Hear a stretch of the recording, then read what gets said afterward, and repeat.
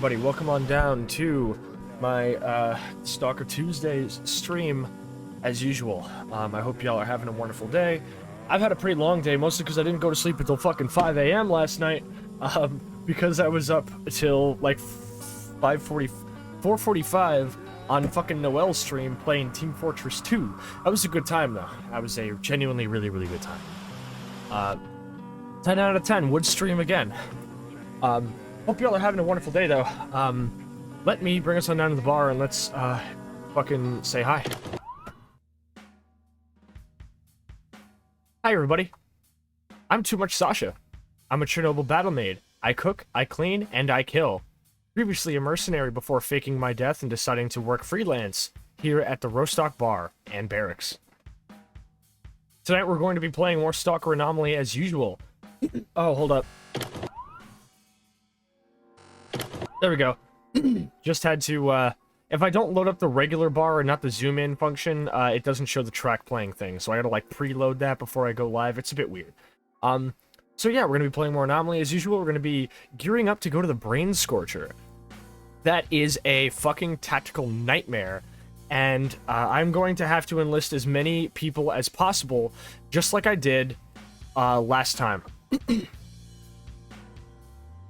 Going down to where Sid is and probably enlisting new rookies as bodies to throw at it might not be a terrible idea. But that is what we're up to. I apologize earlier for stating, hey, what's up, Danabar? Oh, it's good to fucking see you. I haven't seen you in a fat minute, Danny. How you doing? I was gonna say, what was I gonna say? Apologies for previously stating that I was gonna be playing Call of Duty Ghosts on Thursday with Albert, because we've decided to change plans. I'm actually going to be playing Far Cry 3 with Drift. That'll be some good times. But tomorrow never comes, because tonight we're playing Stalker, baby. Runo also wants to know what Purple Francis is. So I feel like I'll talk about that while we're, while we got this shit going. So hold up real quick.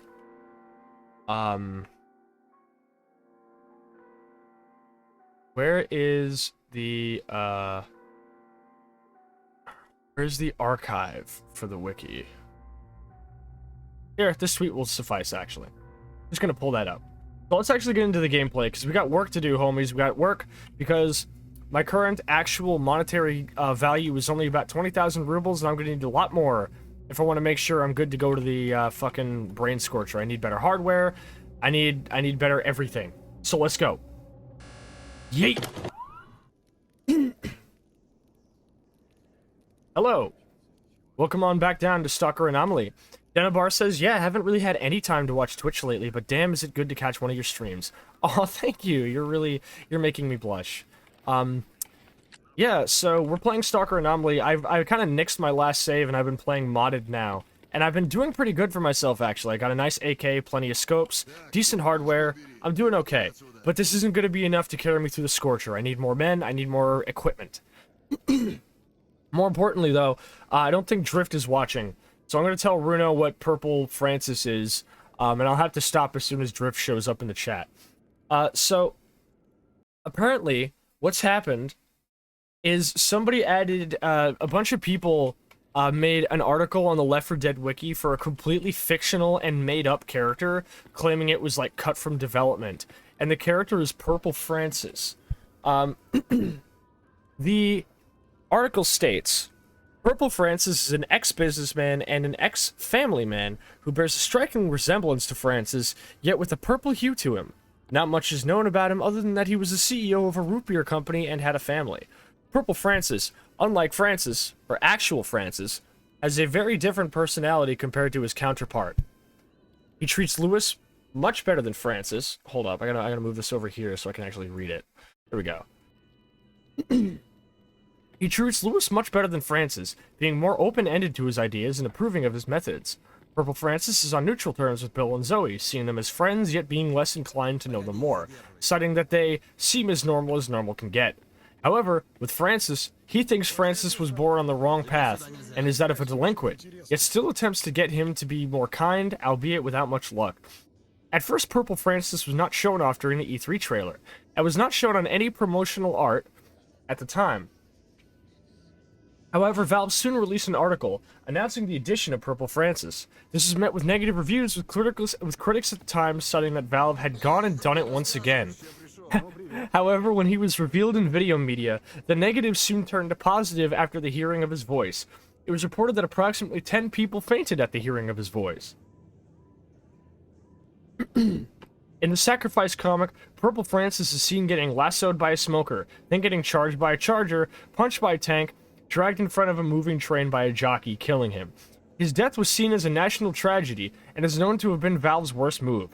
The writers for the comic were soon fired and exiled to a remote island in Guam. Bruno says, oh my god. Yeah, if you want, I can dig through my DMs real quick and link y'all the archive for the post, because somebody did archive the actual article, for Purple Francis. So give me a second to look for it real quick. I don't know where it is exactly. That's not it. That's also not it. I gotta go back further. Through all the fucked up cars I've posted in the Discord. Where is this?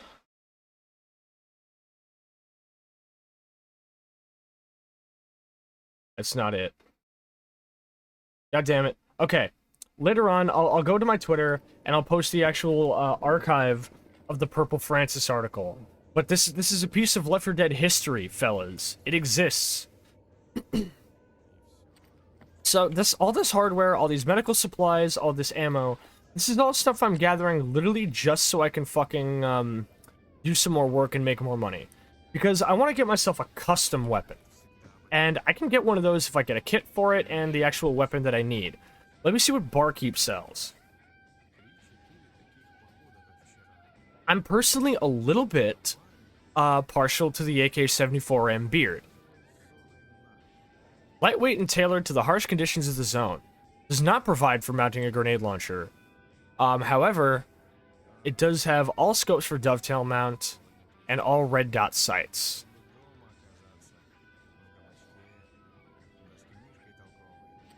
Hold up. No, don't drop it. God damn it. Bruno says, so they made an entry on the Left 4 Dead wiki about that. Mandela effect or someone brave enough to try to gaslight the entire... No, people actually straight up interviewed the people who made the article. It was an attempt to either, like, gaslight or just, like, fucking be silly. I want, like, a proper Trigicon tactical kit as well. That could be genuinely useful for a weapon. How much is that? Even with my discount, that's 60,000 rubles for a fucking... for 2 scopes? Get the fuck out of here. That's so bullshit. Let's see, we have an AK-103 with camo on it. Ooh, a Scar H. You know. Well, at this point, shopping for weaponry isn't really that important, because I can't afford to buy whatever I'm looking at. And when I come back after doing more work, I imagine they're not going to have the same stock as they do now, so probably not a good idea to worry about that yet. However, I do still want to look through and see what, like, things like... What's, like, in the cards. Okay, so the Shakal for the AK-105 is really nice. Used for the AK-105, similar kit used by Clear Sky. Found mainly among veterans of the duty group. The set includes an extended forend, an ergonomic stock, and a more comfortable pistol grip. In addition, the kit includes an improved trigger and 3 sighting devices that turn the weapon into an ideal companion at close and medium-long ranges. Scopes included are a Trigicon ACON, a Trigicon RMR, collimator sight mounted at 45 degrees, and an AN PEQ-15 LAM, which is a laser module. The kit also includes a set of 45-round mags. This upgrade is irreversible. So not only will getting an AK-105 Shakal be fucking difficult, but I'll have to actually buy that kit. So it might just be better to hope that duty goes to war with freedom so I can fucking scavenge their corpses. Regardless, we'll have to see. Let's see what kind of jobs I can do. We do have some work to do in the wild territory. So, why not get that done real quick? We can loot a couple of stashes while we're there and probably find some really, really good stuff. I guess we're heading there next.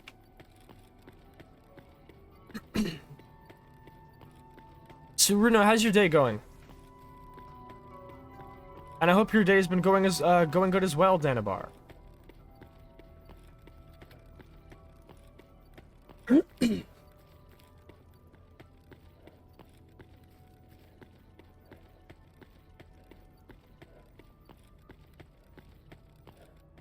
Oh, zombies.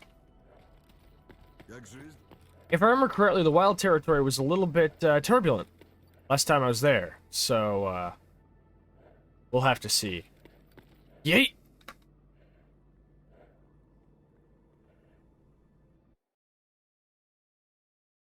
Alright, there we go.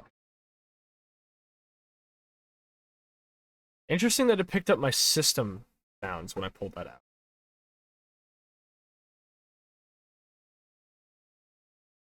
Woke up an hour ago. I've been trying to get Project Zomboid to work since.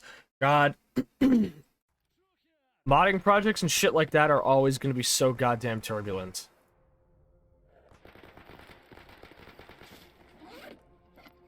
Well, might as well pull out a scope. Since there's already bad men at the start. Classic.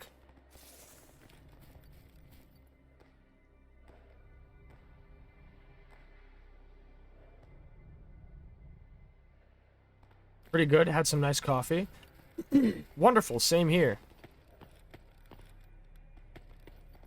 Where? Oh, those are dutiers. We're cleared.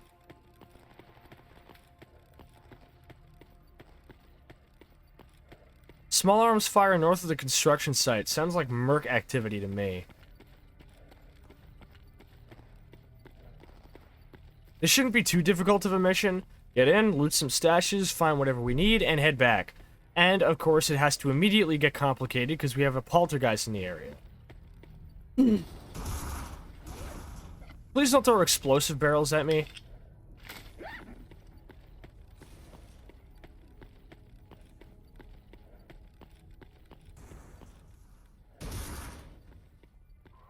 Oh, he's in there. I see, I see. Do I want to just nade him? I think I do. Fuck it. No, stop.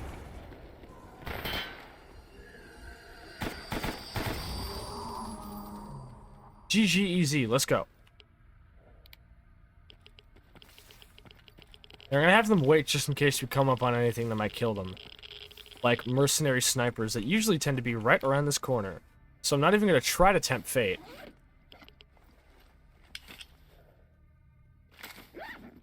Whoa! God, I fucking knew it.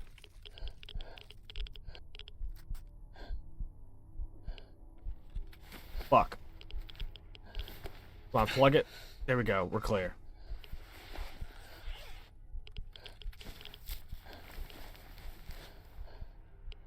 Shit! Okay, the mercs are closer than I thought. That looks like an M4 RAS. I just want an M4 Tactical. That's the kind of weapon that I want.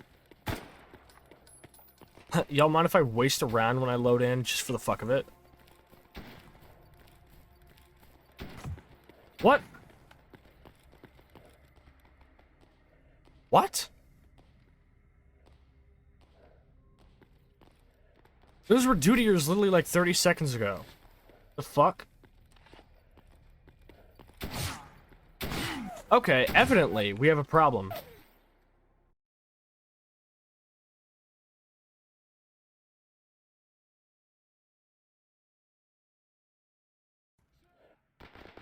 Okay. Sounds like bandits.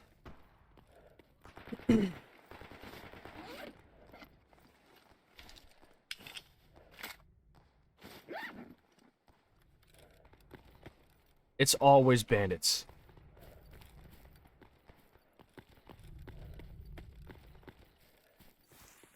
We'd like to take a moment to announce that Lover is a cult classic of a game and deserves a remaster by Double Fine. I can't say I share this outlook, but I guess I respect it.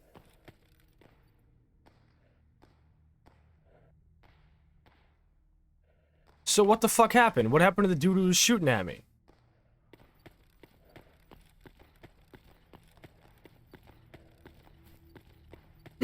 Also, High Post, welcome on in.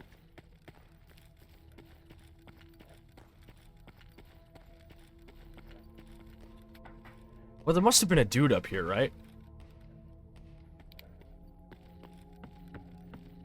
Two. Fine, okay, you can have their loot. You bitch. Picked him up and took him to the next plane. Now they're right here.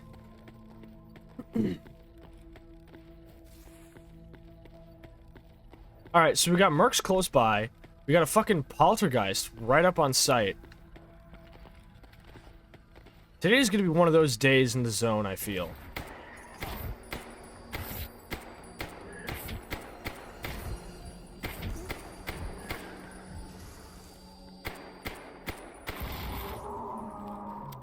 Honestly, kind of merciful that they're that easy to kill.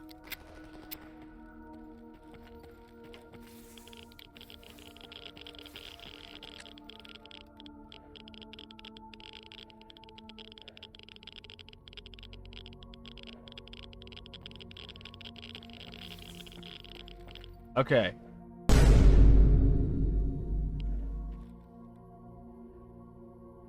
Okay, that was just the grass. I could have sworn I saw something moving. Whoa! Whoa. That's the guy that ambushed me earlier.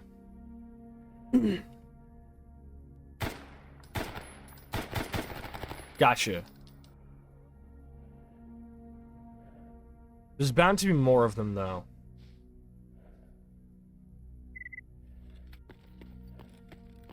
I'm personally not convinced. I'm really not convinced. Ooh, psy-sucker meat.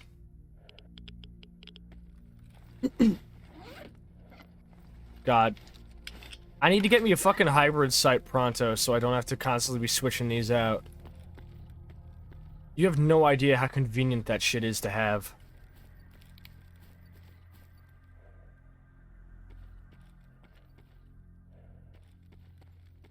God, fucking silhouettes of the brush is playing tricks on me. Getting thirsty, getting hungry.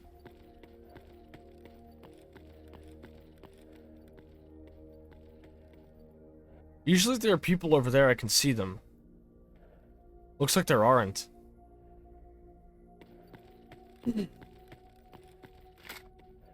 Just this poor bastard holding down the fort alone.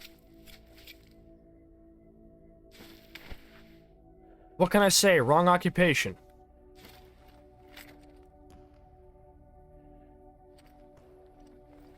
Alright, let's see if my boys can handle themselves over there.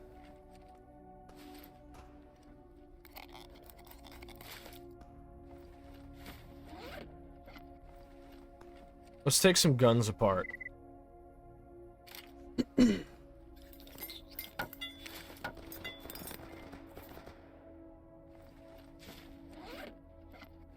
Wow, I'll be damned, they actually survived. It's usually not a good idea to have your NPCs just never fight anything regardless, because the more they kill, the better experience they get, and the tougher they tend to be in a firefight. So I imagine if I just, like, use them as fucking, pack mules outside of a fight and never actually let them see any action, they're probably not going to contend very well. Which is an unfortunate fact to reckon with, but I suppose I do need to pay attention.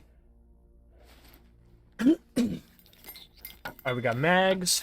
Got a new outfit.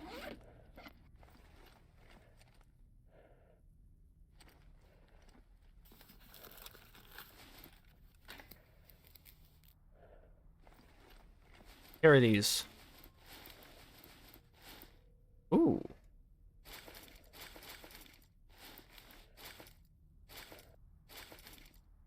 Surprise, surprise, gun barrels are kind of heavy.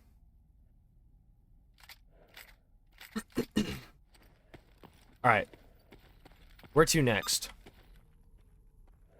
Alright, the documents should be right over here.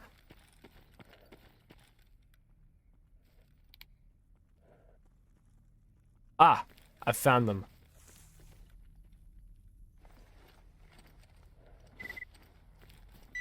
Alright. We're game. Let's do a little bit more scavenging and see what we can find. Because I'm not just here for, you know, like the regular mission. I'm here to do work, you know? I'm here to look.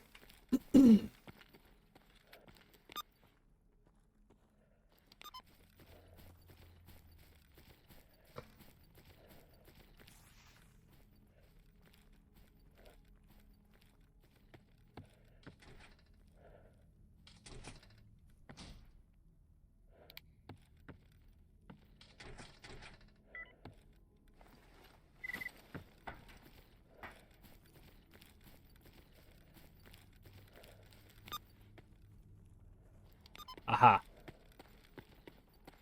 One such stash is down in here.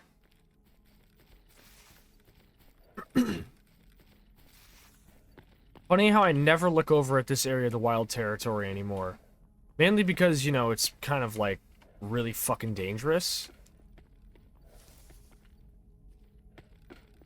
Not to say that the underground area I'm about to look into isn't, but... What was that? Oh, it's just an electrical anomaly.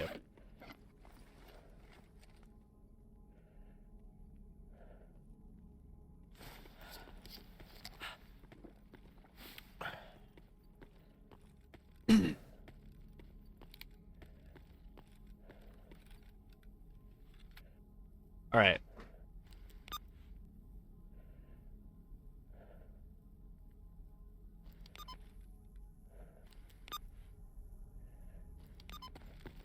It's not down here. It's up here. There we go. Perfect. Just some water and fucking meat, but, like... I want to make sure I've got as much water as I can get. Okay. Got another one inside that building.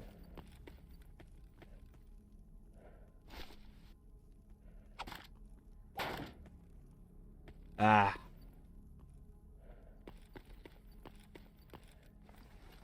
Wait, what?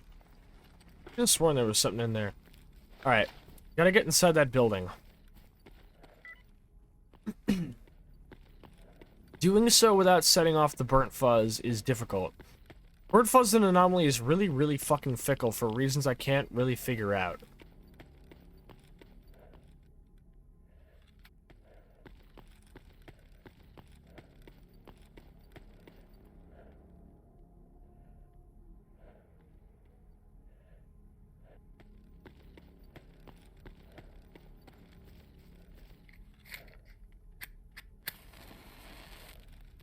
Quick save? Where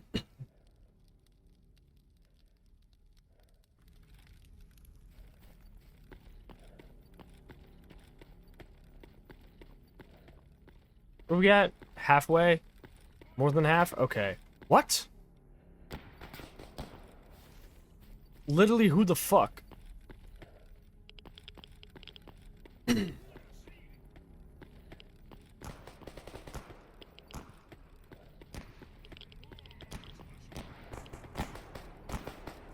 Oh, it's zombies.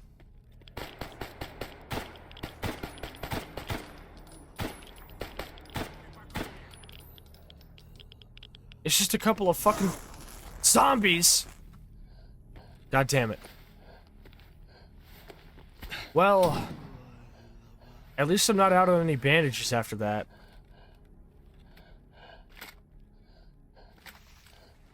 Yeah, there's zombies in Stalker. So what happens if a psy mission happens and you're not actually in any cover at all? You turn into that.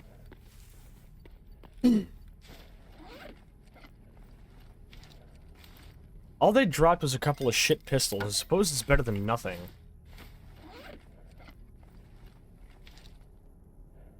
Still mostly okay on meds.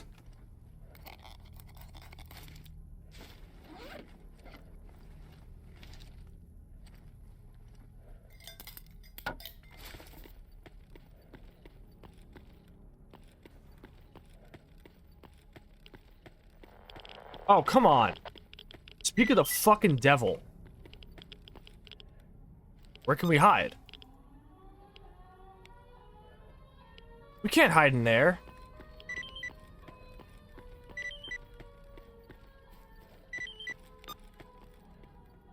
Ah. Right here.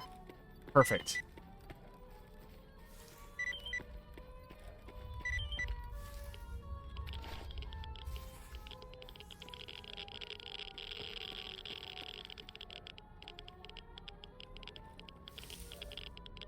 All right.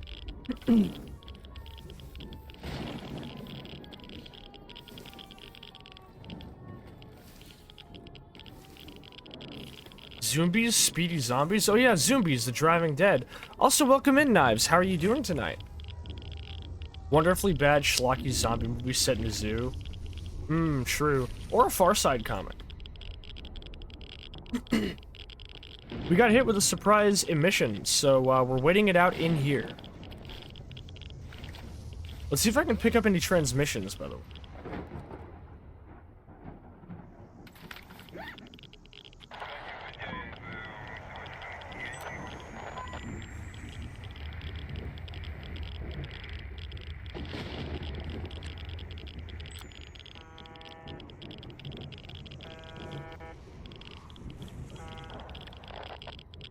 Nothing.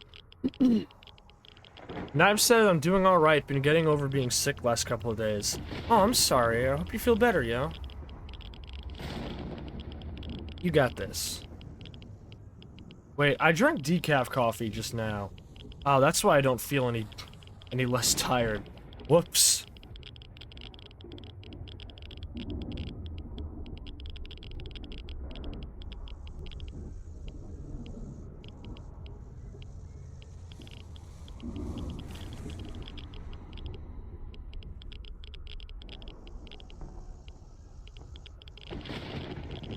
Zombie koala is a terrifying thought. It sure is. They're already kind of like murderous monsters, aren't they?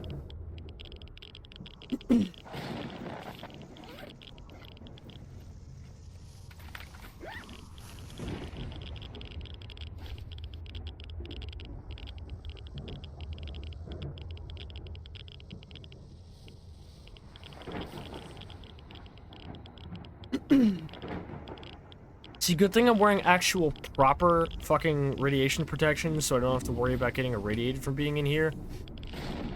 Out there, though, it's fucking chaos. Don't look into the lightning strikes. They are and can carry STDs, so even if you aren't zombified, they can affect you with something. Yeah, I heard about that. Isn't it like syphilis or something, or is it hepatitis? I can't remember. Man, everybody got syphilis these days anyway. Right?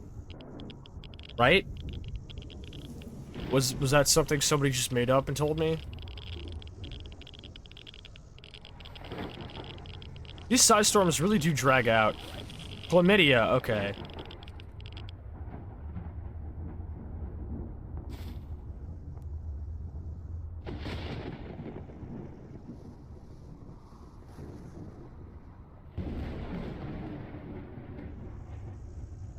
I gotta deliver this vodka to Chef as well.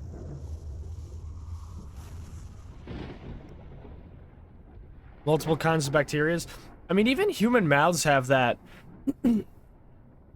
What I like about The Walking Dead is the fact that, like, everybody turns if they die, no matter what happens. So, like, it's implied that, like, the only reason you're able to, like, prevent being turned if you're bitten isn't because you stopped any virus from getting to you.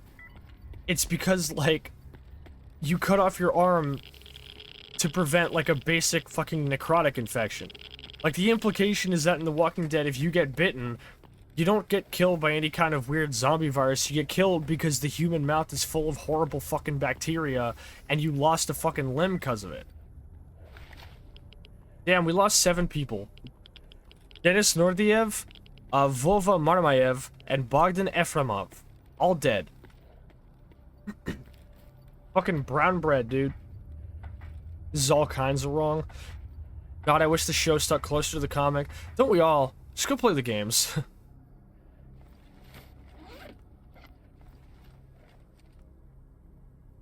Dog shops time.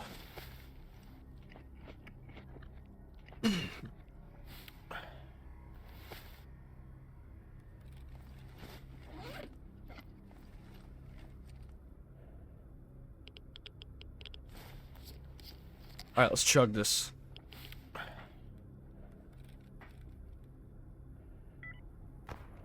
Oh, fuck. God damn it.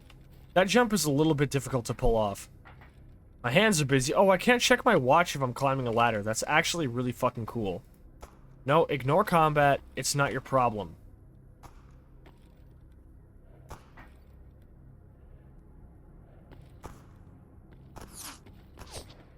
Mercs?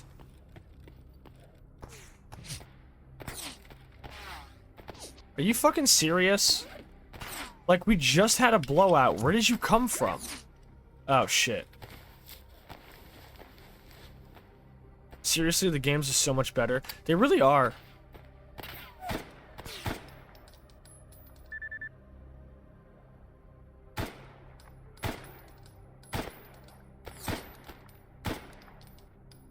Thank you, glorious semi-automatic fire. I'll get to you boys in a bit. Speaking of shows versus comics, just finished through both seasons of Kengen Ashura, and with how graphic and violent the show is, I imagine the manga is going to be a bloodfest, but it's good. That's cool. That's always interesting to see that kind of thing. I can definitely speak on that topic as well, because a week or so ago, Rocco pulled me into the fucking channel, and he was like, yo, Sascha, I'm watching The Boys. You want to watch The Boys with me? And I was like, well, you know what? Fuck it. I don't really have anything better to do, so why not? That was the biggest mistake of my life, I now realize.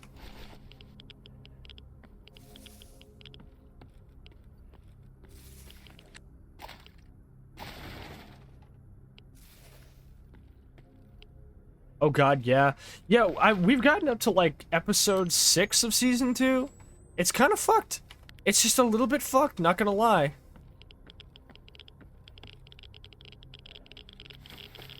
Oh, I haven't saved in a while. I need to be fucking careful.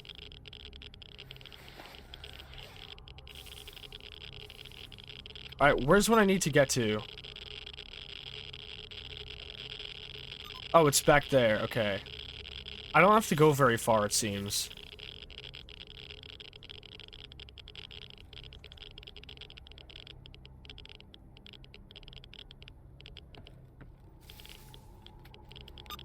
Okay. Should be in this room. Unless it's not? Is it on the roof or something? I can't get a fix on where it is. Wait, is it? No, that's a pit of death. I'm not going down there. It's gotta be on the roof.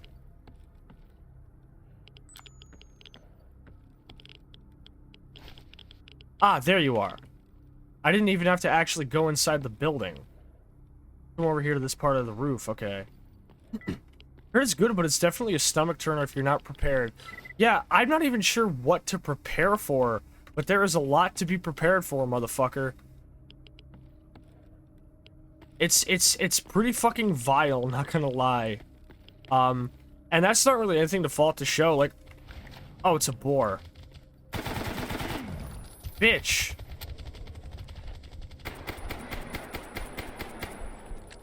God, I'm getting chewed up out in the zone.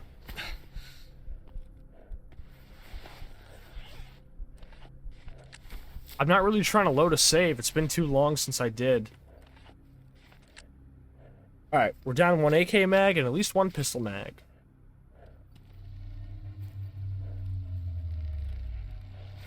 Wait, are you serious? I'm still bleeding?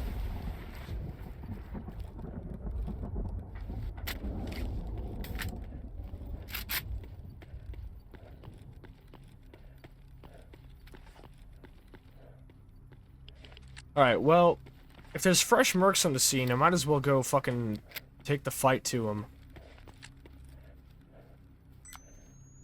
That is bright. That's better.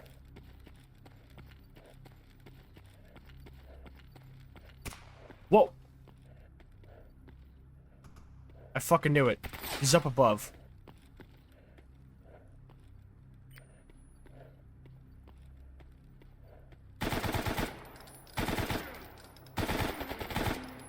Gotcha, bitch. Can't get one over on Sascha. Sorry.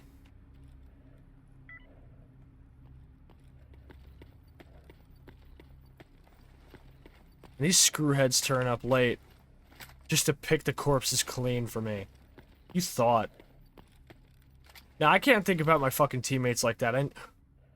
Scar H. Ooh. You know, it looks like I have a scar now. I'm personally very partial to this gun.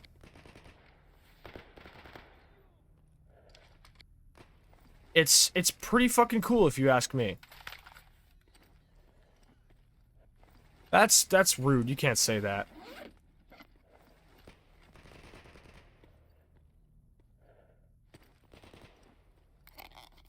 Yeah, it's like, I'm gonna be real, I'm like knee-deep in 2 different shows that I'm currently watching with my friends, and both of them are like really fucked.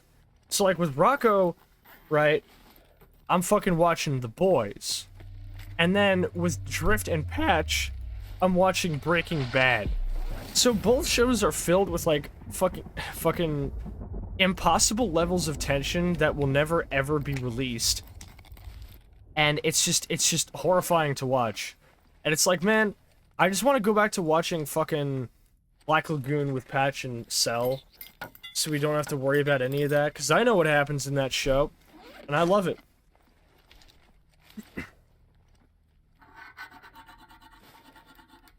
I can give a palate cleanser show I'm watching with Strubly. Fill me in. I'm interested.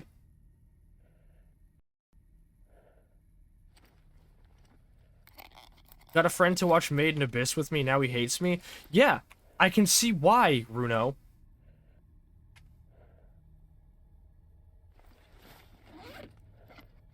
Kuroku no Gurame is a good time, but a food time.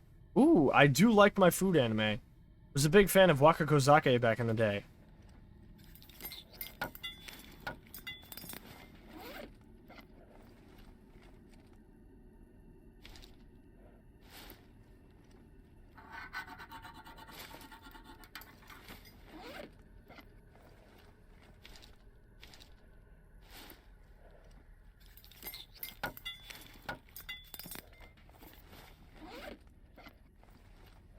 See, back before Made in Abyss, the show you would fucking put your friends through hell by watching with them was Madoka Magica or whatever.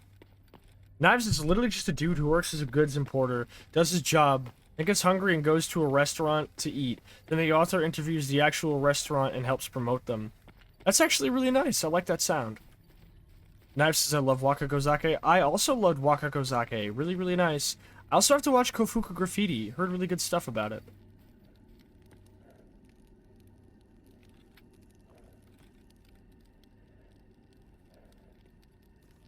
You played Date in the Yakuza movie. Nice. I didn't know there was a Yakuza movie. I own Yakuza 0. I really should play it, huh?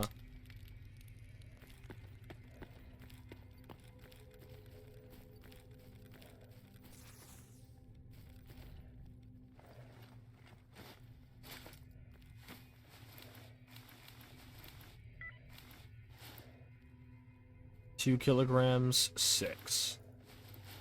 Kofuku is super cute, tiny bit lewd, but very sweet. That's honestly my favorite, I guess, like, setup, or, like, way for an anime to be.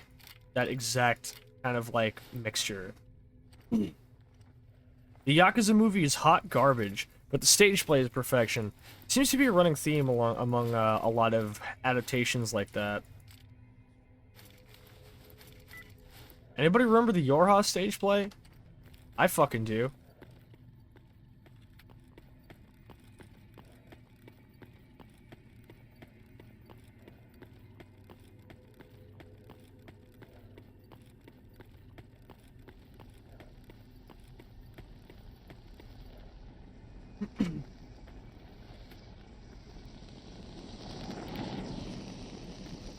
Alright. Once again, a trial by fire to get to the scientists.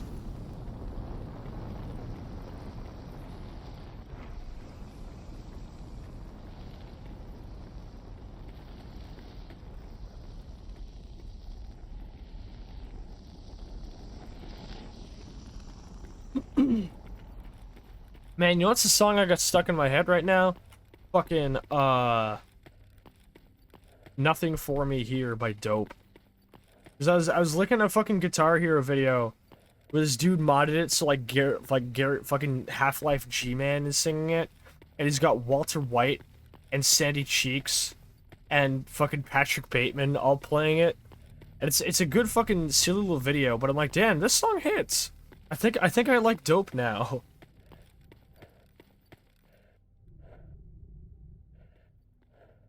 That's not a sentence I want taken out of context, by the way. Just making that clear.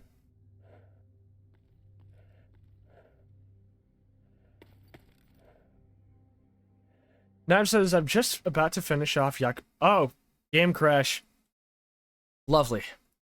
Nav says, I'm just about to finish off Yakuza 0. I've seen 0 to 6 and seeing 7 played, but I'm enjoying playing through them myself, even as much of an investment as they are. Seems like a running gag. Knives said I know exactly who you're talking about. Yeah, they're pretty cool, honestly. Because, well, let me see here. Well, and when I say dope, I mean dope after Trip Eisen left, because we don't talk about Trip Eisen. He's like a piece of shit. Irredeemable piece of shit. The vocalist Edsel Dope is pretty cool, and so is their guitarist and everybody else.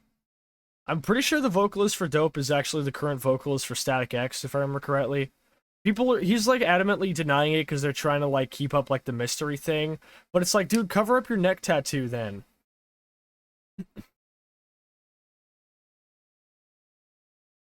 Like, I think the dude should be fucking happy about it, dude. It's like, you're cool.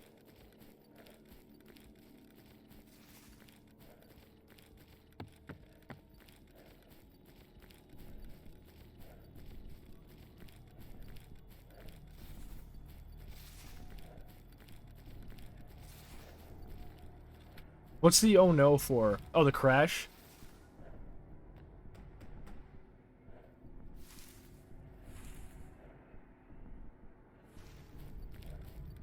Yeah, one's in the chat if you hate Trip Eisen, formerly of Static X and Dope.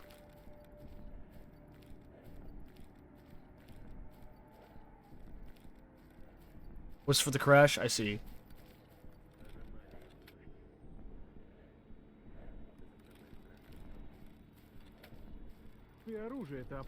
Fuck you. I'm gonna make sure all my shit's dry. I've not listened to him enough specifically. He did like the majority of the guitar work on the albums Shadow Zone and Start a War by Static X. He was like in Dope like before Dope actually got their big break anyway. Yeah, he's like an asshole.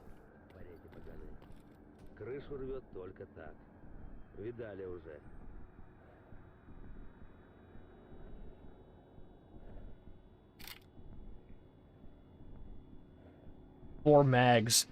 Bitch, that's 2.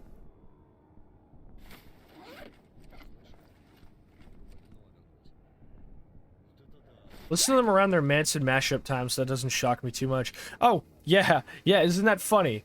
Isn't that funny that a dude who took a lot of influence from Marilyn Manson would also be a huge piece of shit? Isn't it kind of silly wacky how that works? Здравствуйте, молодой человек. Hey, boss. Research can now continue smoothly, hopefully without any additional hiccups around the corner. He only has Festquetch. Did I just say Festquetch? Listen, alright, it's been a long day.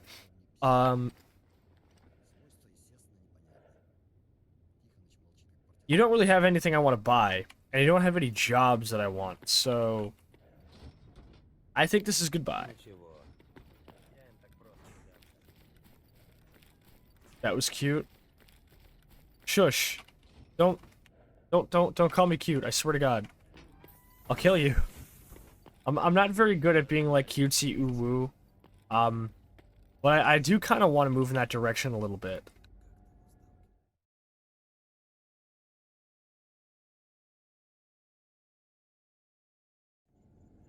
Like, you can be cutesy ooh and also murder people.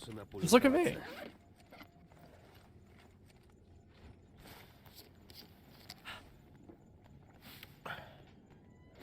Let's go. Given Manson's history and his own dickbaggery, it would make sense he'd keep similar people around. Yeah.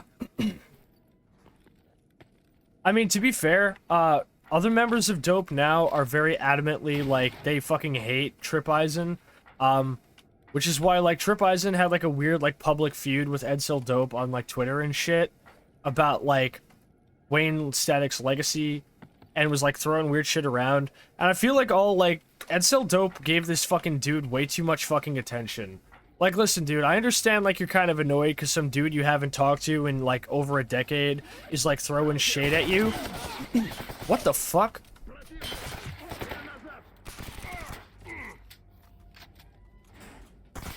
What the fuck? Was that a merc? I forgot mercenaries are in the employ of the ecologists, so sometimes they show up around here. Didn't expect them to be that close. But yeah, so it's like, I understand, Edsel, if you're like kind of upset that like this dude's throwing shit at you and you haven't talked to him in years and years, and also he's got like no moral ground. But it was like, again, he's got no moral grounds. Like, why are you giving him, like, why are you writing him paragraphs and paragraphs? Just, all you had to say was, you're a pedophile and a piece of shit, and I don't give a shit about anything you say. That's all you had to say, dude. Like, I feel like it needs to be known that, like, pedophiles and shit do not deserve any actual, like, attention or, like, proper conversation.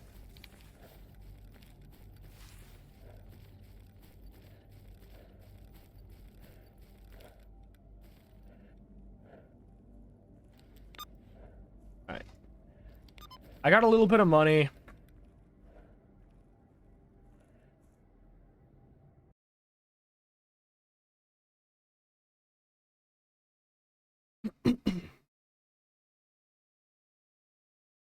Actually, now that I think about it, I think maybe the vocalist of Dope might not be a great person either. Because it was like, hey, dude, people are using, the United States military uses your song to torture prisoners of war. How do you feel about that? And his response was essentially just like, whoa, dude, I didn't think the song would, like, kind of end up like that. That's crazy. Not like, wow, what the fuck? Like that's your only response, dude?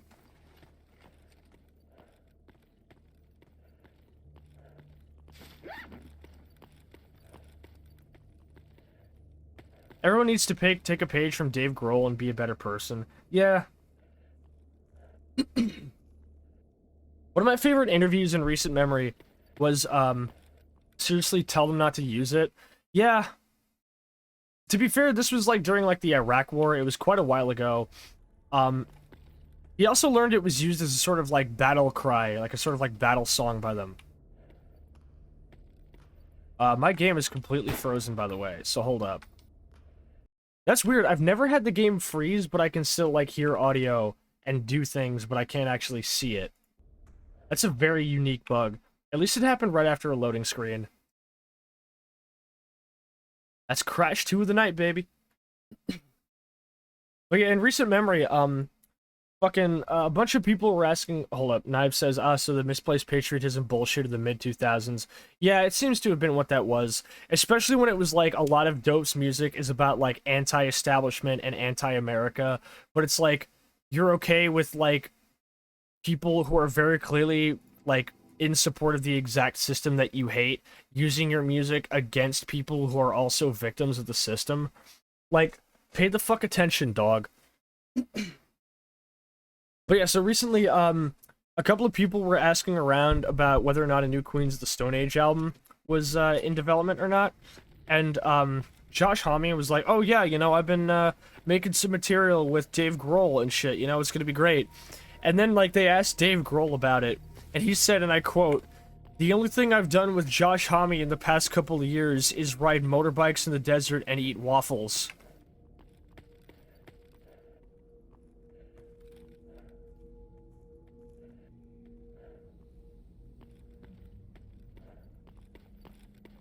I love that. I'd fucking ride motorbikes and, eat waffles with Dave Grohl. Fuck it.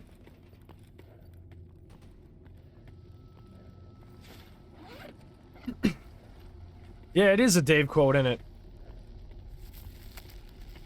Yeah, in case you need any reason to, like, love Dave Grohl more, a couple of my favorite albums from some bands are literally just albums that happen to have Dave Grohl drumming on them. Killing Joke's second self-titled album they came out with in 2003, Dave Grohl drummed on it. Queens of the Stone Age's, like, kind of, best-known album, Songs for the Deaf, Dave Grohl drummed on it.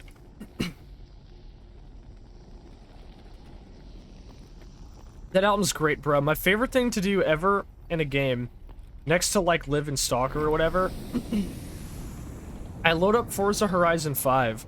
I go out to the fucking, I go out to, like, the deserts of Mexico, and I put on the song from Queens of the Stone Age called You Tell Me I Ain't Worth a Dollar, But I Feel Like a Millionaire. Or You Say I Ain't Worth a Dollar, But I Feel Like a Millionaire. I just put that on, and I, like, fucking get in, like, a Dodge Challenger, and I just go for a desert drive. And it's, like, one of the most fucking awesome things ever. It's really, really cool. I want to do it in GTA as well. Especially since, you know, GTA 5 represents, like, the exact same sort of, like... I feel like you could do the LA to Joshua Tree, like, commute that's, like, in the album in GTA. And it would probably take almost the exact amount of time, considering GTA's world is smaller, but... Oh, fuck. Oh, fuck, I just killed an innocent man.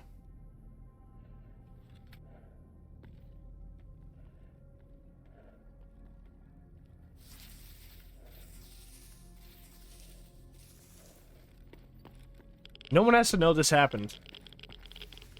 I mean, I don't want to load a save. I'm pretty sure, like, killing, like, one free stalker doesn't completely tank your reputation. Because free stalkers are meant to be a decentralized, you know, like, they're just anybody who isn't part of a faction. So I'm pretty sure unless you start really, really killing free stalkers, they're not really gonna give a shit if you clap, like one dude. Which is why Barkeep and fucking Sid give you missions to kill free stalkers from time to time. Nime said I should give Queens another chance. Their older stuff did not attract me between anxiety basslines and the lead singer. But I'll give it another shot. Yeah, personally, I would say, like, their older stuff is, like, okay. But, like, Songs for the Deaf is what grabs me. Like, tracks like Go With The Flow and Millionaire and all that shit. Great, great tunes. But I do agree the lead singer is kind of a fucking, like, nut job. And not really in, like, a cool way. In kind of like a fucking... Josh Homme has a fucking Uno card that says, like, I made a meme where it's Josh Homme holding a fucking Uno card that says, draw 25, or, no, it was like, I'm trying to think.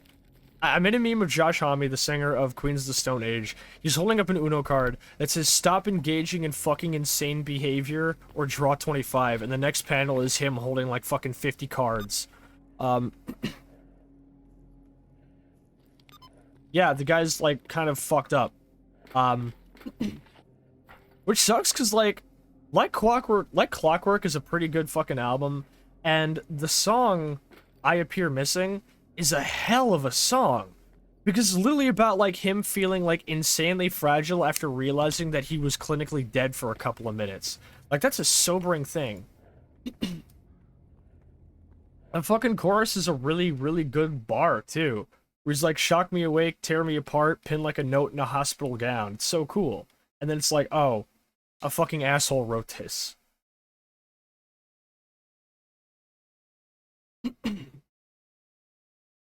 I don't know what the fuck's going on with him, man. The biggest mistake I ever made was trying to Google him.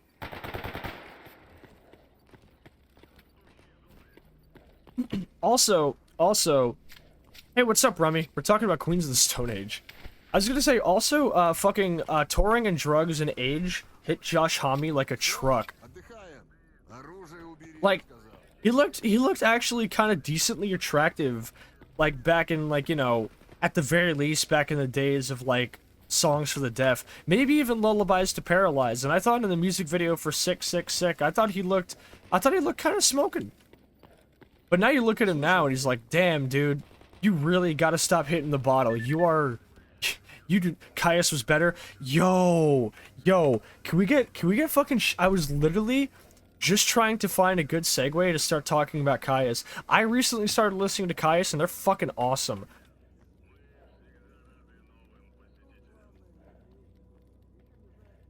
Fucking songs like Hurricane and 1 Inch Man and God, what's that other song I was listening to? Looks like a failed extra for Top Gun. He does. He looks like he'd play the Sting. He looks like he'd be one of the drivers for the Sting. Now, what's the song I'm trying to think of here? Let's see. Oh, Gardenia. Gardenia by Caius. It's a fucking fantastic track. Someone described Queens of the Stone Age as essentially just being a stoner rock band that went mainstream, and I can't really disagree with that.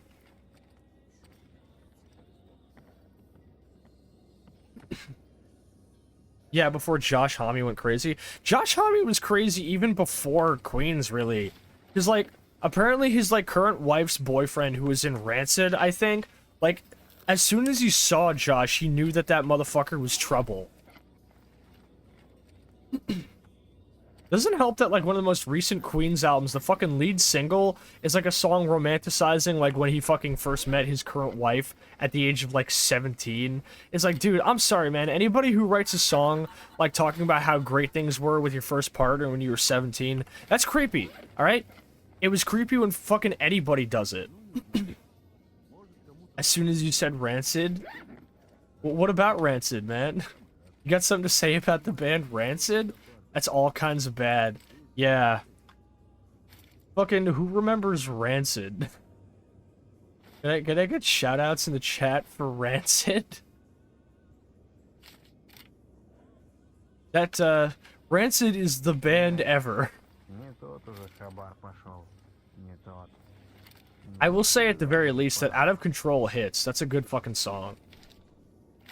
Thank you, Need for Speed Undercover, for introducing me. The music is good, but dealing with the people from Rancid. Ah, yeah. I've heard the stories. Oh, fuck. Oh, fuck. God, I'm so happy I stopped working at that coffee shop, because I'm starting to pick up Irish accents from people. Like, at one point, I actually, like, tried to say the most mundane phrase, and I started to hear, like, mild hints of, like, Irish shit in it, and I was like, I have to leave. I have to go. I can't stay here. But yeah, Caius good. Caius good. Listen to their albums. Really fucking good band. Really good music. You know what else is a good band that I recently... Because, like, here's the thing, right? I got into Caius from fucking Need for Speed Carbon because the song Hurricane is on it. And if I remember correctly, it's one of the characters' themes. I don't think it's Angie. It's either Angie or, God, what's like the, what's the crew member you get after you beat Angie in Need for Speed Carbon?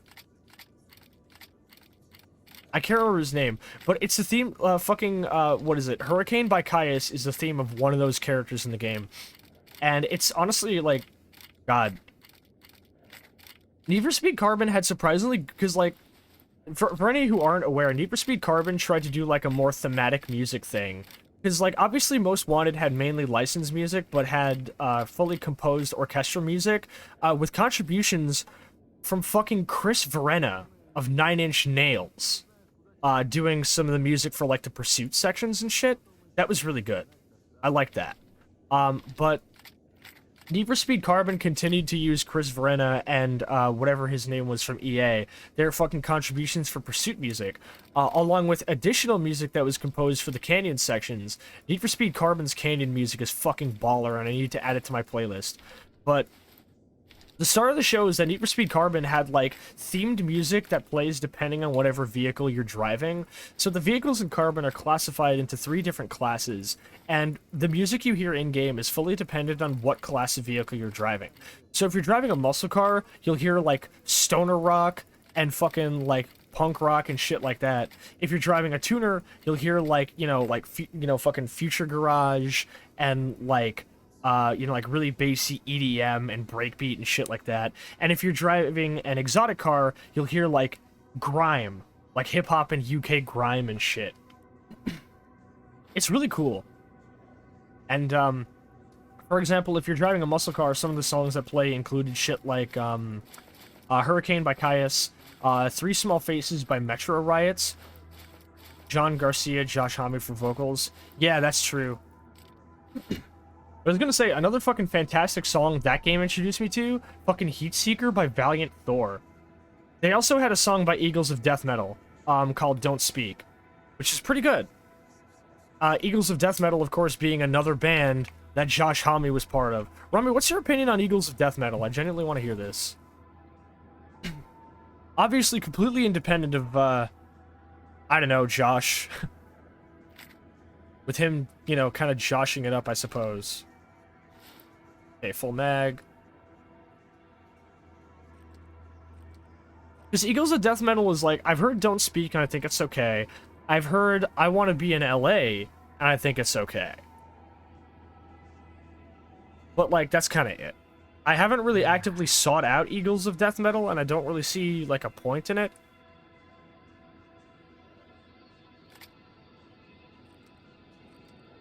Like, they just don't stand out like Queens or Caius do. They're just kind of this, like, painful little middle ground of music.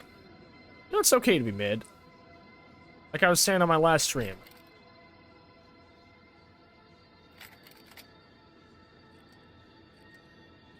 God, what are other good songs? Oh, Need for Speed Carbon got me into fucking Gary Newman. Because his song, Our Friend's Electric, plays when you're driving any tuner cars. I fucking love that song.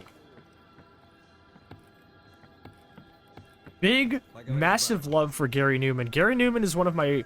They're okay, they kind of fucked up bad. Oh, what'd they do?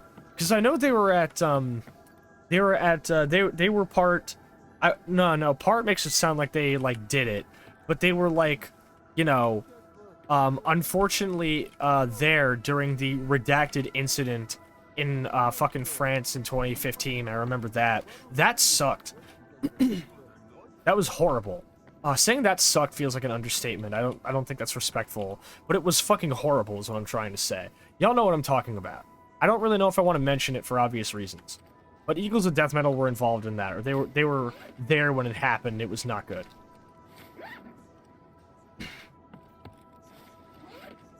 Hey, wait.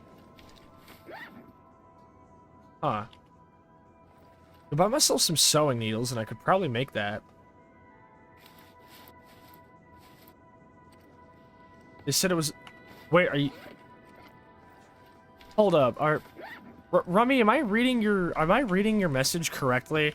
Like, okay, I guess I have to name it, just to make sure that we're thinking of the same thing.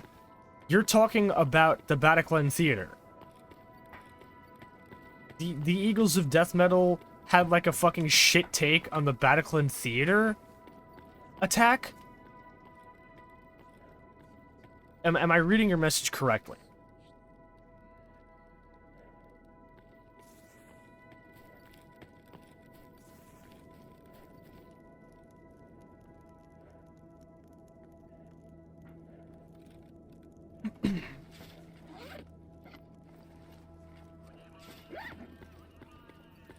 If that's true, that's fucked up.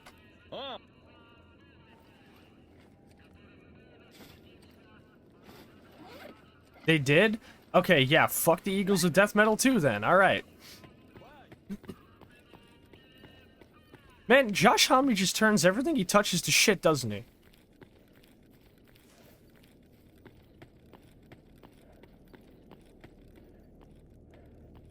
Inside job, like what the fuck does that even entail?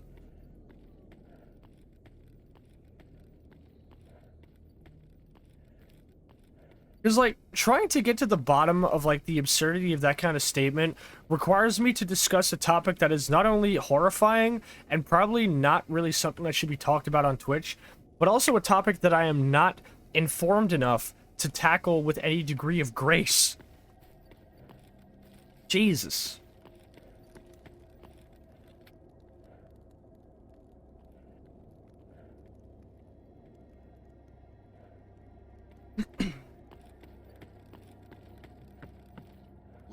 Josh didn't say it. Well, I know it wasn't Josh that said it, but it's like, it seems like bands that he's involved with still end up doing bad shit, whether or not he's actually part of them when it happens.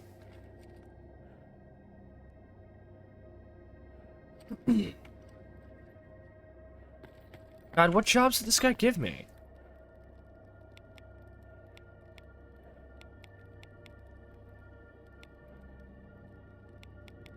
Kill a guy in the Dark Valley.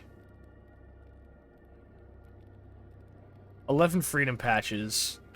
And kill some thugs in the garbage. I guess we'll go do that.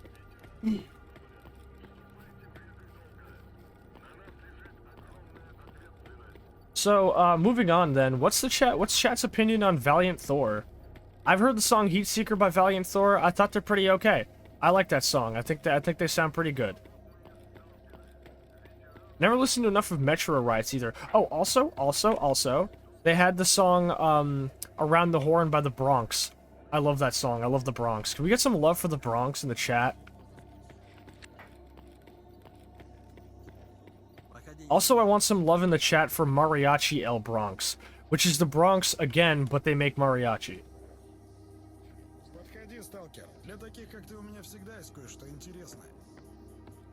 Jesus, Knives, that's fucked up. Slight heart attack looking over Google Maps for the area I'm going to be moving to, and the gas prices were like 260 something. Then I checked and the pic was from 2016. That's wild.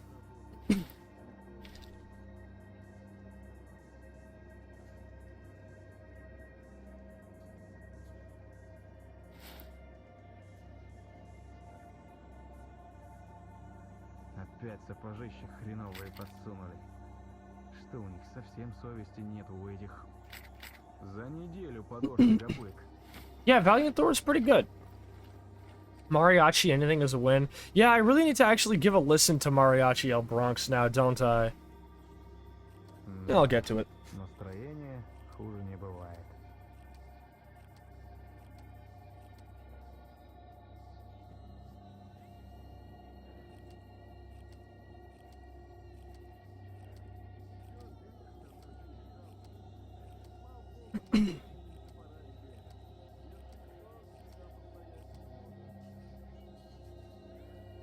I can make myself, like, the top tier backpack, just craft it.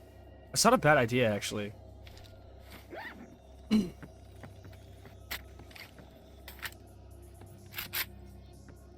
we go. Current 2022 pick is at 519. We're normal on gas prices again.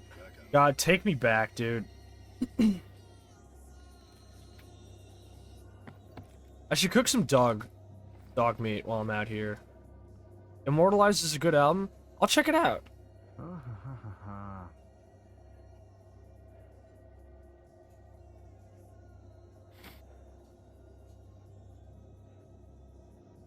Кусок бы мяса такой здоровый, чтоб прям. I love that like 90% of the meat that I have stocked up I can't actually eat. Or I can't actually cook.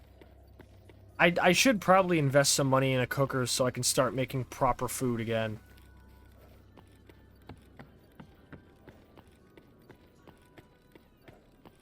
Well, I guess my next stop is the garbage. Since I have a decently long-range scope, I presume I could probably walk into the Dark Valley, cap that dude, and then leave without getting seen, or at the very least without getting hit too badly. It's a bit of a risky move, but I think I could handle it. Let's see if I have enough to make that backpack. Could be worth it. Fuck, I'm down by 1, dude.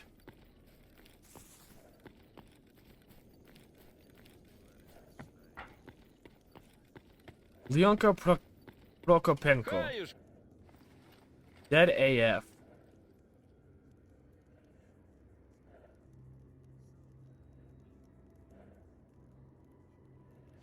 Alright, and I've immediately spent my bonus for helping the scientists on repairing my weaponry.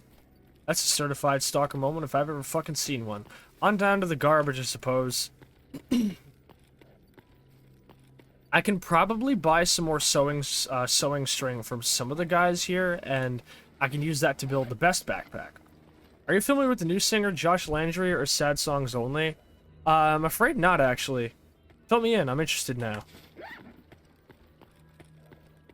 I know I sound like a broken record, but I don't know. It's just because of like how like I am with like talking to people. 9 times out of 10, if somebody asks me if I know about something and I respond by saying I don't, I'm worried they're going to automatically think that it means that like I don't care. So I usually tend to be like, no, tell me. I want to know. Like, I want to show that I at least, like, am interested.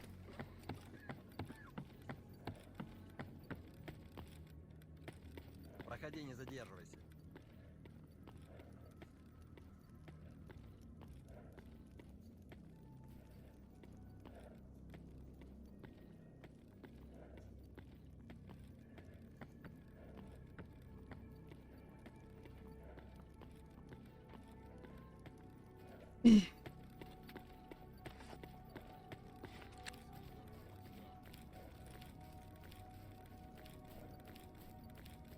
He has a lot of screams or rough noise covers, smaller ones on TikTok.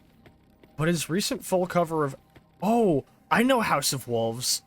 I know that song. Oh, we got a Hydretch from Bruno. Give me a second to do that while I carve this dog. Nothing useful, fuck you.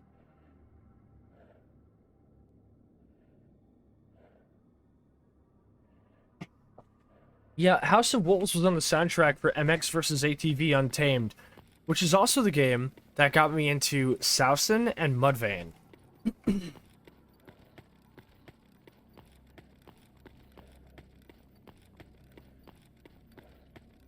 Sent it over? Thank you, I'll look at my Discord when I get a chance.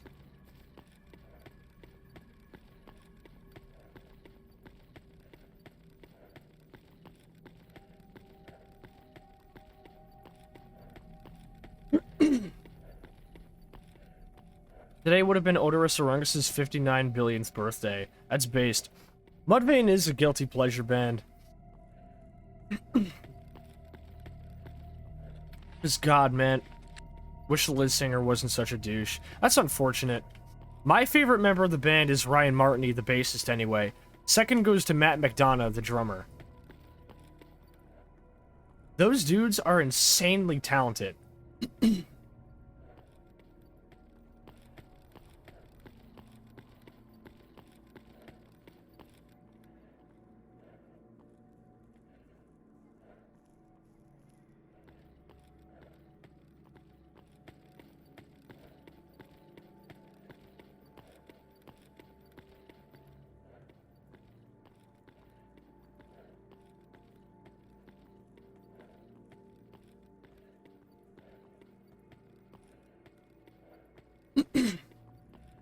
Like, top 3 nu metal drummers? Hold up. Automod held a message for a reason. Ah. Funnily enough, Automod flagged your message, Knives, for having the phrase white trash in it. Knives said Puddle of Mud is also guilty pleasure as fuck, but I grew up with that one, so it's next to Kid Rock on my white trash playlist. Oh god.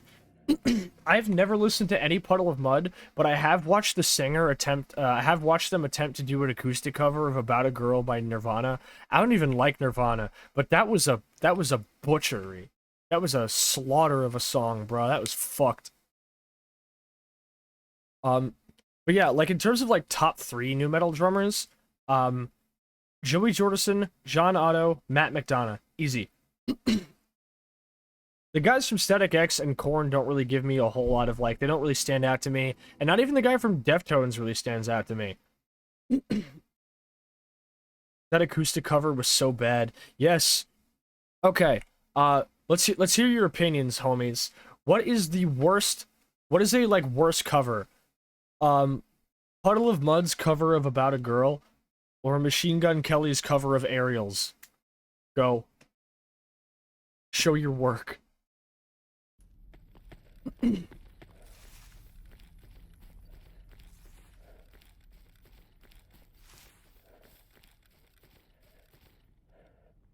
It's not like Kurt was ever trying to be good. I suppose that's true, yeah.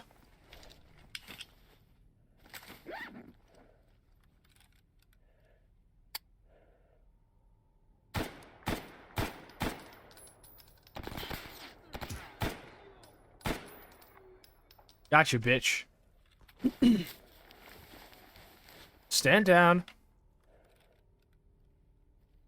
That's rough. Yeah. Fucking... What's his name? Machine Gun Kelly's cover of Aerials by System of a Down was also pretty atrocious. I'm leaning towards MGK. Yeah. Also, honorable mention to Taylor Swift's cover of September by Earth, Wind, and Fire. That is a fucking war crime on an MP3, bruh.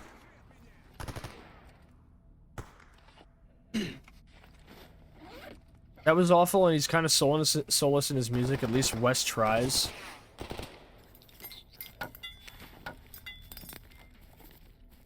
Yeah, no, that's a good way of putting it, actually. Concise.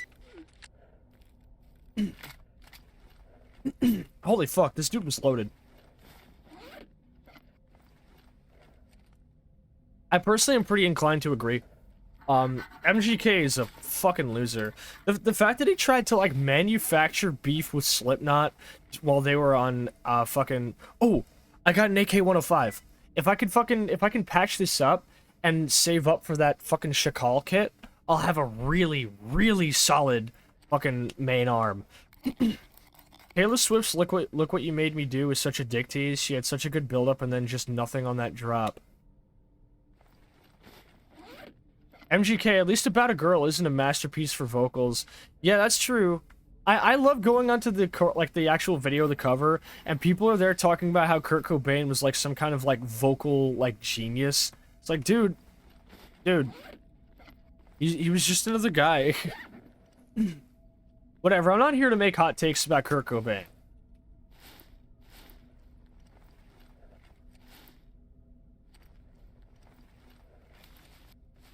But yeah, MGK's cover of Aerials was terrible. So was Taylor Swift's cover of fucking September. What else? What else do we have? Hold on. 6, 333, 254.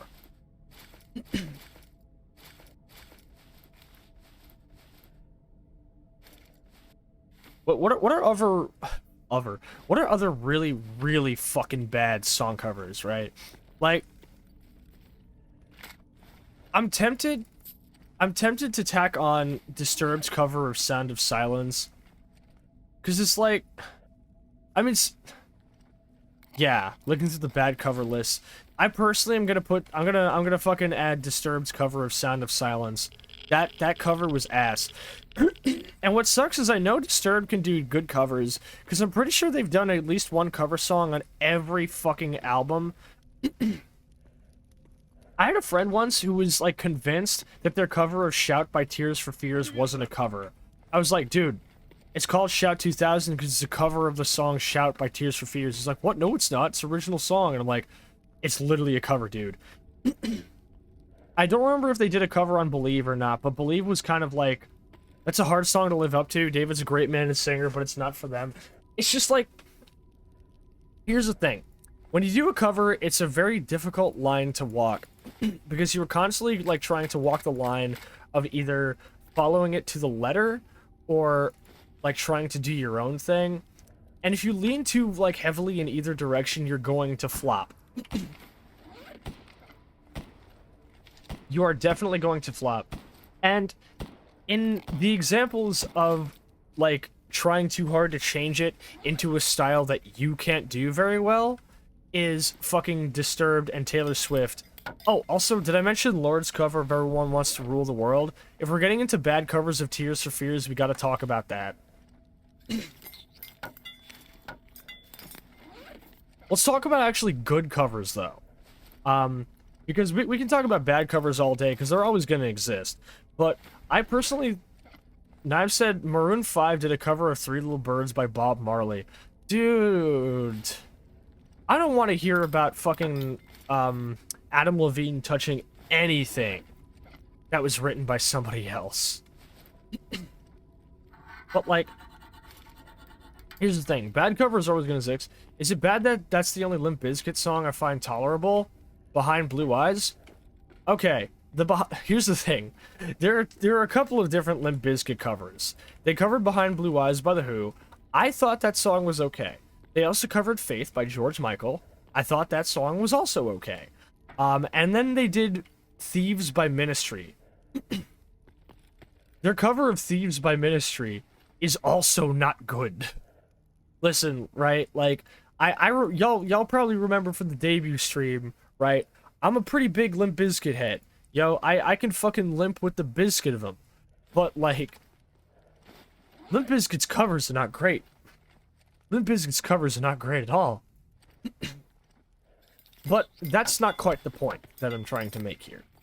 The point that I am trying to make is that bad covers always going to exist. You know what I actually want to talk about is good covers. All right, here's what I'm going to drop here. All right, the cover of this, like, do you know the song "Straight to Hell" by The Clash?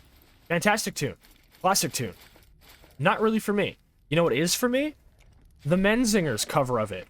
The Menzinger's cover of it not only, like, translates it, like, it doesn't stick to the original version of the song where it feels like this more spaced out kind of tune, and I came back to Limp Bizkit discussion, seems on par. God damn it, Post, I wasn't even the one who brought them up this time.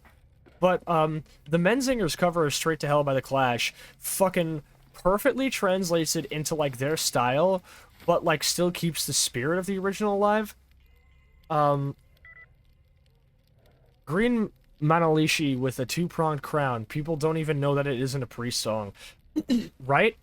Also, there's Johnny Cash's cover of Hurt. That's like the obligatory one that you always have to fucking bring up, I feel. Children of Boredom's Britney Spears is not great voice-wise, but it's great as in you can tell they had a great time making it, and it shows in the vibe. Oh, definitely. I couldn't agree more. It's funny that all, like, my favorite, like, covers are, like, punk songs, because the other one I was gonna bring up, Biohazard covered the song, We're Only Gonna Die From Our Own Ignorance by Bad Religion. Their cover of that hits. And it's not just because Evan from Biohazard has a really good voice. He has a really good fucking vocal fry for, like, fucking punk and hardcore, like, old school hardcore, dude. You just fucking, when you put him on the mic and he starts doing, like, a fucking cover of that, he kills it. So those are, like, the two hats I'm throwing in so far. Fucking We're Only Gonna Die From Our Own Ignorance Biohazard cover, and fucking Straight to Hell Menzinger's cover. Both fantastic punk songs. Like, the Biohazard cover honestly does a lot of work to, like, kind of stick to the spirit of the original, obviously, but they still manage to, like, make it obvious that you're listening to a Biohazard song. I fucking love Biohazard, dude. They're a great band. Ground Zero, Brooklyn, The World at War. I mean, listen, man. Can you do any better? Johnny Cash doing One by U2 is better than Hurt. I don't know. I cannot say I will ever listen to a U2 song. If a motherfucker puts a gun to my head and says, listen to a U2 song right now, tell my family I love them. Trent from Nine Inch Nails said the song is Johnny's after he released his cover. That is true, but I will say, because I am a hopeless contrarian, I personally believe that the one issue of Johnny Cash's cover, the one issue with Johnny Cash's cover, is that his cover doesn't have the context, because Hurt isn't meant to be a single song. Hurt is meant to be the culmination of an entire storyline. Hurt is the final, last death rattle of the album Downward Spiral. Without the context of the album before it, Hurt doesn't hit anywhere nearly as hard. But Johnny Cash was lucky, because his context was his own life. Hurt was meant to be him looking back at his entire life. And honestly, that's what saved it. That's what made it okay to me, was that Johnny Cash had at least some form of context to his life that still made it feel like Hurt was this final culmination.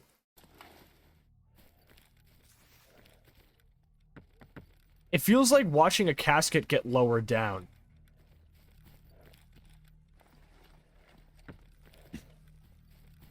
Alright, here's another more, hold up. Picturesque did a cover of Black Bear's Do Re Mi, and man, it feels properly bitter. You know what? I recently heard about Black Bear, because I was watching Brad Taste in Music talk about his newest EP, which of all fucking singers has Burt McCracken from The Used on it.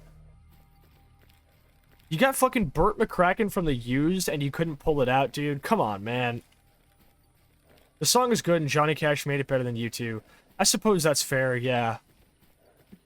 Here's another more obscure, really good cover. Fucking... What's the song by, Debussy? Gymnopedes, or however you pronounce it. Hold up. Let me look this up, actually. Post, you tried to put a link in, huh? I don't know what is causing links to be censored, so I apologize if that's happening. Hold up. How do you fuck that up with Bert? Yeah, how do you? Hold up. English to French. Let me switch those.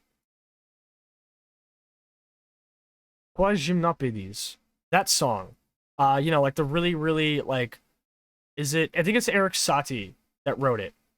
That song's fantastic. But Gary Newman's cover is even better. Because he's got these wavering little, like, sci-fi synths that just completely make it sound so otherworldly in a really, really nice way. I couldn't recommend it more. Post says I was trying to post a clip of you saying you wouldn't listen to U2. Honestly, I was crossing my fingers hoping the motherfucker would clip that. Knives, Bert didn't write for the song. Blackbear just had him on as a feature. There was another, like, pop punk or, like, emo vocalist that Blackbear had on, and it still wasn't good. I was reading a couple of comments, and somebody said that a review described Blackbear as being the equivalent of tofu. Where it's like... It's not good. It's really not something you'll seek out, but at the very least, it's inoffensive.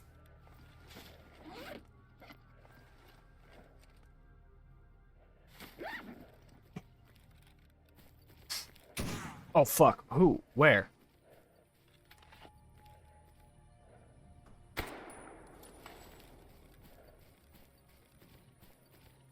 Somebody shot at me just now. Fuck. Knife says I can see that. Yeah. Fuck. I could barely see the bastard. Yeah, I'm trying to think of more really, really good covers. We got Quad Gymnopedes by fucking Gary Newman. What is it? Hurt by Johnny Cash. His work with All Time Low wasn't bad. Okay, so it was the guy from All Time Low, I can remember. Real shit, I've never listened to All Time Low. I've never listened to them, but I have listened to a band that I feel like some people would probably say is similar, which is This Time Next Year. I love This Time Next Year. They're fantastic.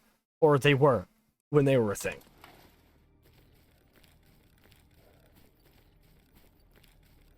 Do, like, tribute covers count? Because, like, fucking... One that really fucks me up, right? I don't know if y'all know about this Boston emo band called Transit. Their album, Keep This to Yourself, has gotten me through some really, really fucking bad times. But the vocalist Tim Landers passed away a couple of years ago, and I didn't find out until Spotify recommended me a fucking cover album that a bunch of bands on Pure Noise and Run for Cover did as like a tribute to Tim Landers. One person suggested to me Elder Brothers' cover of Transit's song Long Lost Friends, which is one of my favorite songs from Transit. That song is fantastic, along with Listen and Forgive, of course. But the story so far, one of my favorite bands of all time, did a tribute cover of the song fucking Outbound by Transit, and that fucks me up every time I hear it. Because there's this one part in the song, because, like, early Tim Landers on, like, early Transit songs would do, like, this thing where he'd sing with, like, a little bit of a vocal fry. Not much of one, but just enough to be noticeable. And he'd mostly do it as, like, backup, like, you know, as, like, a sort of, like, like an ad-lib or, like, a backup vocal. And it was a really fucking good song. Outbound, because it starts as this fucking like little acoustic thing that is very clearly about like somebody like starting to realize that they have absolutely zero place in the world they find themselves living in, and it's just like such a fucking stark song, and then it just hits this, like, it just completely drops into this really, really good fucking like full band thing And I love the song. Go listen to Outbound by Transit whenever you can. But the Story So Far covered it. And what fucked me up is that somebody pointed out that Parker Cannon from the Story So Far does the exact same vocal fry thing as Tim Landers does on that one specific line in the song. And hearing him do it fucking choked me up so much. I was like, oh my god. It just really hit me. I was like, not only is he gone, but like, just, I don't know, something about that. Something about respects being paid to him in such, like, a really, really heartfelt way really got to me, dude. I love Transit and I love the Story So Far. They're fantastic bands. Remy says, the Scorpions covering Temple of the King by Rainbow. It's so good, it makes me also... No, it makes me sad. Also a tribute to Dio. 500th Year Talking Body, Tovlo cover. Interesting.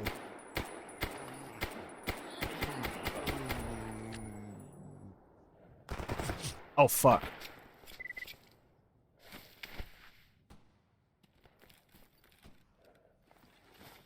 I've tried to do my own vocal cover of Outbound by Transit to varying degrees of success. Personally, if I'm going to do a vocal cover of a song, I have a couple of ideas that I've wanted to do. Oh, I got him. I got him. I can leave. Like, I have a couple of ideas of... Fuck! I have a couple ideas of vocal covers for songs I want to do.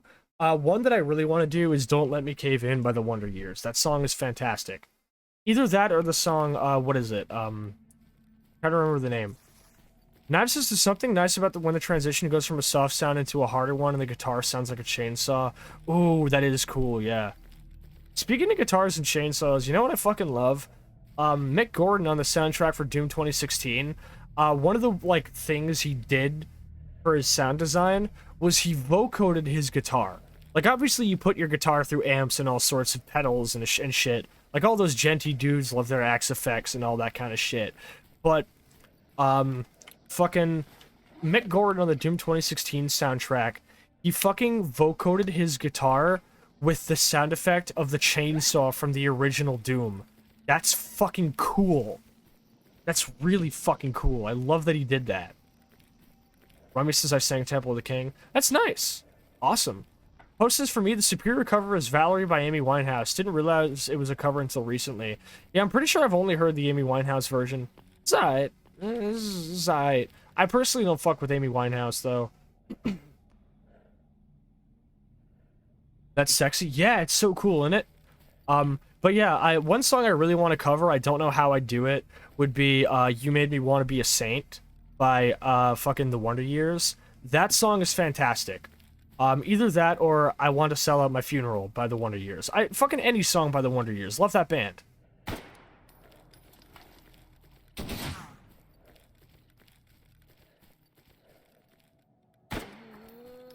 Couldn't reload fast enough, bitch. Valid. Yeah. I'm not gonna knock on somebody for not liking him. Not liking Amy Winehouse, of course. I'm just like...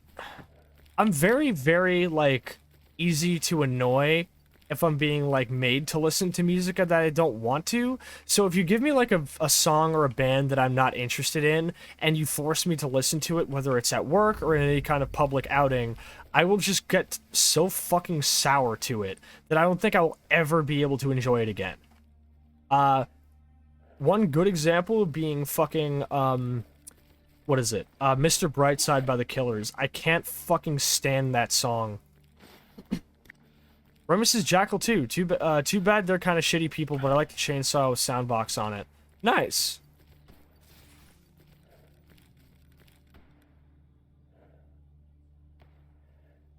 Alright. I get in, I find the schmuck, and I leave. Band I love is Set It Off. Okay. Got to see them live and got a hug from the lead singer, Cody. The guys are super nice and their shows are good energy. I've heard a lot of good things about them, actually. Okay. I see you, bitch. I see you making a run for it. Oh, fuck. What the fuck? Okay, man, sneaking up on me.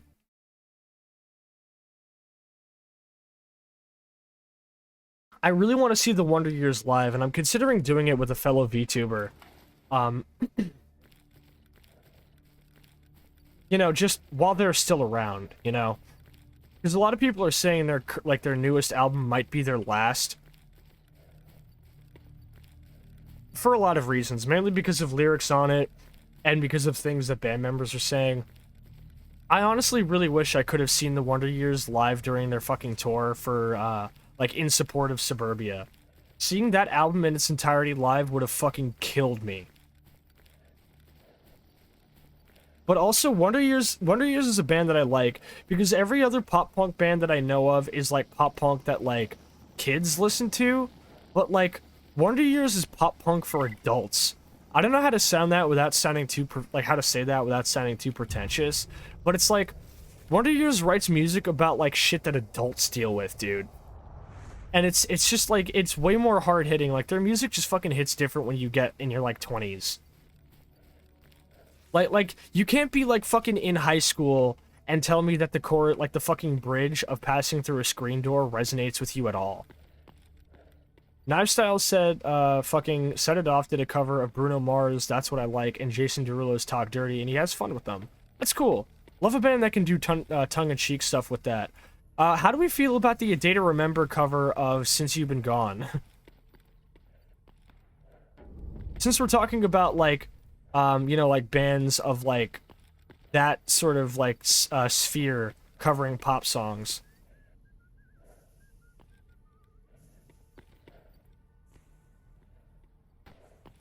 I hear a Gopnik somewhere.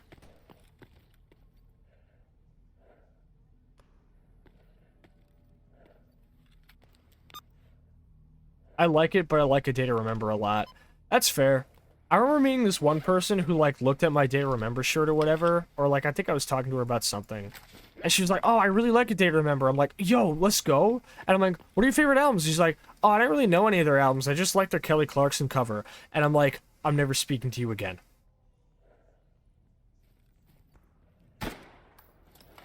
Push the corner.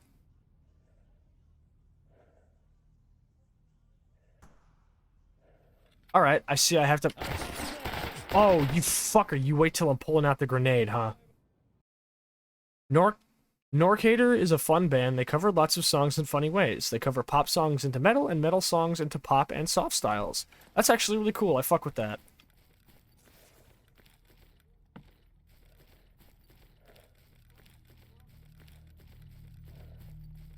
Knives says the A Day to Remember cover of Since You've Been Gone is non-offensive. Yeah, I feel like it's the best way to put it. You know, it's not terrible.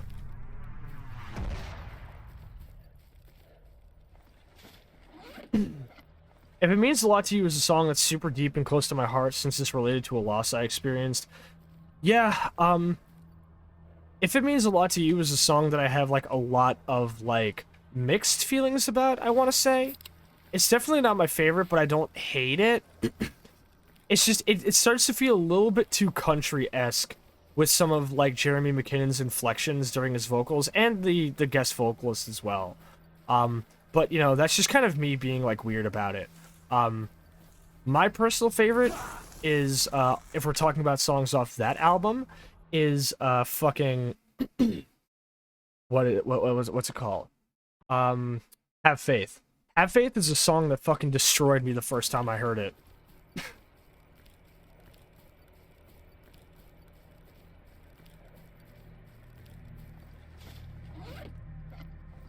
I think my most played Day to Remember song has to probably be, what is it? It's Complicated. That song's fantastic. That song is so fucking good.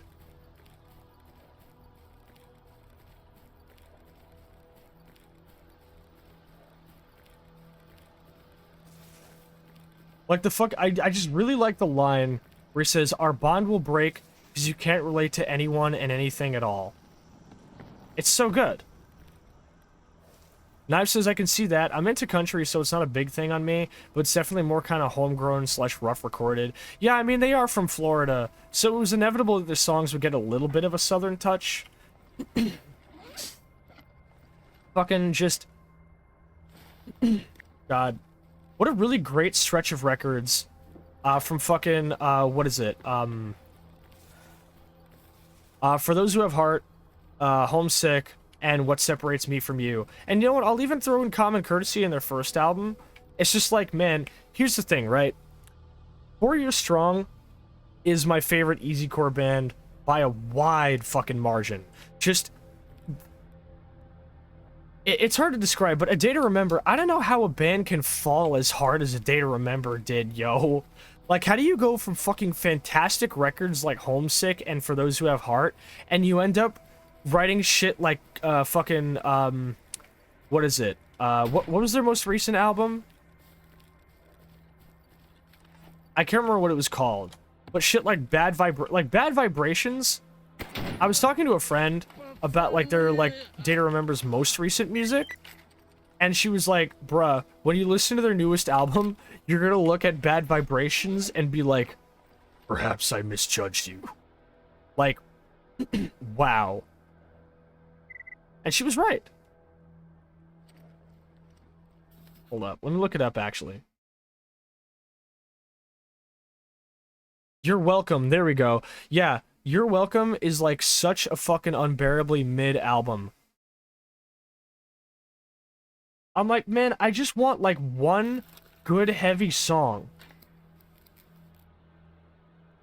I was like, man, I sure hope A Day to Remember doesn't do, like, you know what, here's the thing, right? Newest album is called You're Welcome, yeah. Here's the thing, right? A Day to Remember is a band is very noticeably inspired by older, like, acts like Panic at the Disco and fucking like Fall Out Boy. So I suppose it's only like fucking poetic that they like hit the exact same pitfalls as Fall Out Boy and fucking Panic at the Disco, where you just go way too fucking far. Never been a fan of Day to Remember. That's totally fair. They're pretty alright, I guess. I just have a lot of sentimental value to like songs on Homesick. Personally though, like I'm trying to say, if you're gonna get into easycore, 4 Years Strong is the band you want, because their first album was just straight up pop punk, and they like deadass don't like it. If you ask them to play any songs from it live, they'll tell you to fuck off. They'll be like, no, that song was written by a stupid snotty kid that didn't know anything, and shit like that. So like, I respect the self-awareness, but like the way, like how much they've fucking grown and improved musically is insane.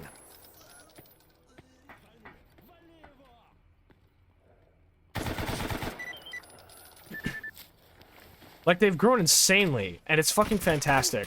Like, they're fucking self-titled. They're self-titled, and then Brain Pain.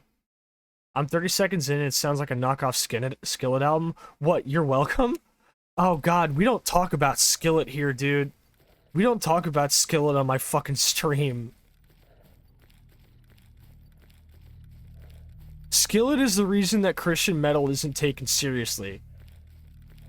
Like, Creed and POD are actually pretty fucking okay, but Skillet is, like, fucking embarrassing.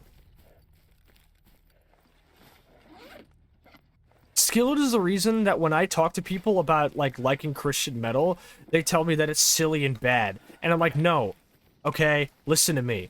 I understand that, like, bands like Evanescence and Skillet and all that shit are kind of a little bit goofy, alright?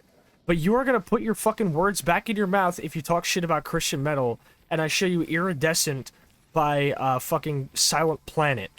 A song that is literally all about how the fucking vocalist dog, he was fighting to keep his dog alive, and how much it completely fucked him up.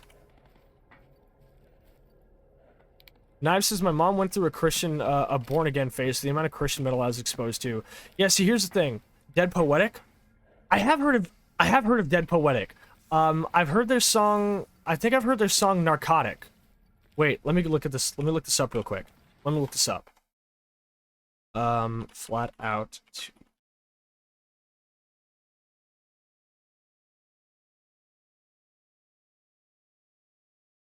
Flat Out Ultimate Carnage.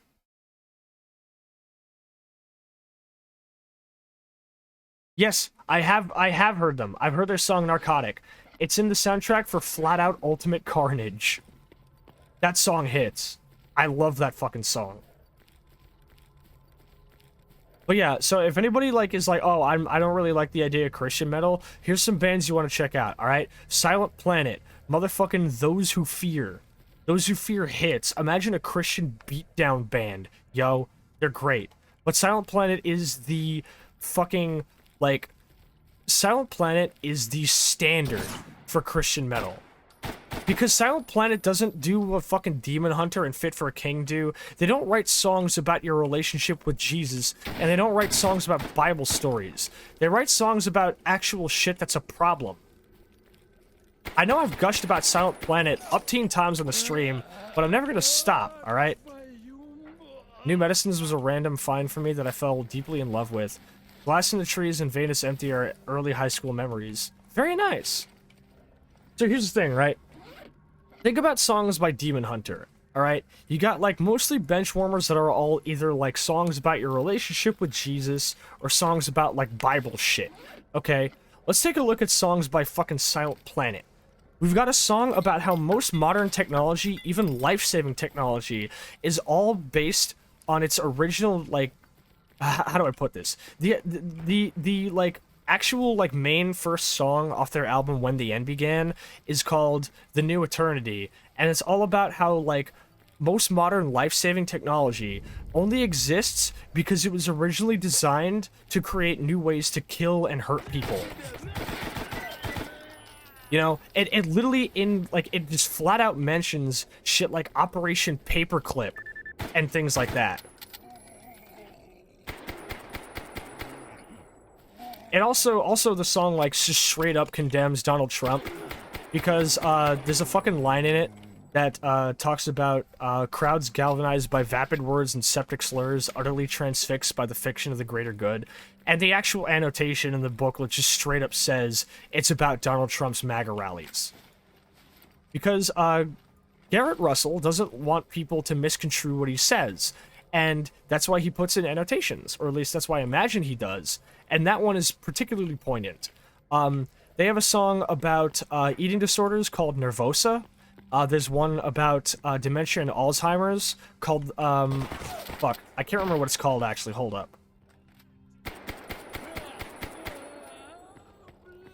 I'm leaving. They've already fucking been alerted to my presence, I'm leaving. Let me see here. Their song, The Visible Unseen, is about, what our country does to homeless LGBT youth. And it's like the fucking... I need to check them out. Yeah. Like, the first line of Visible Unseen is, "Speak to me in a language that only lovers can comprehend." It's so fucking good. It's so good. I can't remember the name of the song. It's about, what is it? About dementia. I think it's off the, I think it's off the album When the End Began.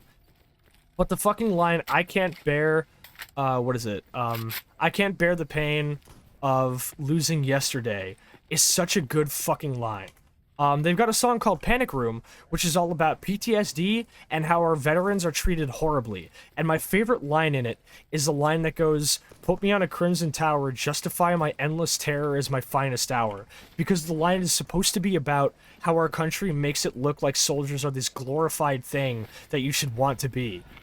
And that you're, you know, this kind of, like, fucking amazing person for, you know, going to war and fighting and shit. When in actuality, it fucks you up irreversibly. Panic Room's a fantastic song. Another good one being Lower Empire, which is all about the hypocrisy of America's closed border policy in attempting to keep migrants out while invading and imperializing and colonizing other countries. If you name a Silent Planet song, there's a line on it that I think just sums up the song great. And for fucking Lower Empire, it's the phrase, "Until you see your reflection through the scope of a weapon, nothing will ever change." It's so good. Knife says you heard the other song Panic Room by Aura. Also, yes, I'm already down for it.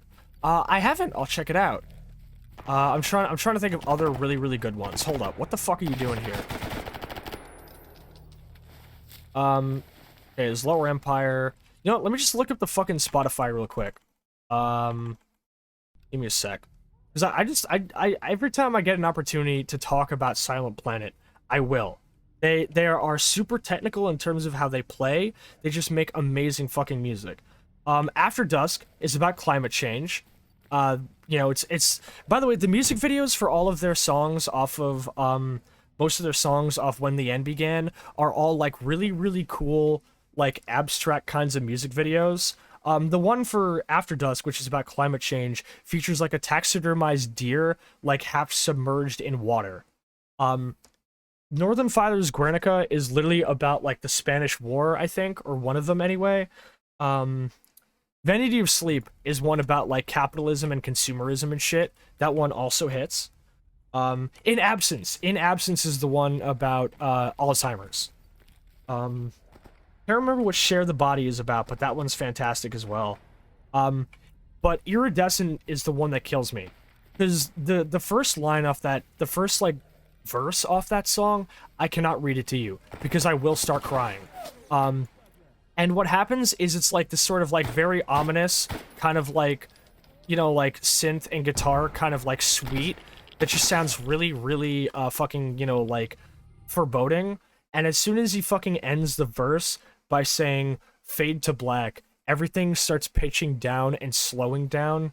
And I'm like, it's hard to describe, but the song's first fucking like verse feels like watching somebody die. It's so fucking poignant. I don't know a whole lot about what a lot of the songs on the album are about. Trilogy and Terminal are all about the vocalist's stay in a mental hospital because in between the release of When the End Began and the release of Iridescent, the vocalist had a really, really bad like mental episode, and it fucked with him a lot. So he wrote a couple of songs about it. One of them is called Trilogy, and the other being fucking Terminal, which in my opinion has one of the only times that they actually reference the Bible and it ends up actually being really good. Because if I remember correctly, the line is, "Don't look back, see the dead, I turn to salt in a hospital bed." Which is obviously meant to be a reference to Sodom and Gomorrah. But it's like, just, it's a cool little like twisting of the idea while still mostly being about a self-journey and how much it was fucking with him. Iridescent's a hell of an album. I heavily recommend this one as well. Fucking, what is it, Panopticon and Alive as a House Fire. Like, Alive as a House Fire is, like, in my opinion, the song that, like, really, like, fucking proves that they're not, like, a shitty, bootlicky, pro-America Christian band, because the song is literally all about how America's government is horrible, bigoted, and corrupt. Straight up. In fact, it's actually the only song where the vocalist swears in their entire discography. Literally. It's the first time he's ever done it. And it's on a song literally just completely damning America's, like, government and social systems. So this is why, anytime somebody says, oh, Christian metal isn't good, I say, go fucking listen to Silent Planet. Go listen to fucking Panic Room. Listen to Alive as a House Fire. Listen to Lower Empire. Listen to fucking Northern Fires. Fantastic fucking band. They're so good. And I don't even remember how I got into them. No, I got into them because I got into a lot of Christian metal through Killing Floor, right? Because they got bands like fucking Fit for a King and Living Sacrifice and Impending Doom on their soundtrack. Impending Doom is great too. But I started looking into those bands and then I found bands like fucking, what is it, Those Who Fear and shit. And then in the suggestions was a song called Panic Room by Silent Planet. And I was like, this looks kind of cool. I'll watch it. And it's this insanely fucking damning and really heartfelt song about like how badly our country treats veterans, how badly it tries to indoctrinate people into its war culture. It's a fantastic song, and that was my gateway, and I don't think I could have picked a better song aside from a song like maybe Nervosa. Blindside's Shekinah. Okay, I'll check them out.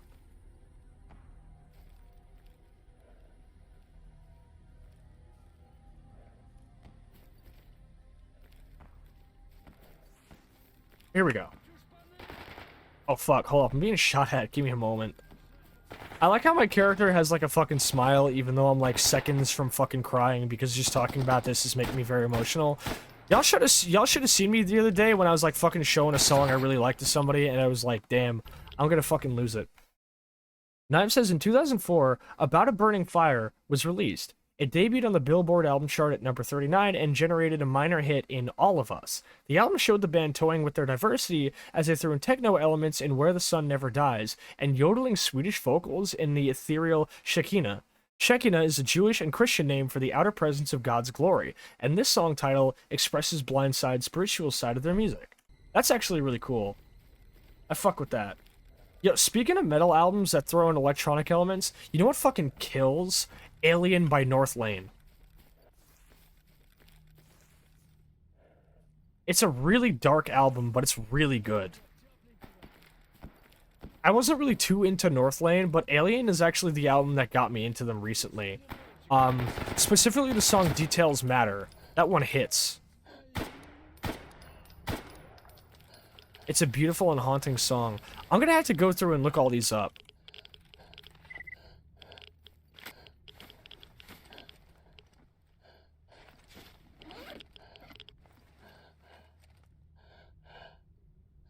Striper might be really Christian, but if you like their old school power metal, their early music is good shit, then it got bad. Christian power metal is honestly something I never really thought could even exist. It was like, it just feels kind of idiosyncratic, but I honestly think that could work. You know what's the cringiest shit though? Christian black metal. Now listen, I'm talking about like, I'm gushing about a band I like. Here's another reason why I like Silent Planet. One, they've literally, like, you know, showed massive amounts of support for LGBT youth because they actually understand. Here's the thing, right? Here's what I like.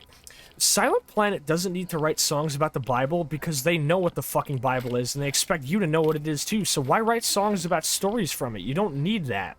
What I like is that their songs are all about, like, how mankind as a whole is not applying the actual, like, morals and values of it in any rate, especially not our own fucking government. That, I feel like, is the main thing to take away from Silent Planet. Yeah, unblack metal, that's what it's called. I love it. It's so fucking silly. So, like, Silent Planet is about how mankind, and especially not our actual, you know, like, country, are taking the values, like, the teachings and values of, like, Christianity to heart in a meaningful way that actually helps anybody. They're only taking it to heart in ways that alienate and harm people. And that's why I like them. They're fantastic and they actually recognize that. But if we're going to talk about, like, Christian metal where it can go bad, right? The most embarrassing shit ever is fucking pro-life songs. Can we talk about fucking anti-abortion Christian songs? Fucking Fit for a King has one called, what is it? Fucking Cold Room, and it's so fucking corny. Every time someone tries to make, like, an anti-abortion song, it is the corniest and most embarrassing shit imaginable. It's so fucking bad. One of those songs was in Killing Floor 1's soundtrack. And it was made by a band that the fucking, like, one of Tripwire's heads was literally in. Those pieces of shit. Yeah, Fit for a King are very hit or miss. Some of their songs off, like, fucking, Slave to Nothing and Creation Destruction are pretty okay. But, fucking everything they've released after Dark Skies is terrible. What, really? Yeah. Yeah, because the previous CEO of Tripwire Games had a band called Dirge. And they had, like, a song called, I think it was Disunion or something, but it was literally like an anti-abortion song. It was embarrassing. And what I do remember, that was in the first Killing Floor, and it's also in Killing Floor 2, technically. And I remember not even really thinking about the lyrics of the song until I found out when the fucking anti-abortion bands were starting to come out. The Tripwire CEO, Jonathan Gibson or whatever, went on Twitter to say that as a Texan, he was proud that this was happening, and he wasn't ashamed to be pro-life. Then he was pushed out of his company within 24 hours.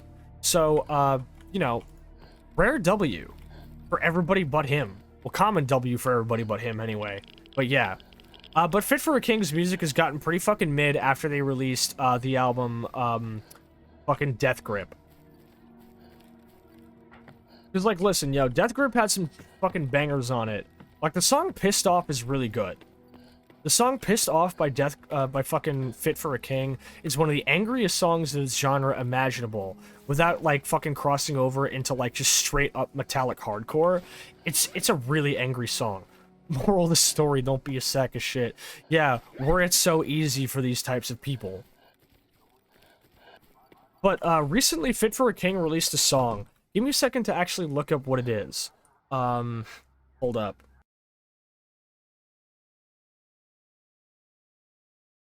It's off their album The Path. Oh my god. Oh my god. Hold up. This is gonna be funny, but you're not gonna get it until I explain it. So Fit for a King has a song called Annihilation. When you listen to it, it's an okay Christian metal song. You know, it's a pretty basic Christian metalcore song. It's alright. It's not too offensive. But if you listen more closely, it is literally, the entire intro is just crushed by Parkway Drive. It's the exact fucking same intro, and it is so noticeable. It's embarrassing. It's so fucked. And now if you look up Fit for a King, sometimes YouTube suggests Fit for a King crushed because it thinks because people are looking for the song by Fit for a King that sounds like Crushed by Parkway Drive. Parkway Drive's fucking amazing, by the way. I love that band. They're so good. Big ups to Parkway Drive. Now, if you want to talk about a Christian band that there exist Christian bands that get fucking rehabilitated out of the faith, and one example is the band Gideon. Gideon is a fucking Christian metalcore and hardcore band, and in 2019 they released a new album, and they were like, we're done making Christian music. We don't understand how this faith can be I can't remember. Here, let me look up the actual article real quick. Gideon band. Here we go. They started abandoning their faith as early as 2016. When they released their album, Out of Control, on Equal Vision, they announced that they are no longer a Christian band. They said we're very open-minded and love making friends with people, and we didn't understand why, if they believed something else, they would go to a different place when they die. I think that's what kind of opened the door for me, making all these friends that believe totally different things to me, and having to ask myself, what did they do to deserve hell? So big ups to Gideon for that. Another really good band that happens to be Christian but are good people, Being as an Ocean. Hell, most of their fucking lyrics or some of their early lyrics and even samples on their first album are all based on Gandhi, Gandhi's teachings. Being as an Ocean is a fucking fantastic band. I love them to death. Knives says I found a Muslim woman metal band the other day. Let me find it. Oh, I'm so fucking interested in that. I want to hear that. Alright, fucking, okay, I guess I'll heal myself.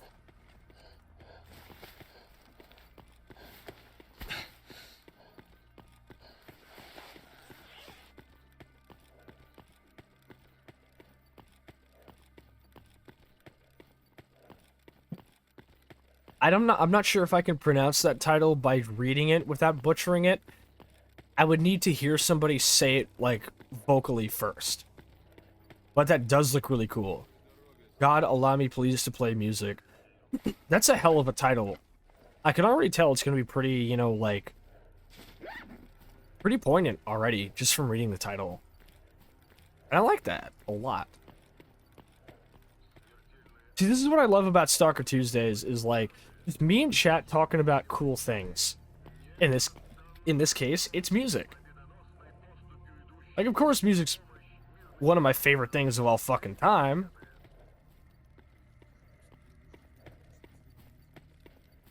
Didn't expect that we would all have this much to say about, music, primarily made in the Christian, sphere, but this is actually a really nice discussion.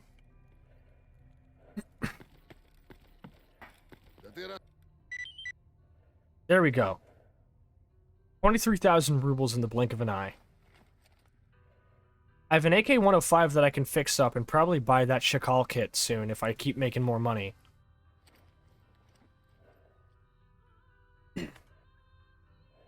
He only has jobs for freedom. Okay. What other work can I do?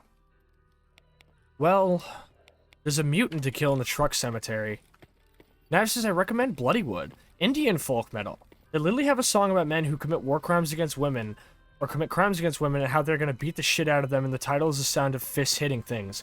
Okay, Knives, if you like that, boy do I have a song for you. It's called Thieves by Counterparts, and it is the exact same thing. I'm going to read the lyrics for this song, by the way, because this song's lyrics are fucking incredible. What's funny is the first time I heard it, I kind of had basic idea of what the song was about.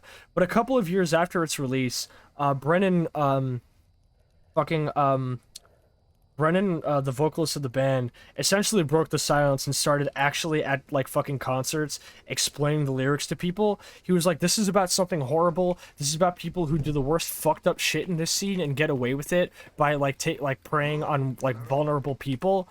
He's like, this is about the types of people that make me ashamed to be a man. Here we go. Thieves by Counterparts. There are no rewards for consuming the wounded. Starve for an easy kill. Keep your hunger at bay. I will use your flesh to keep her warm. God would break character if he could for a chance to spit in your face. Guardian angels couldn't keep you safe from me. With my last breath, I will strangle you to death with your own fucking hands. I will make my peace removing the arms of unrepentant thieves. That song is one of the hardest tracks they've ever had in a fucking album, and it is so good. Go listen to Thieves by Counterparts. Go listen to everything by Counterparts. They got a new album coming out this October. I can't wait.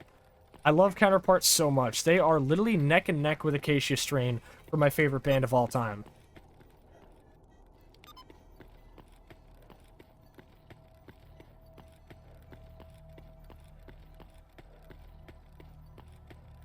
Another really good, like, hardcore band with really good values is Nasty. They're a German band that actually now resides in Belgium because they had to flee their home country because of relations to gang activity, I think. They are heavily anti-fascist to the point that one of their, like, main tracks off one of their, like, best-known albums is literally, like, an anti-fascist, like, anthem. They're just really fucking good. Big ups to Nasty. I love them. There's also any band affiliated with the Boston FSU movement. A recent one that I found out about, literally just writing all sorts of shit, like a song they have called Dead Skinhead. Rest in piss, goodbye so long.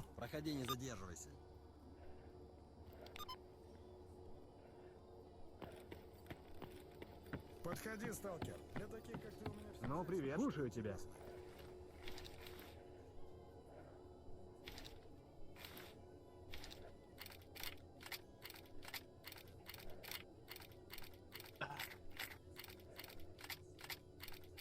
That's legit. I'll check them out. Yeah, totally.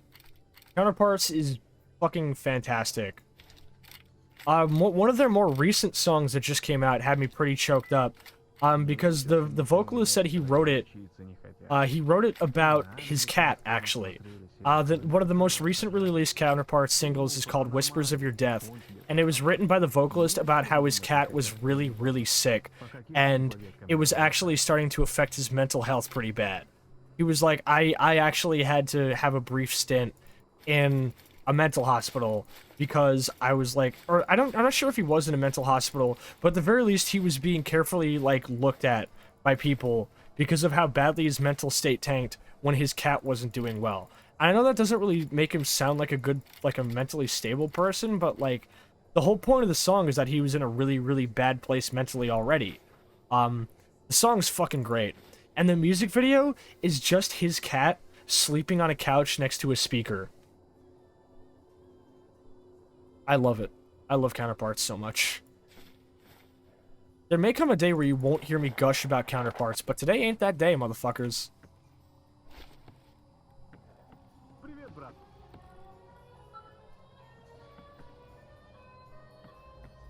Hey, where's the other guy? Oh, there you are, okay. How many times are we gonna have Psy-Storms today?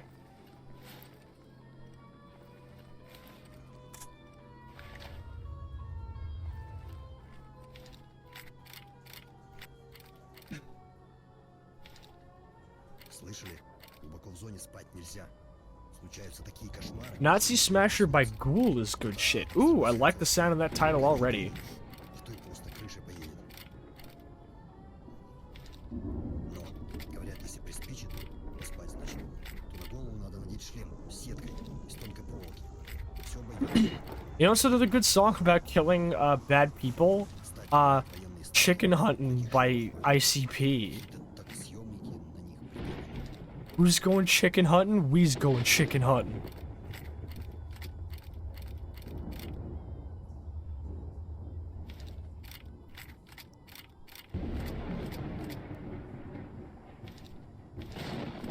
I got a lot of ammo and a lot of fucking mags I'm never gonna use. I could probably sell ones that I know I'm not gonna bother with. No, don't put it on the fucking loadout. Yeah, okay. Indeed. Yeah.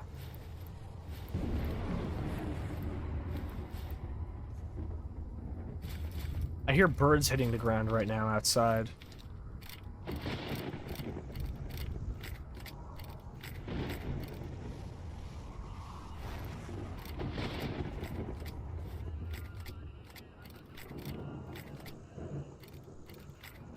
I wonder if putting the Shakal kit on this AK will instantly bring it up. I unironically love ICP and my BF loves to gently tease me over it, but I do not ID as a juggalo, but I have taken a couple home before. Nice. Yeah, I'm kind of the same way. I really like Insane Clown Posse's music. They do a lot of good for the community. They're fantastic people. And their music slaps. Rummus's ghouls started getting those awful types of people at their shows and they were like, no, fuck off. Exactly. If you see those one of my favorite parts of a fucking, I think I've talked about it before, one of my favorite songs that I've recently discovered is like a fucking punk song, and like literally, like before the fucking like breakdown or whatever, is the vocalist just shouting, "Get him." And that's what I think people need to do at shows. Like you see some fuckhead with like a Confederate flag shirt or something, just point at him, stop the music, and shout, "Get him." More drug recipes I can't make use of because I have no drug making kits.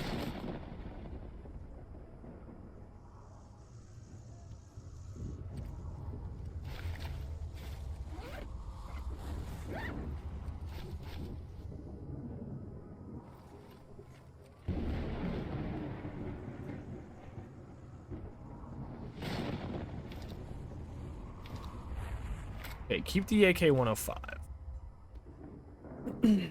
I think I can grill the hands, so let me do that.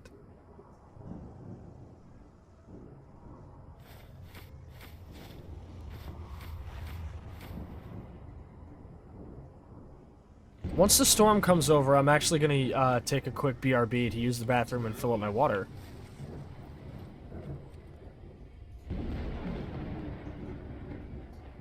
Be like Zach Wilde saying to skinheads, "Get the fuck out of here, I will fucking destroy you." Yeah, literally, be like Zach Wilde. I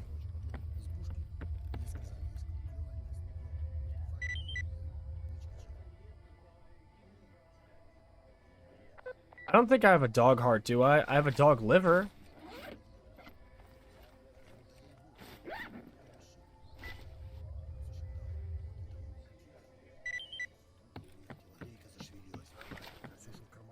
Knives says also, I very much enjoy these discussions. I'm a huge music nerd, but I also know there's a ton of things I don't know about, so it's fun to learn new bands and discuss musician growth and change. Absolutely.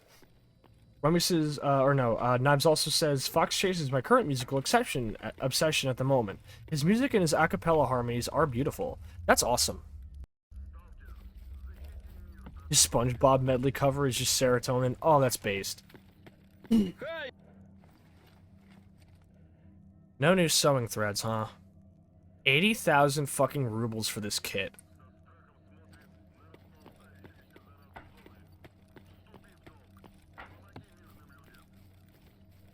I might have to start picking up some odd jobs for freedom, too. Whatever.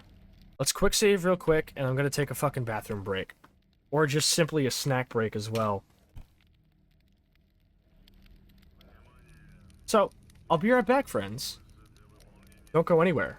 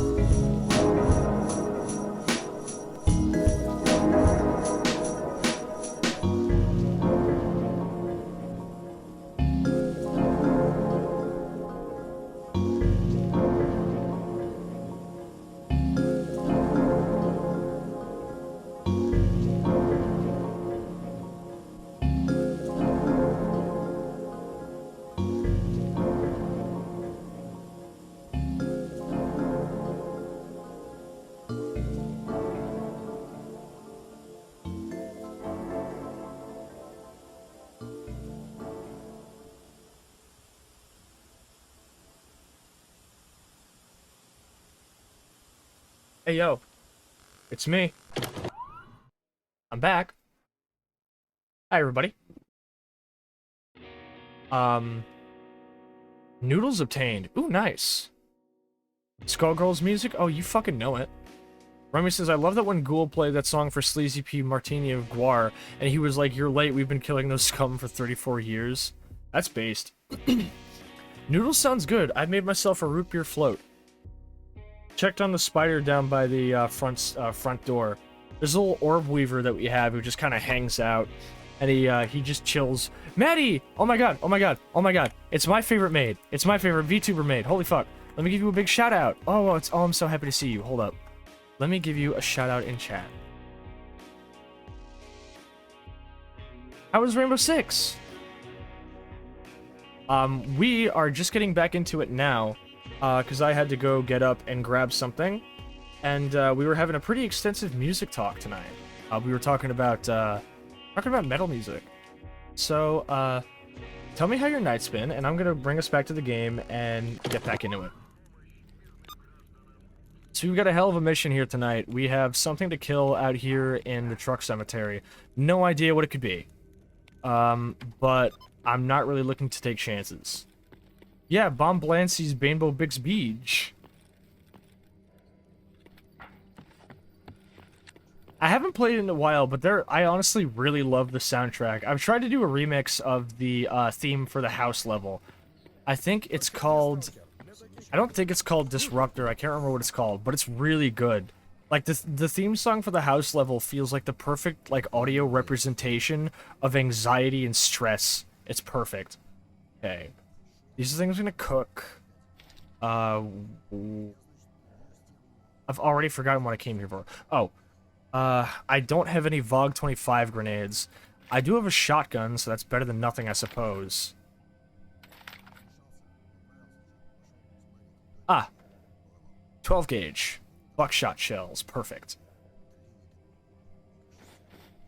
I got an Amaru triple kill. As double shotgun Amaru. It was cursed. Ooh. That sounds actually really good. Congratulations. I've gotten some pretty good plays. I think I should show you I should send you some of my highlight videos I made from gameplay of Siege back in like 2018. We had a lot of fun doing it. But it sounds like you had a wonderful night. That's awesome. Oh, I'm low on bandages. I'm low on meds, too. Did I risk it? Did I risk it with only 3 bandages and 3 health kits? I feel like that's a terrible idea. But I'm trying to make money, not spend it. This kind of sucks.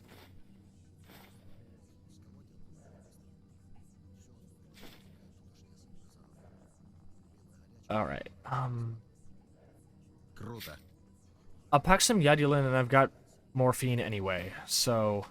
If things do get bad... I flew into the window, down the warden, entered a second room, and eliminated the alibi. Then got the bandit. I don't know who the third was, but it was cursed. Interesting. I'll have to watch the VOD then. I do love silly plays. Okay, follow me. We are going to the truck cemetery. What time is it? Where's my watch? Ah, Rummy with the love for body count. Okay, hold up. We were talking about good song covers earlier. I'll clip it for you. Thank you. I'd love to see. Rummy, if we were talking about good song covers earlier, I totally forgot about one of the best ones ever. Body Count's cover of fucking Institutionalized. That song is so fucking good. Проходи, не задерживайся. My wife comes in, she says you're on drugs, and I'm like, no, I just want to play Xbox. Ice-T is fucking great. Сталкер, для таких, как ты, у меня всегда есть. Привет, брат. Ну, привет. Alright, where's my watch? I need that.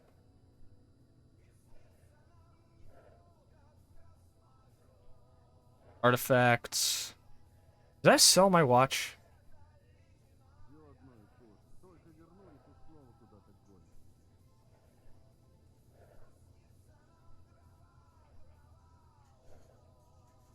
How did I lose my watch? I need that. I might as well bring these nades. I'm gonna be fighting something big. What the fuck happened to my watch? I can't believe it. I can't believe I lost my watch. It sounds stupid, but that's actually kind of a big issue here. I'm gonna bring a joint. I'm gonna need one. Alright. We're up to 59 out of 69 kilograms. Got some cooking to do, and then we'll head off. Check ammo. More than half. How about you? Empty.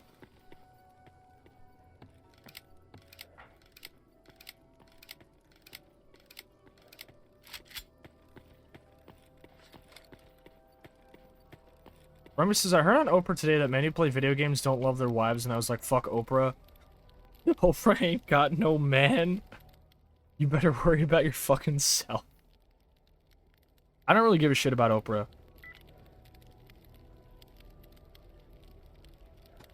She's like,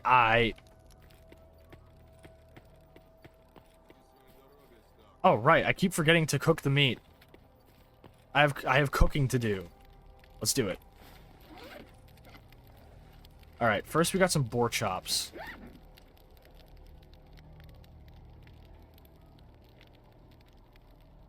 Good old iced tea. Oh wait, no. Oh wait, you were quoting a line from the song.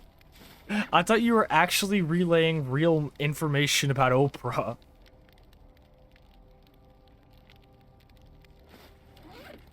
Whoops.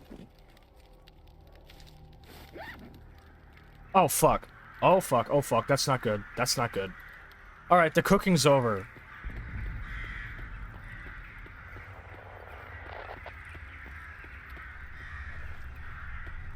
Back to the bar, I guess. Alright, I'm not cooking these hands. I'll do it later.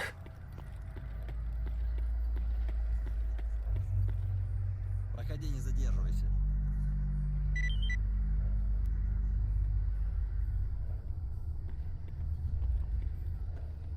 Подходи, сталкер. Для таких, как Why are ты, you running? кое-что интересное. Jesus. Okay, put some of this away. Don't need the hands. Canned food, definitely not important. Okay, I've got grenades, I've got plenty of ammo, I've got a knife. I am stocked up on everything I could possibly need. Short of more medical supplies, obviously. I could take apart some excess weapons and then sell those parts for more money. Because I do want that Shakal. Good thing I've got a couple of M203s I can't fucking use. Look at all my 5.56 and this beautiful 7.6251. Alright, stay here. We're just gonna chill here. We're just gonna chill here and wait for the emission to pass over.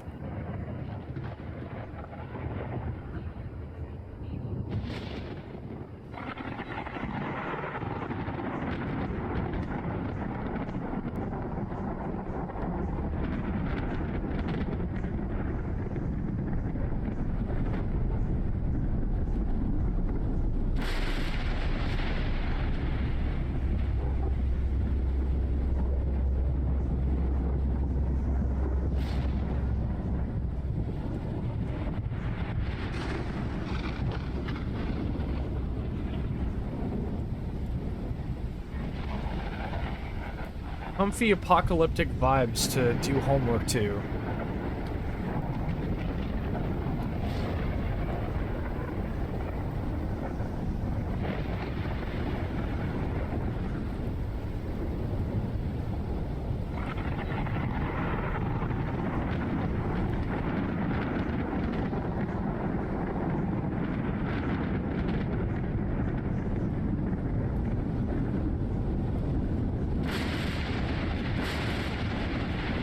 That is loud. I'm turning that down a bit. You know what I need to do on stream? I need to do some Deep Rock Galactic stuff. I'm pretty sure Spiral, Ashley, and Autumn would probably be interested in that, so... Not a bad idea. I like the idea of packing this Lebedev pistol. I'm definitely not going to get to the Brain Scorcher tonight. This is very much a putting in work stream. because there's no way I'm gonna have the fucking money or even the time and energy to hit the Brain Scorcher in like tonight. Not happening. Barkeep, do you have a watch? Hey, Vex! Welcome on in. Oh, so many lovely people showing up today. How are you doing, Vex?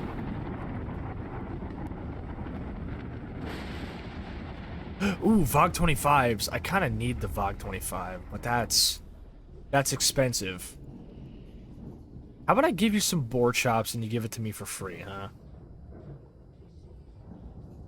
He even sells fucking lambs for the pistol I'm currently carrying. Pretty good. How about you? I'm doing okay. We're having a nice discussion night about music while I do some grinding out for some equipment.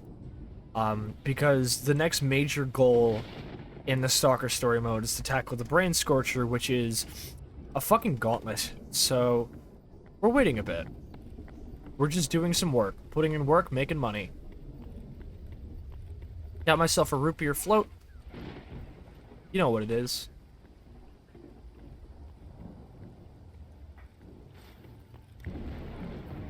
Follow me.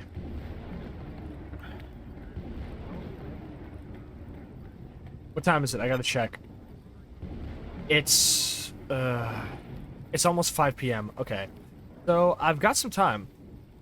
Jesus, we lost 14 people. 14 people died in the past 30 seconds. Fucking... Jesus, that was a bad mission. Brain Scorcher sounds like a band name. I will have you know. I'll have you know. I've been trying to start a fucking new metalcore band with my homie, Justin. He goes on SoundCloud, he's a cloud rapper. He goes by Biggie Smells. I'm doing a fucking trap song with him called, AK. Keep an eye out for it. But, I've been trying to start a band with him, and I came up with a couple of good fucking names, and I think Brain Scorcher was one of them. Let me find the Google Keep file while we load into the next area. Because some of these names are actually pretty fucking cool, and I'm kind of proud of them.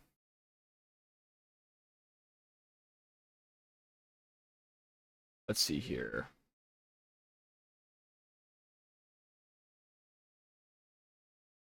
Workout plans. Bands I need to listen to. Albums I need to listen to. Here we go. One... Sascha dropping heat on SoundCloud. I'm just doing the beat. I'm just doing the production. My production name is Eraserhead OG. And I use a sample from Alphabet. I use a sample from Alphabet by David Lynch as my model. What happened to me? What happened? I have a new highlight? Ooh, nice. That's awesome. But no, I'm doing production, but I am also doing the chorus. I'm going to be doing the vocals for the chorus as well, and I'm probably going to say some stupid shit, because I want to say some, like, stupid Tyler, the Creator type shit at the end, like, fuck Pooh Shiesty or something. Because there's that Sascha, honey, I will get it to you some other time. Okay, no worries. Oh, wait, oh, you called me honey. Oh, God, I'm blushing, oh, God. Moving on, fucking...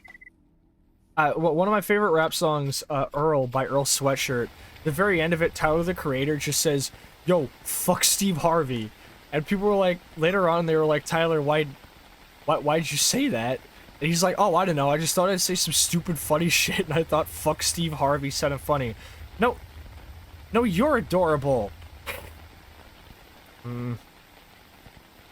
Moving on, here we go. I got some of the band names I was gonna go by. I personally really like the idea of calling it. I wanted to call my band fucking Rosaria's Fingers after the Dark Souls 3 Covenant. I thought that was cool. There's a couple of others that I really like. I don't remember why I came up with this one. One of them was Universal Language of Loss. I think that's a cool fucking name.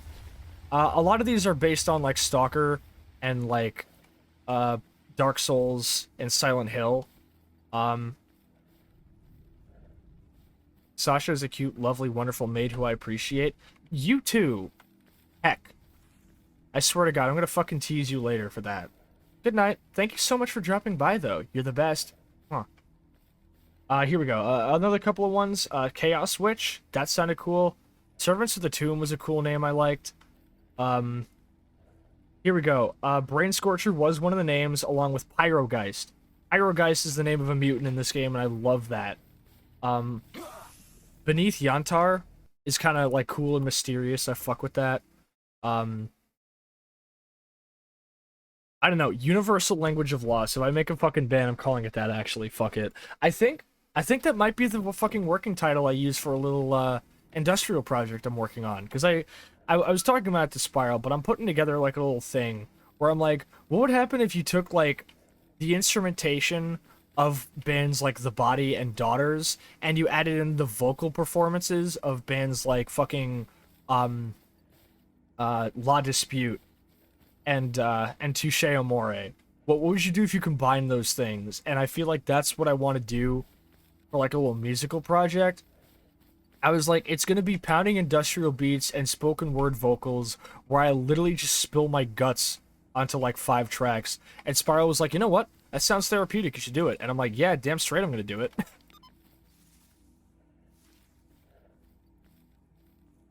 Max says, seriously, fuck Steve Harvey. Yeah, true. Max says, my sibling's significant other was in a metal band. They'd start their show by cursing each other out. That's true. I mean, I've been to fucking hardcore shows. It's crazy. Have I told you all about what happened the first time I went to a hardcore show? Rummy says I like Tyler till he said some shitty things about gender identity. Yeah, he's got some lukewarm takes.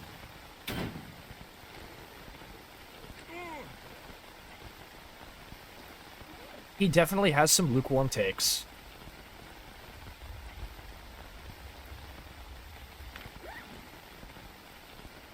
Here we go. Carve him up.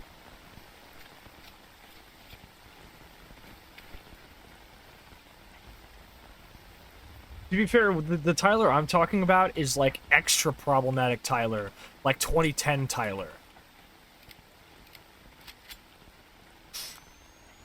Because this was Earl Sweatshirt's first like mixtape. I actually have his fucking song Earl memorized almost completely. Like, hold up. Let me see here. I'm a hot and bothered astronaut crashing while jacking off to buffering vids of Asher Roth eating applesauce, sent to Earth to poke Catholics in the ass with saws and knock blunt ashes into their caskets and laugh it off. I know like the whole first verse. I know the entire song. I'm not gonna do the whole song, but I'm just letting y'all know that I could if I wanted to. I fucking love Earl Sweatshirt's early stuff. It's a shame he got sent to a fucking horrible place for it. Oh well. Okay. Fire at will. Okay. So here we are. The storm has settled. We are on the hunt for some kind of mutant that is terrifying duty to the point where they had to call in a third party to deal with it. I have no clue what we might be dealing with. But I'm not taking chances, so shotguns, grenades, fully loaded assault rifle. With 5 fucking mags in the pocket. And a pistol backup. Very Guar-like. In a way, yeah. That's kind of just what old Odd Future was. Just like being as provocative and like disgusting as you could. There was a fucking rapper who used to be in Odd Future that was just called I Smell Panties. That's the kind of shit they were, dude. That's the kind of shit they were on, dude. It's kind of why I liked old Odd Future. Listen, all I'm saying is that, like, fucking sophomore year of high school me was very, very much, very, very into Tyler, the Creator's Goblin album, okay? And now, fucking 20-something me is still really into Goblin, but mostly more into the song Nightmare. But also Wolf. Wolf is a fantastic album. You know, the scariest thing I could think of would be a cat that becomes invisible. Well, there are monsters that are invisible.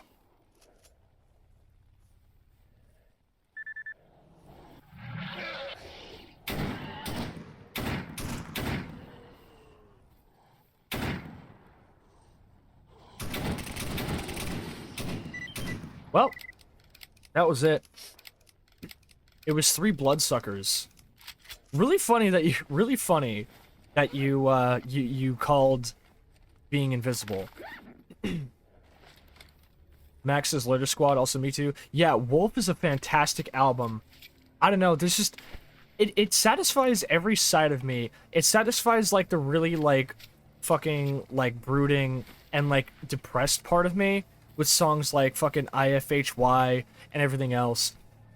And it satisfies the crude like jokey kind of side of me because I mean like the intro to the album is like a character playing this really really soulful like harmony on a piano with a full band backing and just going fuck you. And it's like and he starts like fucking just saying really stupid ignorant shit with this like beautiful full jazz band backing. It's fantastic. But I cannot listen to IFHY without fucking having a complete emotional breakdown. That song destroys me every single time.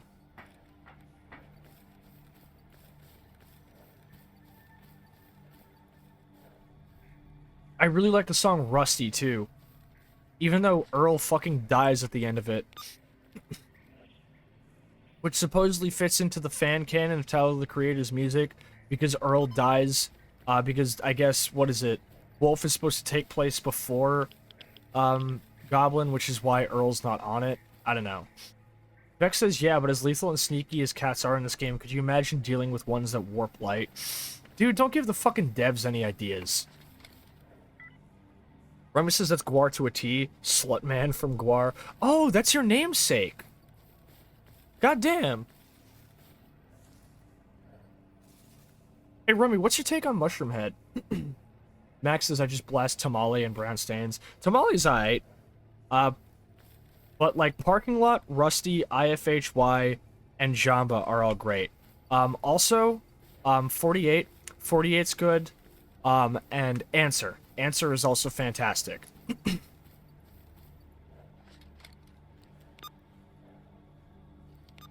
It's almost like Tyler, the Creator makes really fucking good music. Mushroom Head? Yeah. Mushroom Head. Mushroom Head. Serial populators of the mid-tiers during the album cover tier list. Oh, you saw him live. That's cool. Was it when Jeffrey was still with them?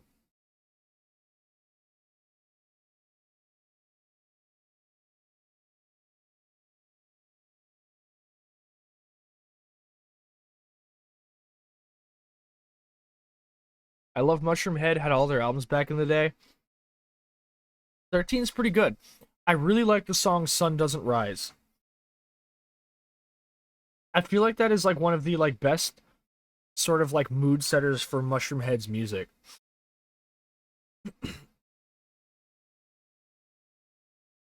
Yo, speaking of people who like talk like who, you know, like hang with Tyler and like rappers and shit.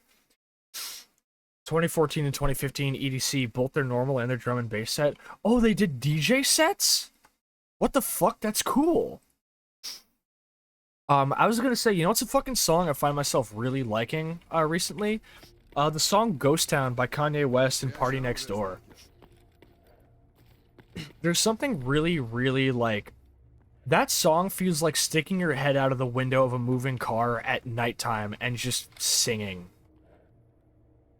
Like, just being, like, completely your own person.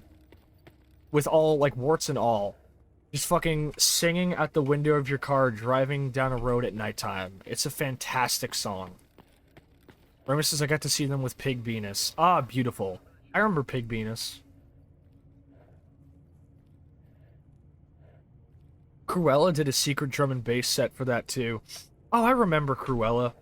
Are they still doing things?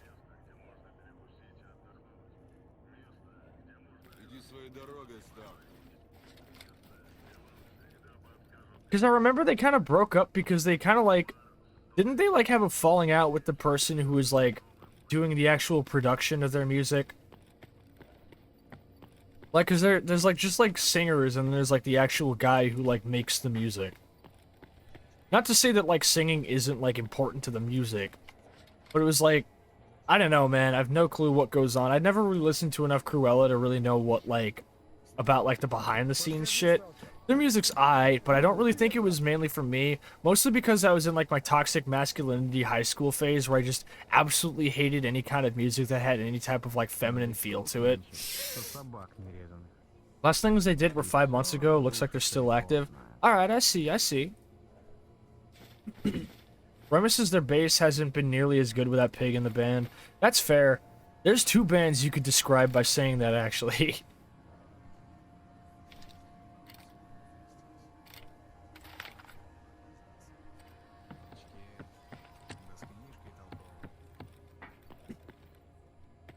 God, I can name, like, my favorite bassists really fucking fast. Let me see. Paul Gray, Sam Rivers, Shavo Odagian, Chi Chang by fucking far. Who am I missing here? Who am I missing? Fieldy? Definitely Fieldy? Ryan Martini. Honorable mention to the bassist from Cold Chamber. I've been getting back into Cold Chamber lately. They're pretty good. Ryan Martini's the reason I play bass.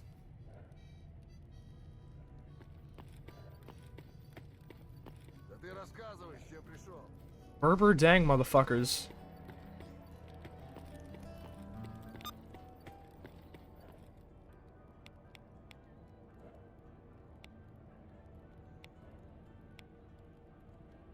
Uh-oh. This doesn't bode well.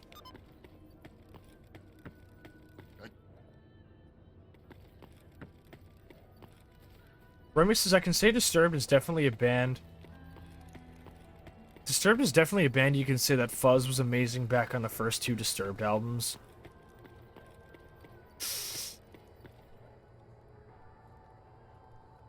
It's weird that I've never really paid attention to the bass on Disturbed albums.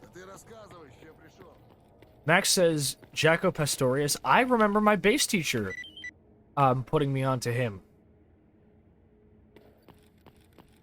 And Les Claypool. Okay. You need... How could I forget Les Claypool? My name is Mud. Not to be confused with either Jack or Peter Dennis, my name is Mud. It's always been. And I'm the most boring son of a bitch you ever seen. I dress in blue, yes, navy blue, from head to toe, rather drab except my patent shoes. What a god. Primus is so good. Fucking My Name is Mud goes stupid heavy. It's such a good song. Okay, but have y'all heard the Spanish version of My Name is Mud?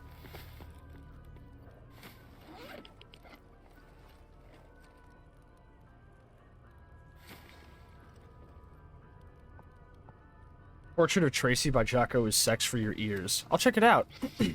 But have y'all heard? Yes, Me Amo Mud.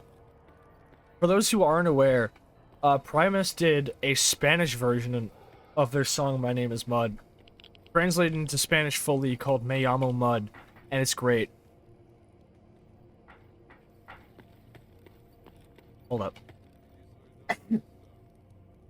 Remy says, I've seen Primus 2 times, and the second time they played all their heavy songs. Please tell me they played Jerry Was a Race Car Driver. Oh, the fucking bass line on Jerry Was a Race Car Driver, though. Jerry was a race car driver. He drove so goddamn fast. Never did win no checkered flags, but he never did come in last.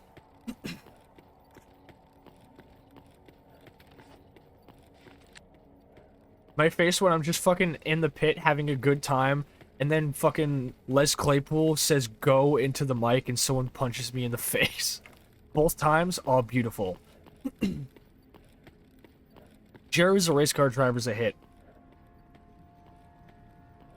It's their most popular song? Really?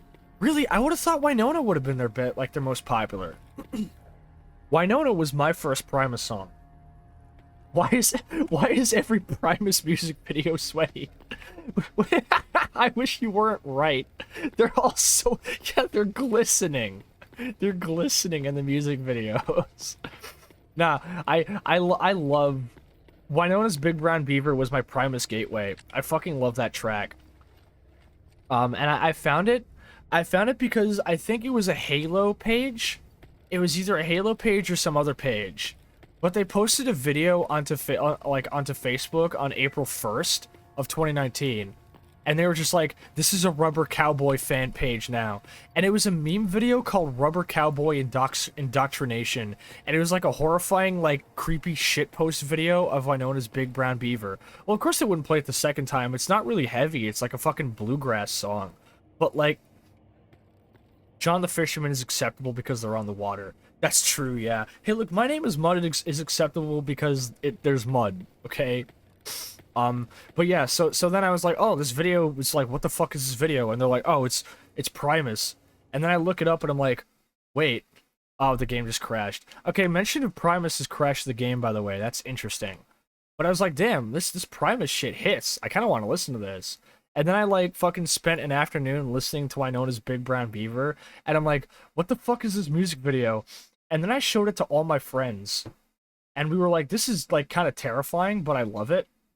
And, then I fucking, what is it, for some reason, that night, all of us had trouble sleeping. And from that point onwards, we started talking about the curse of the Primus Rubber Cowboys. So we were like, if you show anybody the music video, they'll, like, become an insomniac for a night. It was like a weird little piece of friend lore. Lee Van Cleef has a bass line that goes stupid hard. Oh, yeah, he does. It does. That's a good track. I remember you showing it to me at one point. Remy says they opened with Too Many Puppies and Sergeant Baker fused together. Ooh. Sergeant Baker's good.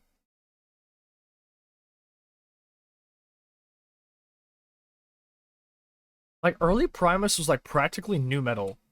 Especially with tracks like Jerry Was a Race Car Driver and fucking My Name is Mud.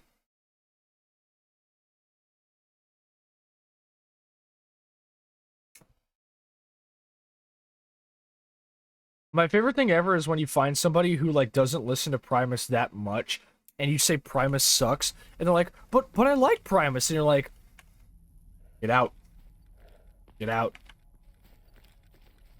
Just leave. You have failed the test, my dude. Fun fact, Primus has had an influence on Limp Bizkit to a couple of degrees. For starters, Les Claypool actually does the intro for Limp Bizkit's album Significant Other. Funk mixed with new, for sure. I mean, nu metal is just metal mixed with funk already. Korn don't consider themselves a metal band. They consider themselves a funk band. Primus sucks. Primus sucks. But yeah, so Les Claypool did the intro for Limp Bizkit's Significant Other album. Apparently what happened is they had, like, a whole script and, like, some cool shit to say. But according to, like, either Les or Fred Durst, no, I think Les Claypool said it, actually. He was like, I just got high and started saying some stupid shit into the mic, and they were like, keep it, that's the new intro. It's him going, you wanted the worst, you got the worst. Limp Bizkit. It's like, I fuck with this, I love it. And, on top of that, members of Limp Bizkit have stated that the whole Primus sucks thing is actually, like, an inspiration for them. It's why they started coming out on stage flipping everybody off and shit. Because they're like, we want to do the Primus thing where it's just like, you know, have some fun with yourself. Because they love the idea that, like, Primus's, like, fucking fan rallying cry is Primus sucks. And then Limp Bizkit started going even harder into the bit, because then they started doing things like, you know, climbing out of a giant toilet before their show. And shit like that. Now, just as I looked up Primus, because it's been a long time since I heard them, and it gave me Transformers Planet Building. What the fuck? Oh, yeah, because of... Oh, yeah, I think I know why, because the Transformer named that or something. Now, if you're looking for song knives, listen to the song, specifically, I think Winona's Big Brown Beaver is the best one. Winona's Big Brown Beaver hits. I'm now hung up on Lee Van Cleef as a person and want to watch for a few dollars more. Wait, isn't there a reference to that in Town with No Name? Green Jello sucks too, the creator of that joke. No, because there's a character in Town with No Name that has like a fucking, he looks up, he looks into his fucking stopwatch and there's like a picture of a girl and these cacophonous organ chords start playing. It just goes, no. And I looked it up and that's supposed to be a reference to For a Few Dollars More.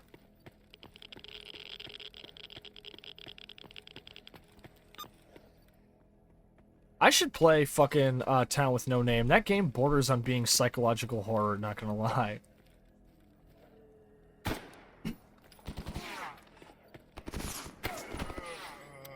Oh, come on, man. Who the fuck is shooting at me?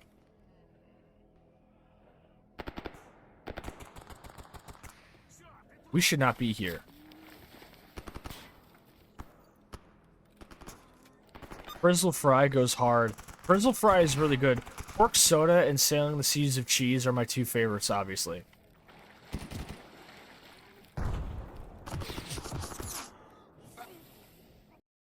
Unrelated, but are you a Minecrafter? I love playing Minecraft. Knives, I need to show you my little Minecraft, like, sort of like Japanese, like, mountain home that I built. I'm very proud of it. I feel like you might enjoy the 100-day zombie survival series. That's not really the reason why I play it.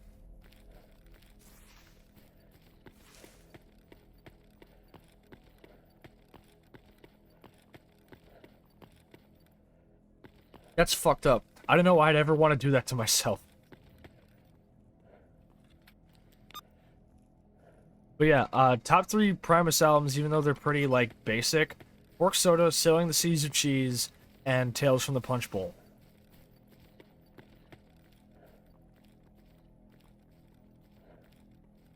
Not gonna lie, this is totally me when I put my hand on a stove to see if I still bleed. Nothing hurts anymore, I feel so free.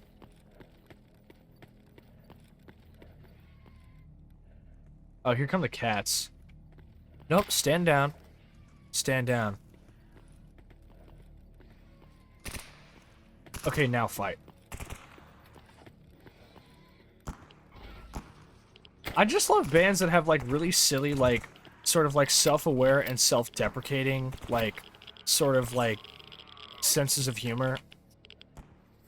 Like, early Slipknot was lousy with that shit.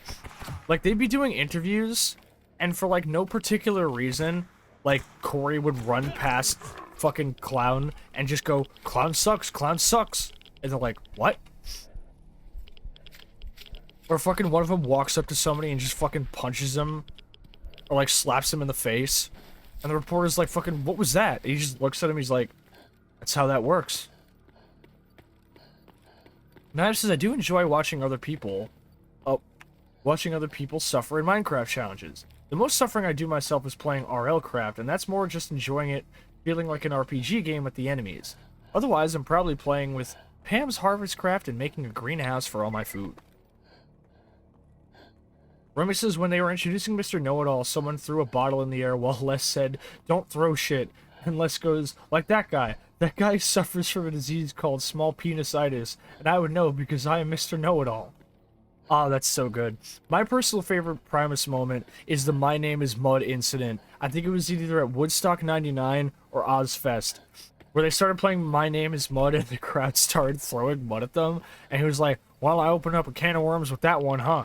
The song's called My Name is Mud, but keep it to yourself, you son bitch. And I'm like, oh, Les Claypool. Knives says, sounds like Slipknot. It really does.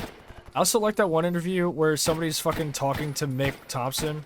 And they're like, is there anything you guys won't do on stage? He's like, definitely gay sex. Yeah, no gay sex for me.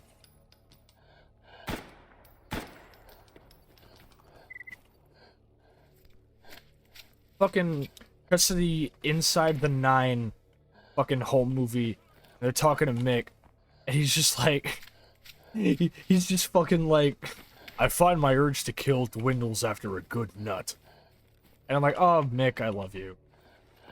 He's talking about how everybody else on the Iowa tour was like fucking, like, you know, fucking groupies and doing drugs. And he's like, I was just trying to stay in my fucking hotel room and play Xbox. Honestly, Mick will always be my favorite member of Slipknot, not only because he's a really fucking good guitarist, but just because he's a really down-to-earth guy. Like, he doesn't give a fuck about anything.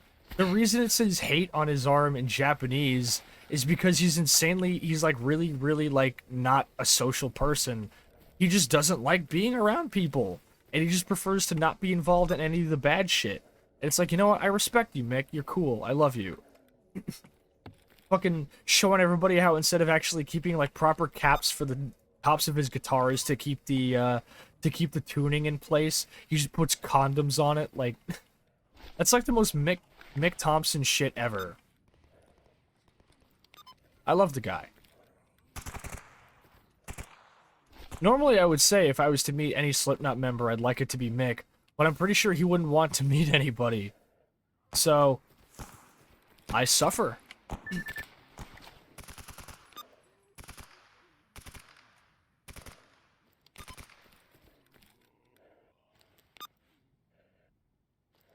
Okay, here's what I need.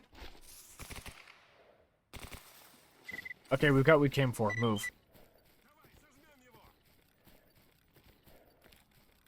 Remy says I shouted it out at Mr. Krinkle when he was introducing it, and he death glared me with the pig mask on, then said this next song is a Led Zeppelin ditty called Running with the Devil. I met Joey, can confirm he was nice. Oh, of course he was nice. It's fucking Joey Jordison. I love him. Most of the guys from Slipknot are pretty nice. That's the thing. If you're a fan, they're nice, but if you're a member, they're not. Because Chris Fenn got kicked out of the band for saying, hey, like, people are kind of being dicks, and, like, nobody's, like, they're not really paying me the amount that they said they were going to. It's not, like, equal as favoritism, and people are dicks. And they kicked him out and, like, fucking, like, proceeded to shit on him publicly for, like, months and months and months. Fucking Joey Jordison got kicked out because they didn't feel like waiting for his, like, actual, like, his fucking myelitis to, they didn't feel like waiting for his, like, actual, like, disability to heal or get any better, or for him to, like, improve. So they just kicked him out and brought on a new drummer, who definitely can't play like Joey could. Like, Slipknot are dickheads, actually. That's, like, kind of the whole moral of the story, is, like, when I was talking about Mick Thompson, it's like, he didn't even want to be around his own band members, because, like, they can be dicks. Corey's had his dickhead moments for sure. Honestly, the more I learn about Slipknot, the more it kind of, like, helps the experience of their music, in my opinion. I can't listen to 515 anymore. I used to listen to it a lot because I thought it was, like, creepy and scary and cool, but now that I know what it actually is, it's like, oh, I don't think I can do this. It's not like Daddy by Korn levels, but it's pretty hard to listen to. Damn, he fucking ran for it. Okay. Whoa.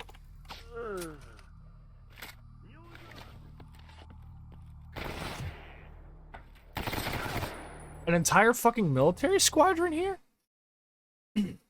Mate Feed Kill Repeat had a disco song. Yes, they did. Mate Feed Kill Repeat, or rather, like, you know, their original fucking demo had some fucking bangers on it.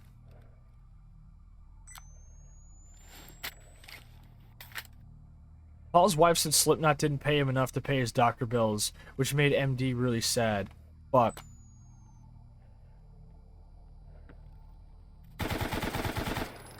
Poor Paul, man. I don't know if I agree with the theory that Paul was the glue that held Slipknot together, but at the very least, he was definitely duct tape. Paul was a really... When I think of, like, the nicest dudes in Slipknot, Paul is one of the best examples. Like, Paul and Joey. Clown's kind of like a pretentious wacko. Chris can be kind of, like, vindictive at times. Corey's a dickhead. Why phone? Me, not MD. Ah, typo time. You're good. But, like, Joey and Paul are, like, my favorites. Honestly, watching Joey go up to Paul's, like, empty, like, jumpsuit during the memorial show and hug it was one of the most heartbreaking things I've ever seen.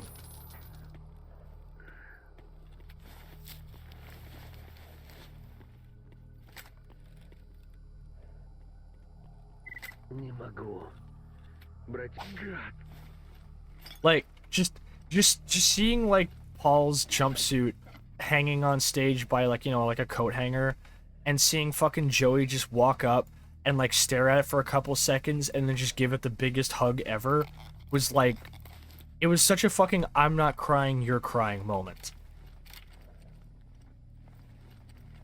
It was really brutal.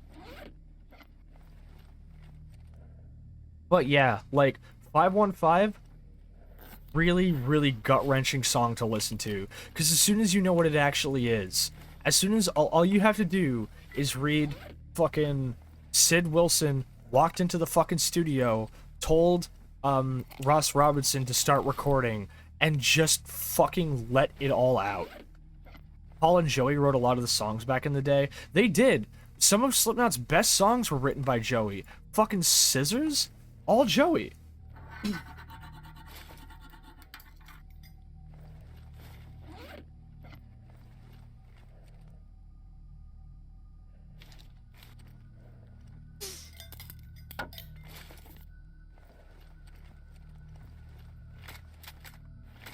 I'll take these apart later.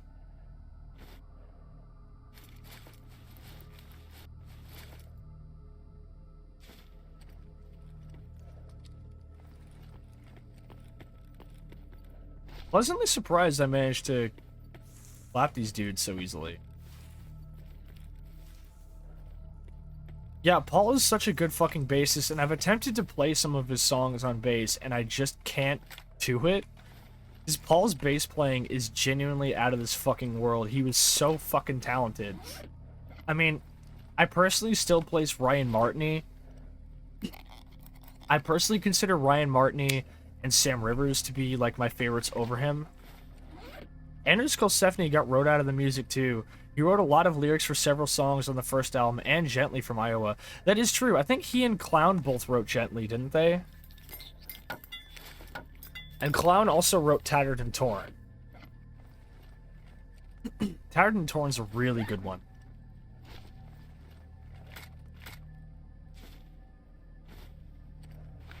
Welcome to the New Metal Appraisal stream. You thought you were coming in here to hear me talk about Stalker? No, I'm talking about Slipknot. What, is this your first Too Much Sascha stream? Idiot.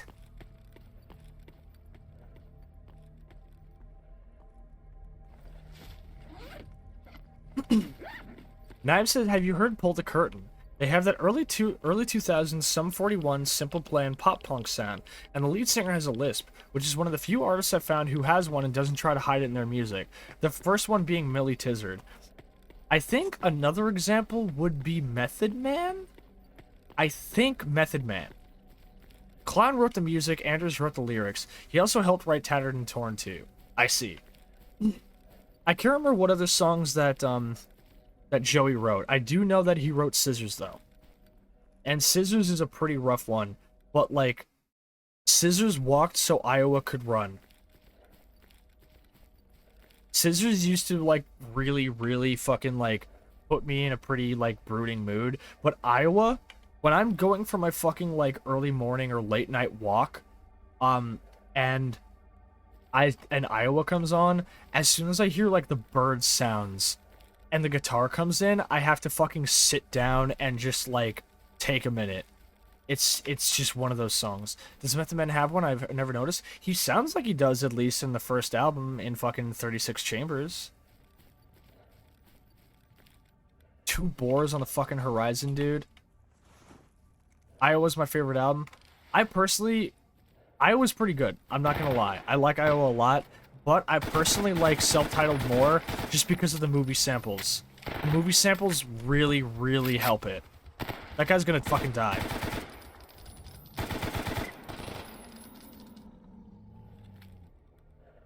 So here's the problem. The target I'm supposed to kill is inside the Stalker, like, safe area here. The Stalker settlement. Which means that he might have killed everybody else in here.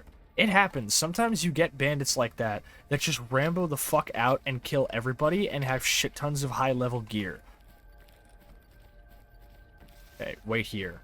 I forgot to save at a campfire. This is about to be pretty fucking bad.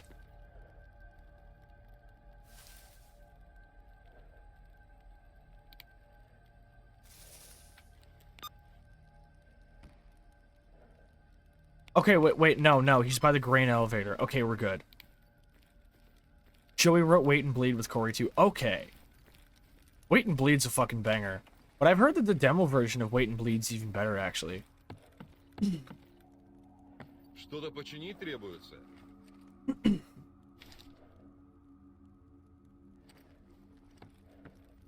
Not gonna lie, this is totally me when I feel the air rise up in me. Then I kneel down and clear the stone of leaves. Walk around where you can't see. Inside my shell, I wait and bleed.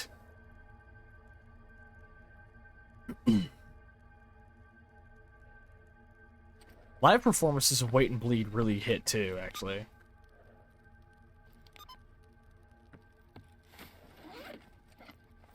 It is better? Okay.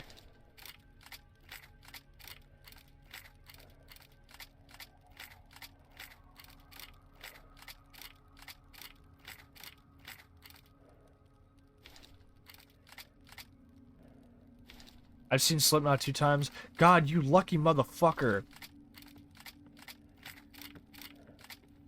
If I ever got a time machine, the first thing I would do is go back in time to see Slipknot at Ozfest.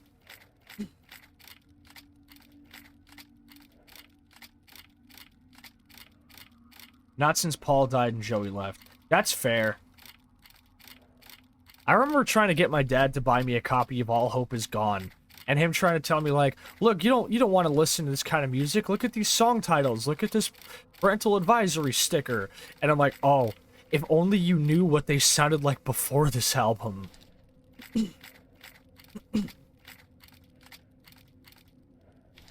I feel like All Hope Is Gone is what happened after, like, Corey realized they had gotten too commercial or whatever. It was like, oh, you know, you should, like, try to write less swear music and shit. And he was like, okay.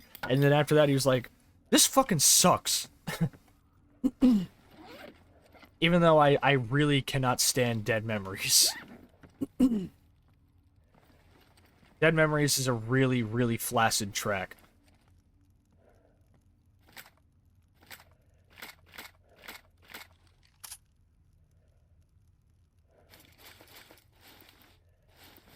Well, Joey left, and then Joey also died. We can't forget.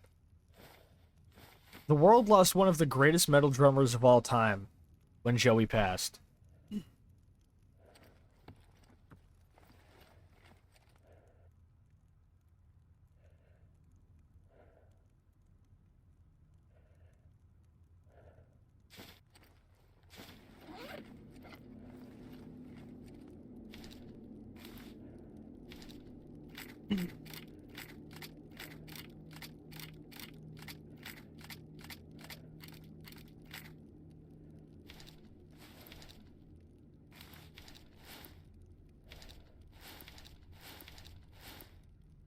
At least military types tend to drop pretty good stuff.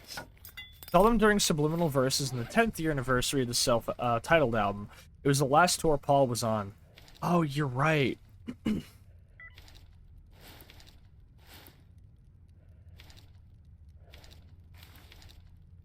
Damn, this bitch got the stendo. Wait. Oh, wait a second. Hold up. This might be the weapon I might take in if I can't afford the Shakal. Because look, we got us a LAM module.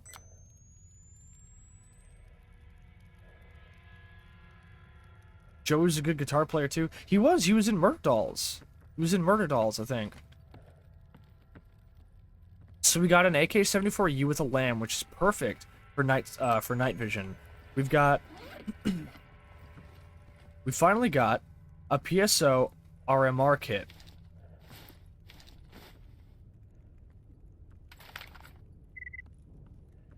Which doesn't fit on my main AK, but it fits on this. So look at this shit.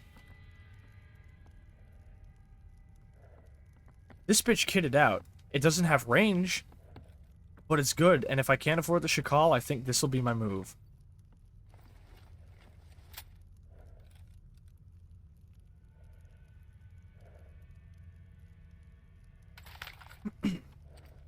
Night's falling in the zone.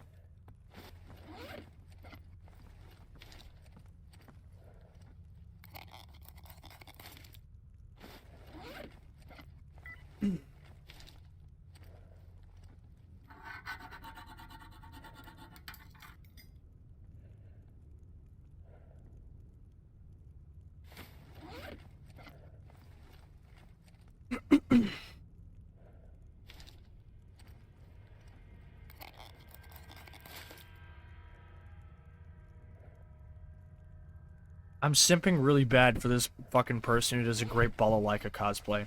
I listened to a lot of Murder Dolls back in the day. Who was the other person on Murder Dolls? Like, who were the other people? I can't remember who they were. Oh, also, I wanted to say, other Wholesome Slipknot member, Jim Root. Jim Root's great.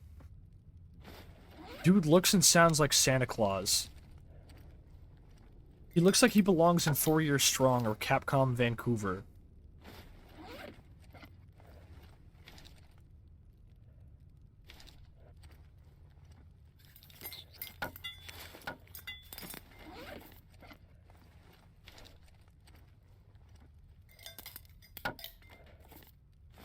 No parts have been obtained. Bullshit. That's bullshit.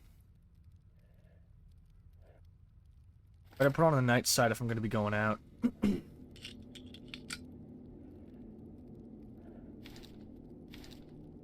I forgot you can retool magazines to different calibers of ammo. Wednesday 13 was the other main member. Who dat?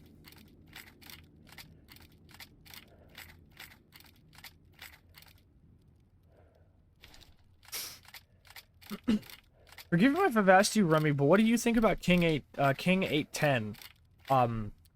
Vocalist's appearance at the Capitol riots notwithstanding.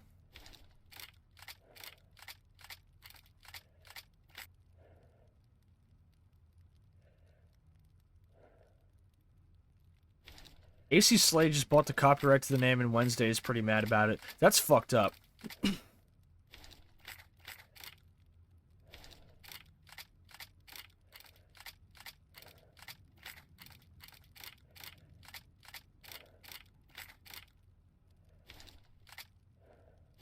Wonder when a blowout's gonna happen next. Probably soon with my luck.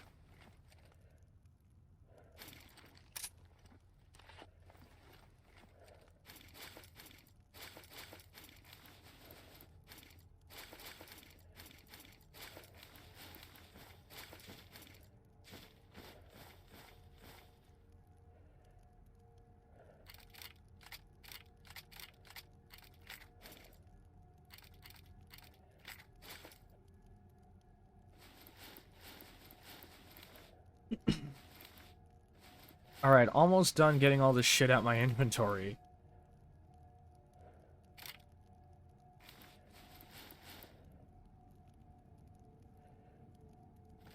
Wednesday 13's a horror punk singer. He did change to metal, but kind of more aggressive Misfits-like music. I see. Misfits, but without Danzig, so, like, actually listenable. What's Glenn Danzig up to these days? Aside from making an ass of himself publicly.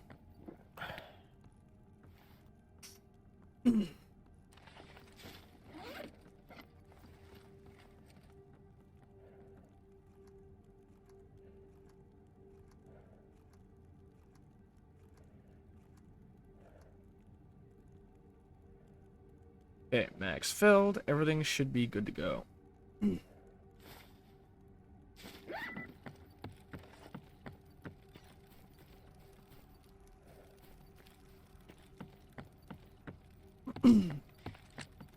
Making weird Elvis cover albums. Oh god, Knives and Rummy. We were talking about bad covers, but we forgot about the baddest of bad covers. A band who has an entire album series dedicated to bad covers. Fucking 6 Feet Under. Man, what is there to say about fucking 6 Feet Under?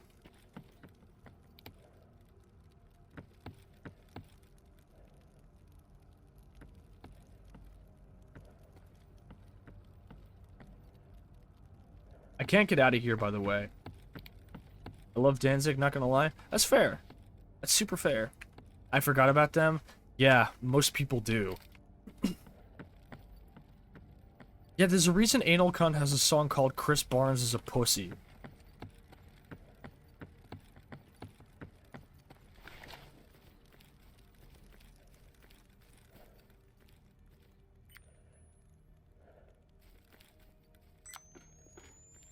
I forgot they did that TNT cover. Do you, like, wait, TNT like AC/DC? Hey, I like 6 Feet Under. Well, old 6 Feet Under. I like some of the covers. I'm not gonna fault you for liking 6 Feet Under. I just don't fuck with Chris Barnes at all.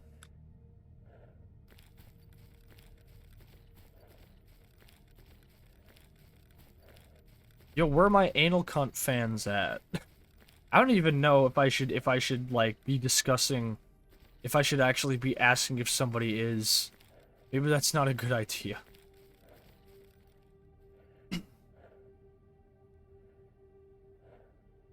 Oh, the noticeable difference in quality between the shader-based night vision and the night vision scopes for this gun. Oh, I see you, motherfucker. And they see me too.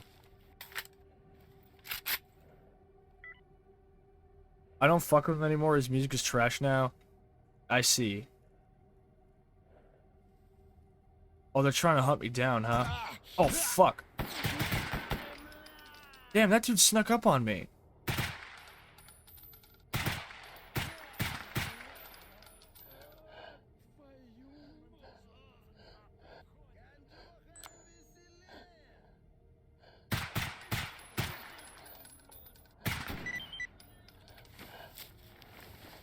Is there anybody left? I think there was a fourth one. Fuck. Out of regular medkits. Time to move on to the stim packs. I know Anal Cunt, I used to listen to them. Yeah, I feel like most people used to listen to them, if there are people who listen to them ever. Oh, my edgy high school days. Me and my friends were inspired by them, man. We started making our own music like that. Those were bad days. I can't tell if that guy's injured or not. He's definitely not. Back when I was a super edgy teenager and early adult. Yup, couldn't agree more. Same here.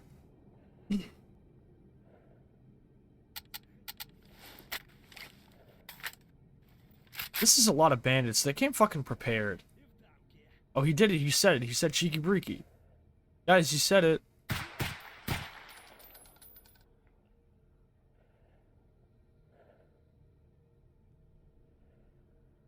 He fell into an anomaly, so I'm never getting his shit. That said, I found the worst of all time, and it's just an insult to the band. Kanye covered Bohemian Rhapsody. Oh, God. Remy says, I will say some songs on fucking A still slap. Oh, fucking A has some good tracks. I'll even say Wearing Out Our... Whoa, no, I won't say that, actually. Moving on.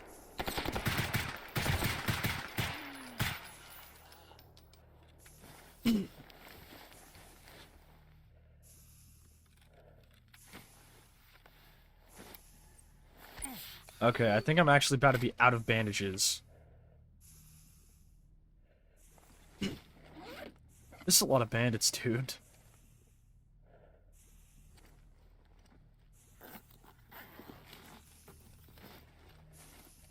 Ooh, SKS.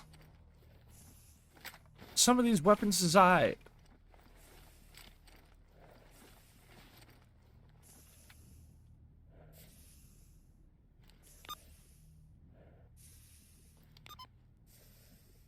am getting hungry, so it's time to eat something in the middle of fucking nowhere.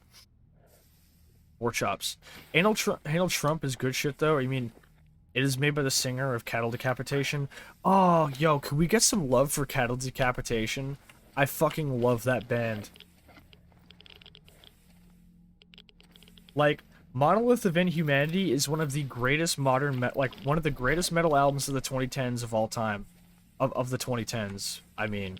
And I will not fucking hear any dissenting opinions on that. It fucking defies genre.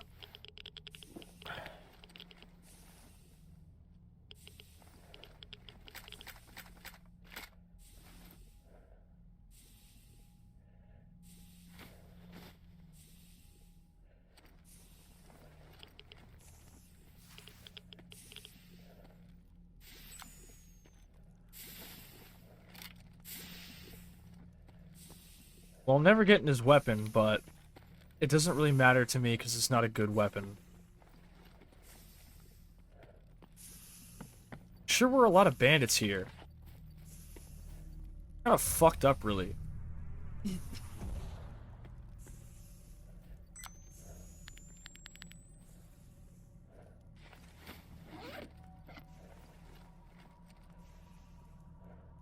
Like, I got a CD of Monolith of Inhumanity.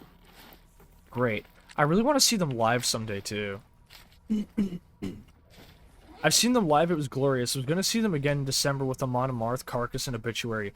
Carcass is really good. Man, fucking vegetarian metal is the coolest shit ever. Fucking cattle decapitation, Carcass, Most Precious Blood, all that good shit. Most Precious Blood slaps.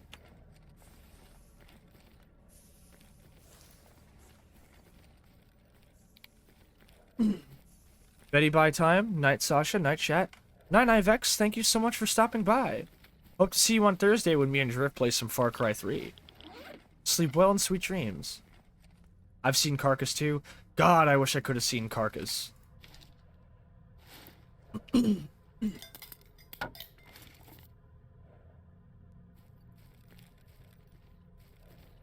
I can't remember what half of their album titles are called up until Heartwork, but I have CDs of Heartwork and Surgical Steel, and they're both fantastic.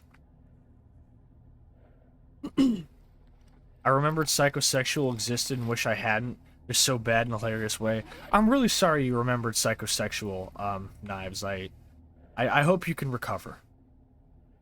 You know, I'm always here if you want to talk about it, you know.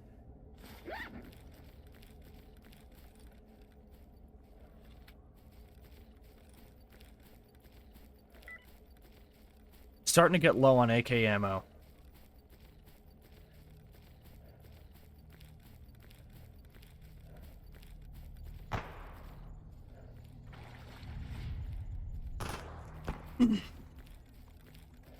Think I'll turn in these quests, see if I can get some more homies from a quest from Sid, and probably make my way back to the bar and call it a night.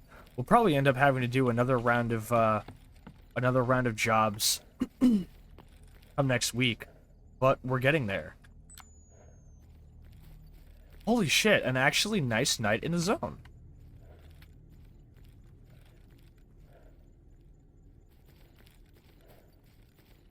Well, I'll be fucked. Even the lead singer hated it. He's trying to clear all the music from the internet. Yeah. That's why they rebranded as Psycho Sinner, then Psycho Slayer, and then back to Psycho Sinner again.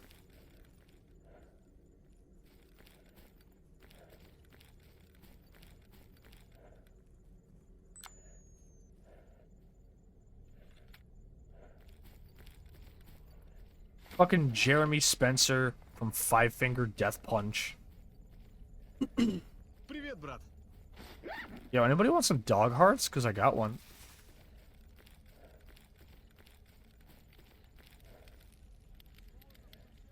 Alright, time to do some cooking while I'm out here.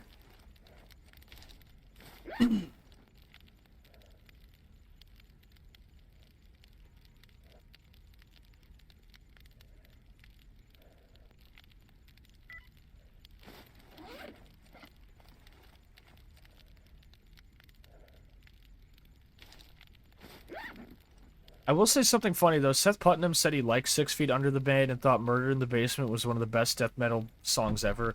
He just hated Chris Barnes. Oh yeah, I mean, who wouldn't?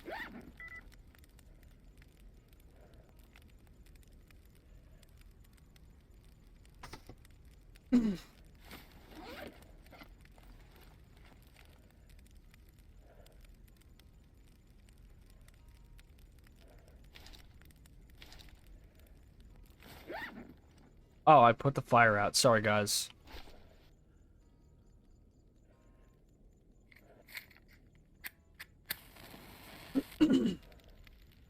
Knives says, do have a mad crush on Sky Sweetnam from Sumo Psycho. She's fun. I see.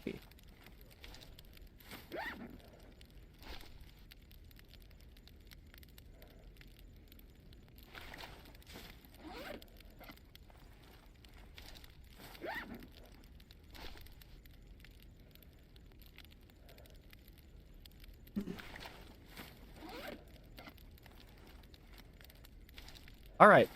I've cooked plenty of meat. Good timing, too, because I'm starting to get hungry.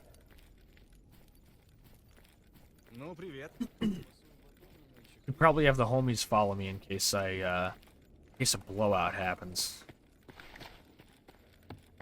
Back down here. Into this comfy little spot we all remember. It's familiar.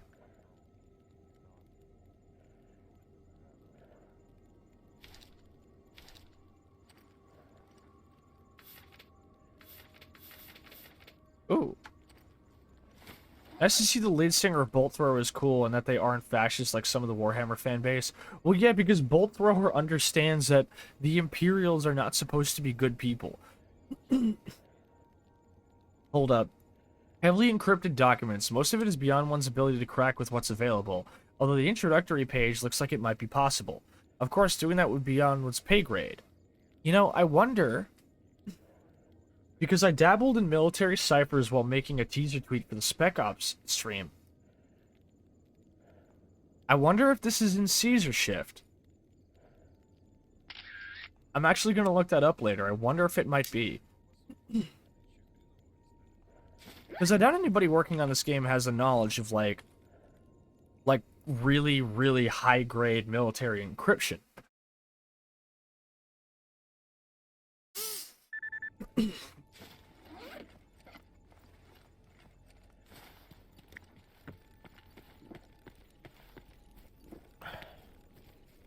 Not quite a sunny day, but it's better than nothing out here, I suppose.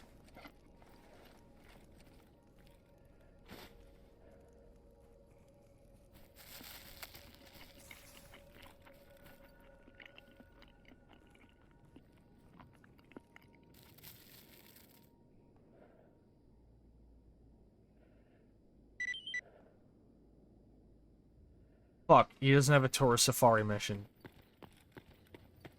Fourth Crusade turns 30 years old this year, one of the best death metal albums ever. Awesome.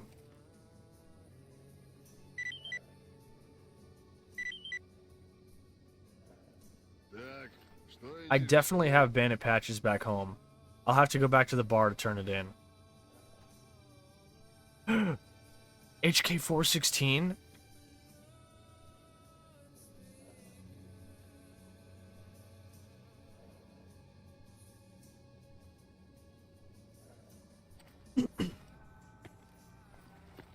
If you're late on payment, I'm gonna take your fucking mans out.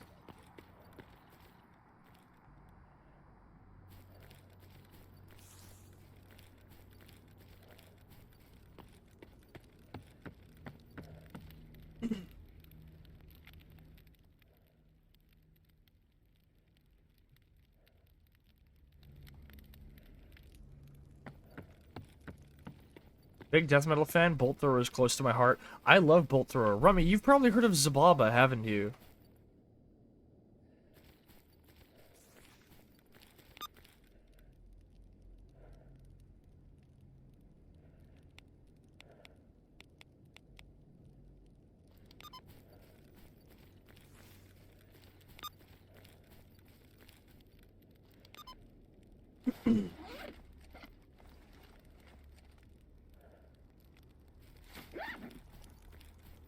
Слушай, No jobs. They'll suck. I have. Very good, because I've heard them favorably compared to Bolt Thrower a couple of times. привет,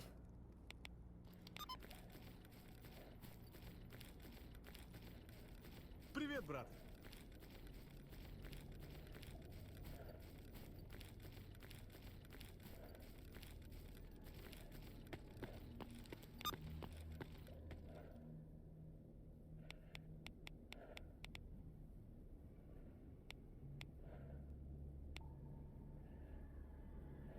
Okay.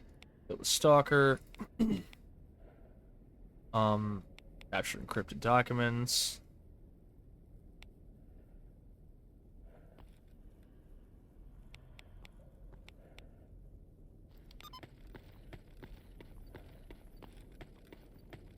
Rescuing this courier should give us enough patches to be able to turn in... Wait. To be able to turn in that mobbing the mob quest and make a little bit of extra money. Wait, did I not turn in the Night Terror quest? No, I did, didn't I?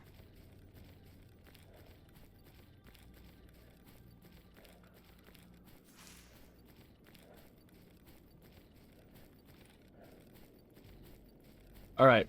This should be real simple. One and done type shit.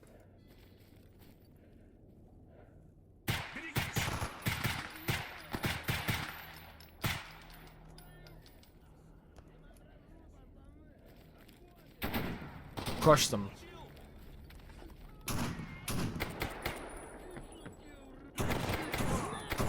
Расслабься ты, все там будем. Получай, скотина. Расслабься ты, все там будем. Еще скажи спасибо, что пули не жалею.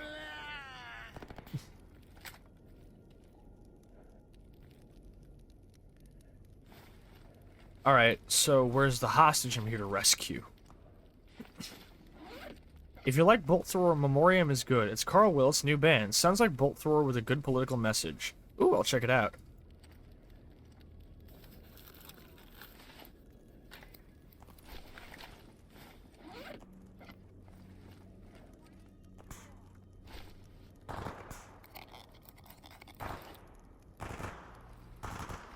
Come on, guys, don't whiff this.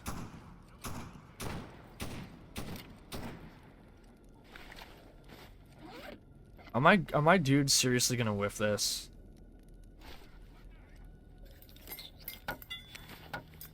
Did I just disassemble my fucking Yadulin? I just disassembled my fucking medical supplies. How the fuck does that happen?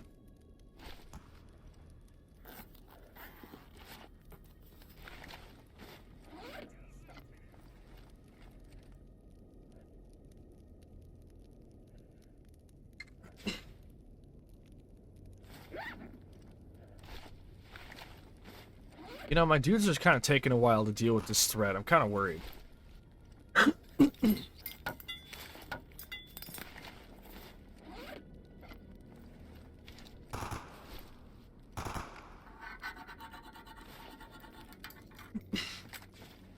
They're taking, like, really long to deal with this threat. Like, it's kind of ridiculous, actually.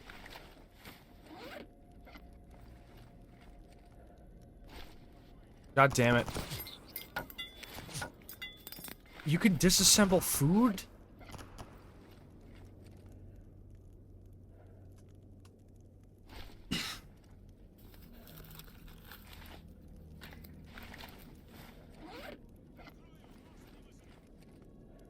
I just took apart medical supplies and food.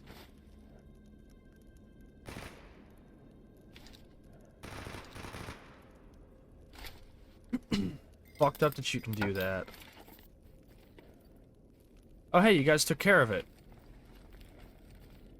Genuinely kind of impressed considering how much y'all tend to bungle shit out here, but... No, whatever. Thank YouTube, I'll gladly listen to Rotting Christ. Rotting Christ is good, yeah. Dying Fetus hits too, I really like Dying Fetus.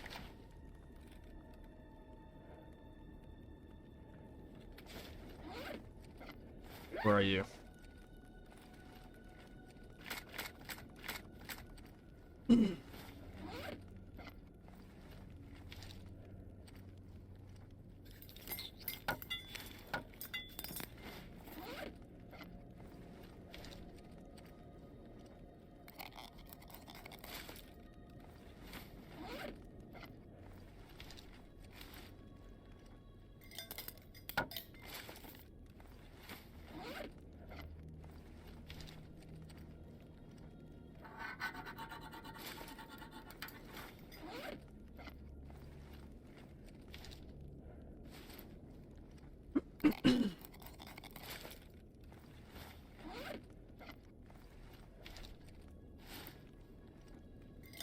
Alright. I kind of want to keep that SKS, I think.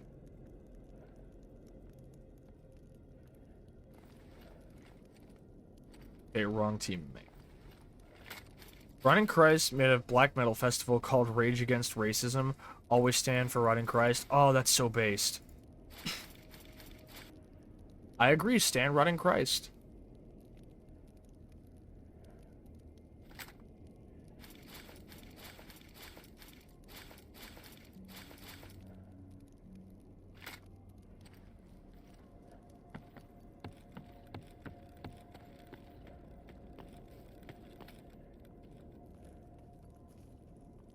Wait, you're telling me it wasn't even people that were here? It was just fucking boars? That's why they were having so much trouble?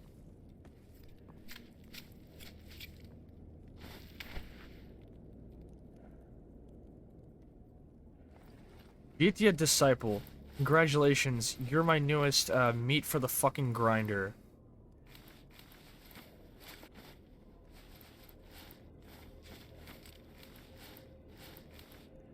I still can't believe I disassembled a perfectly good container of food.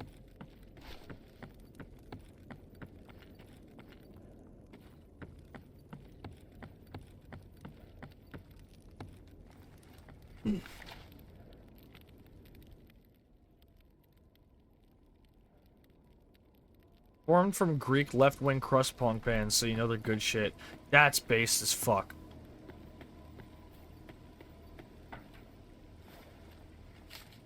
Ooh, this guy has information on him. That's useful to me.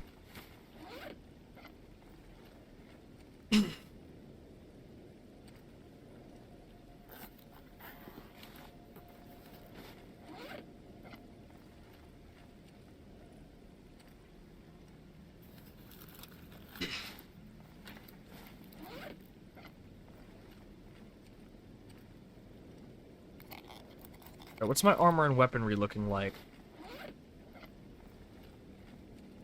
86. Okay. Use some durable textiles. Patch it up.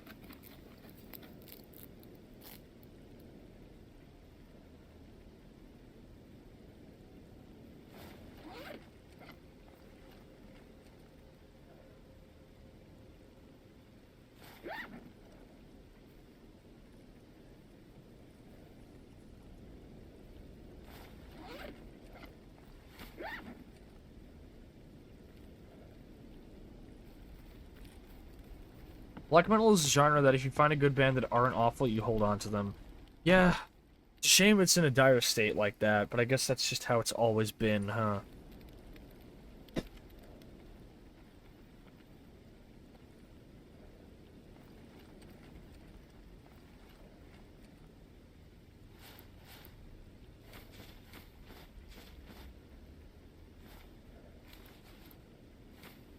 Two PDAs worth of information.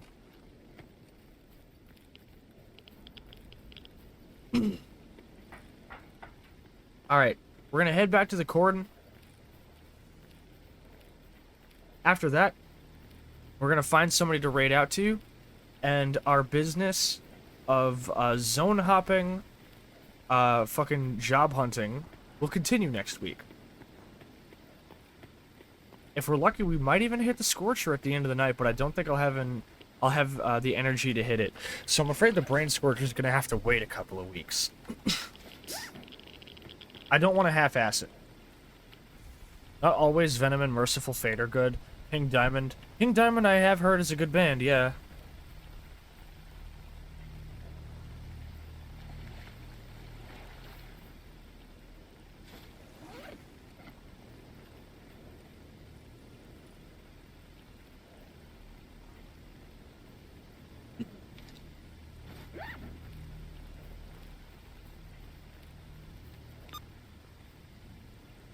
Where's my stuff?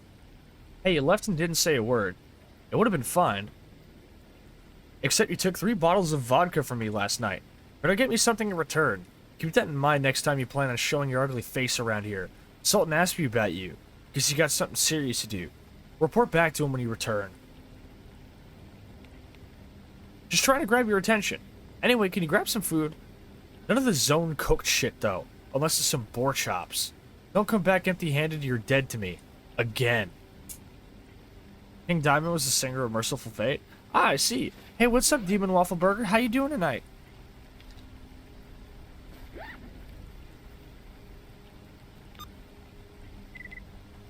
Stash blocked entrance to the underground inside an L-shaped pipe.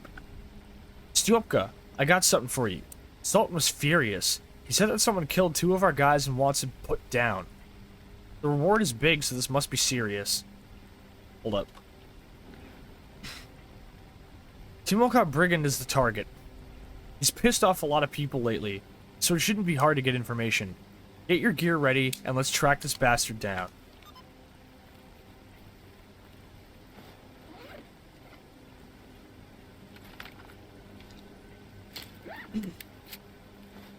They're back together? Ah, I see. That's cool.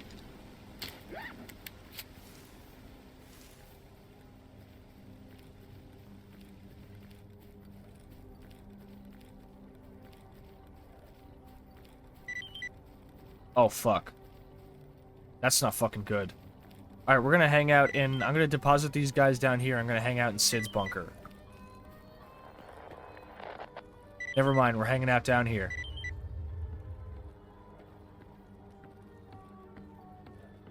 Black metal wasn't always growly shrieks. That is true, yeah.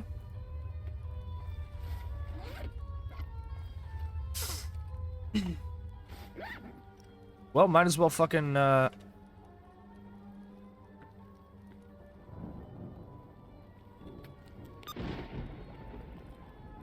Oh, all of them are good, okay.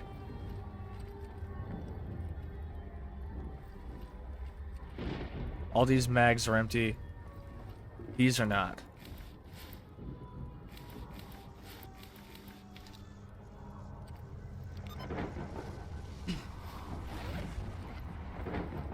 Alright, better unload some mags then. The work of a stalker is sadly never done.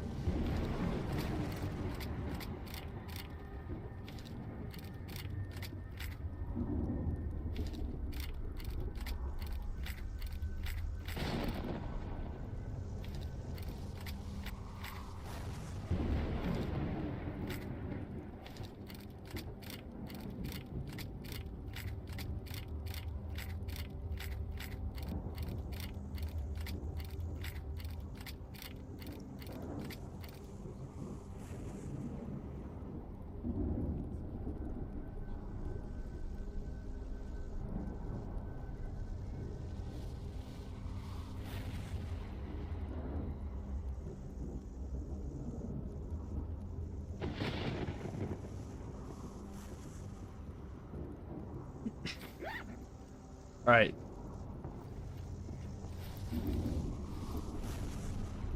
Wow, I am low on ammo now. This is fucked, actually. I definitely can't make a trip back to the bar like this. Ah! Thank you for the, stretch redeem knives. Just a moment.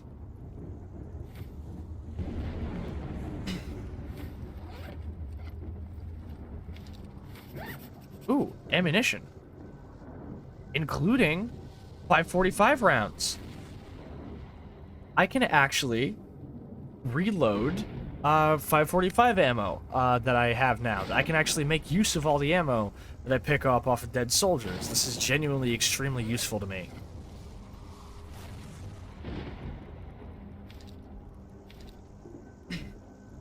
Just a sec, let me stretch.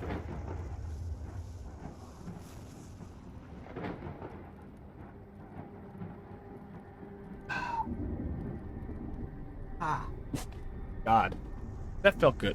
I'm gonna enjoy going for my walk tonight.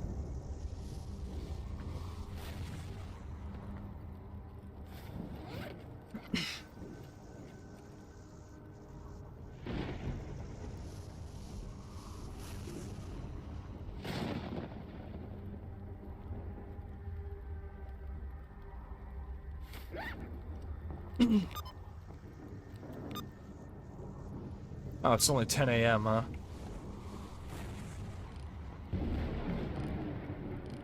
I think it just passed over.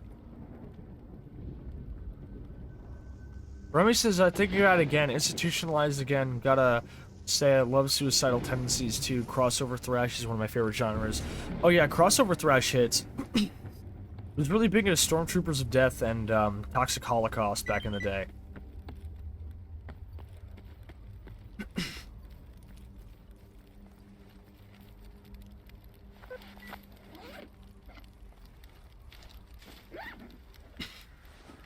What?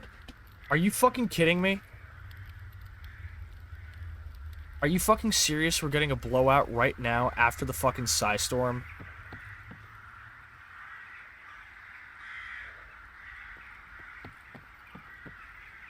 Alright, everybody down here again, I guess. We lost fucking 17 people after that last thing, and now we're about to lose more.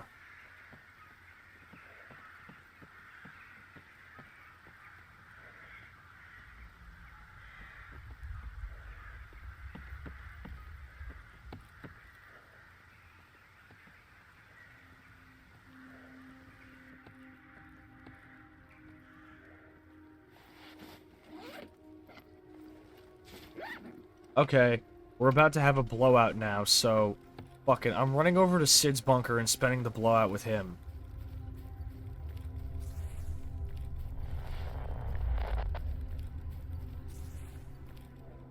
I like Stormtroopers of Death. I met Charlie. Oh, that's cool.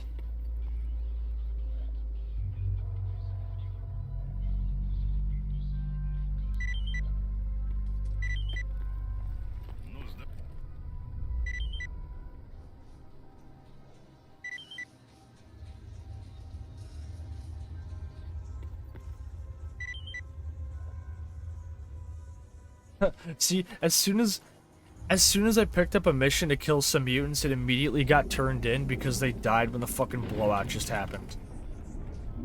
You know, you can come in here, dude. Do you wanna, you know, you don't want to come in here, huh? Okay, see ya.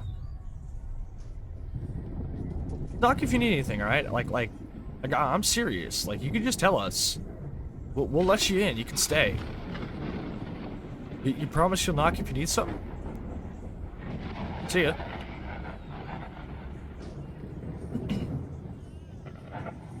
Charlie liked my Guar shirt? That's based.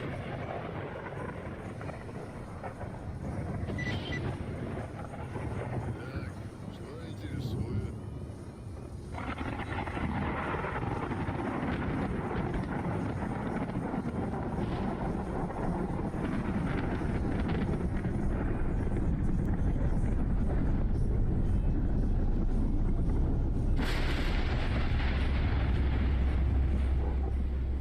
Alright. As soon as the mission passes over, I'm heading out to a campfire and fucking calling it a night. Because we've been going for definitely 4 hours. And that tends to be my upper limit in terms of stream endurance, I think.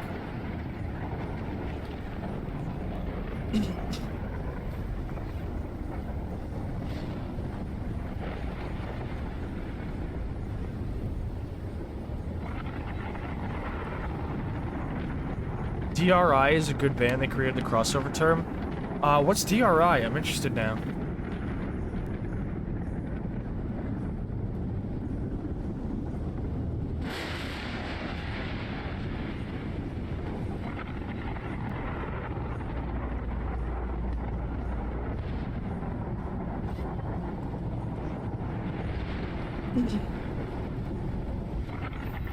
Might as well clean up my guns and suit while I'm in here.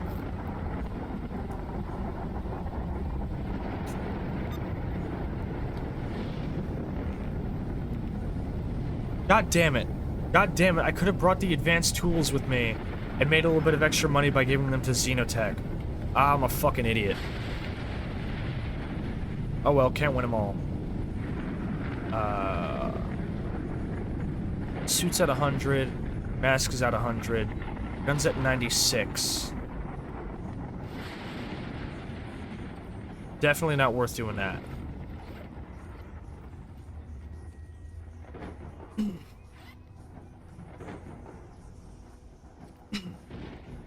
There we go. Okay, that mission's over. We're clear. God, why didn't I bring the fucking tools?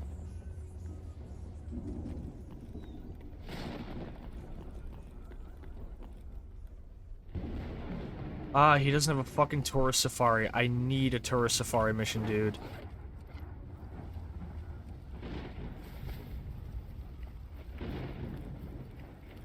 Alright. A Psy Storm and a fucking blowout back to back. Because this game hates me.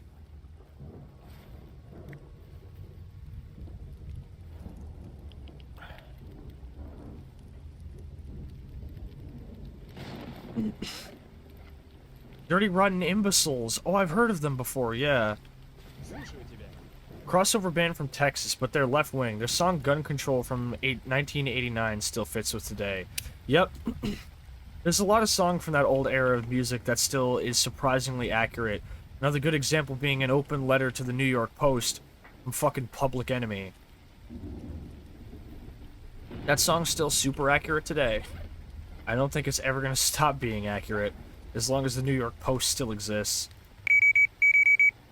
Thank you for the host, Cinco. Unfortunately, I'm actually about to be calling it a night here. We've had quite a busy night, Cinco, but it is wonderful to see you. Got a lot of work done, talked about a lot of music, just chilling. This was a comfy Stalker stream. Any song by MDC. Yeah.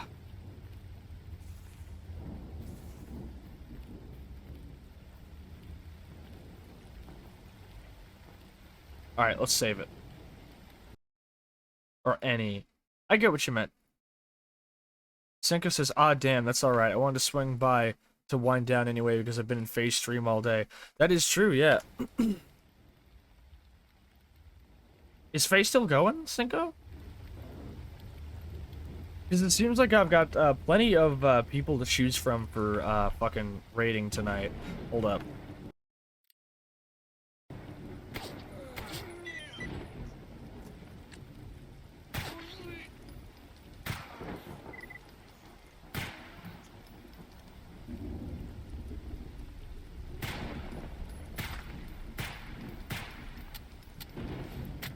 He's taking a nap, but yeah, he's still got 10 hours on the clock.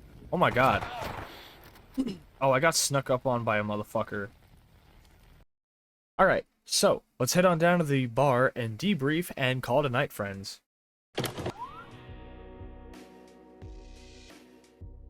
Hello. So, that's the game. We got a lot done. I've made a lot of rubles, and I still have a lot more rubles to make before I can afford what I need to bring with me to the fucking Brain Scorcher. Next week is probably going to be another grindy stream too, as I start to churn out more money. I think by next week I should have enough. Hopefully enough to buy the Shakal upgrade, or at the very least upgrade that AK-74U tactical. Maybe buy myself a better suit. Restock on ammo and medication, and by then I will be all ready to enter the Brain Scorcher. Which will probably be a week after next week. And by that point I should we'll be done with the entire first of the 3 storylines of Anomaly, the Living Legends storyline. After that, I think we'll be moving on to, I forget what it's called. Operation Afterglow is the last one though. Drift says Sascha Gaming. Hello Drift, welcome on in. We're actually about to call it a night.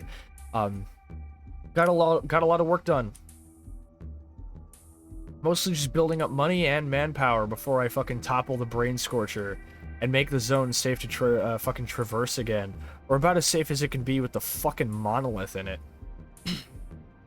That aside, it has been a wonderful night to chat with Rummy and Knives about music. And it's good to see you, Drift and Cinco. You're both awesome as well.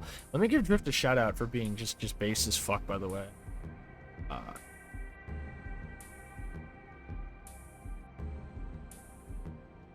Oh, fuck, Andy didn't. Welcome on in, homie. Just when I got here. Yeah, it's been a long day. 4 hours is definitely my upper limit, especially when I want to do a fucking, when I want to go for a walk afterwards. But welcome on in, Annie. How you doing, homie? I'm not based, I'm a war criminal. There's a difference? So, let me see who we can raid. Sneb and Faye are still going strong. I think I'm gonna raid into Faye. A happy birthday raid is a really, really good idea. So, let me put together our raid message real quick.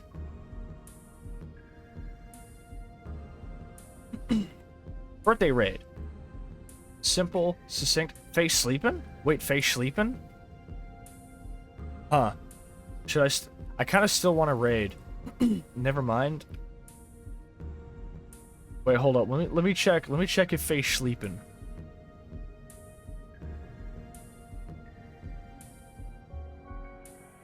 Are you about to sleep? It'll be funny. Hold up. Oh hell, man.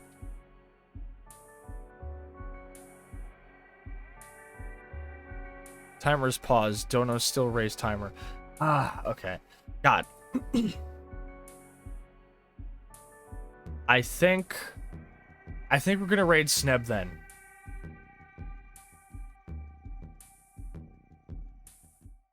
I think we're gonna raid Sneb then. Just, you know, to like keep the energy moving. But y'all should definitely check out Faye's birthday stream. Cause he is doing a fucking birthday subathon. And he's taking a nap now. Sneb will probably raid Faye anyways. That's correct, so it'll still all come back. It's like trickle down viewership. So hold up, we're instead gonna call it debut raid. Yeah, nah, just tea time. Tea time. That's your raid message. We're gonna be raiding Soda Sneb, who is debuting her fucking 3D model. Drift says, can we shout out Faye? We can absolutely shout out Faye. We're gonna do shout out. Fayroll _ There's a link.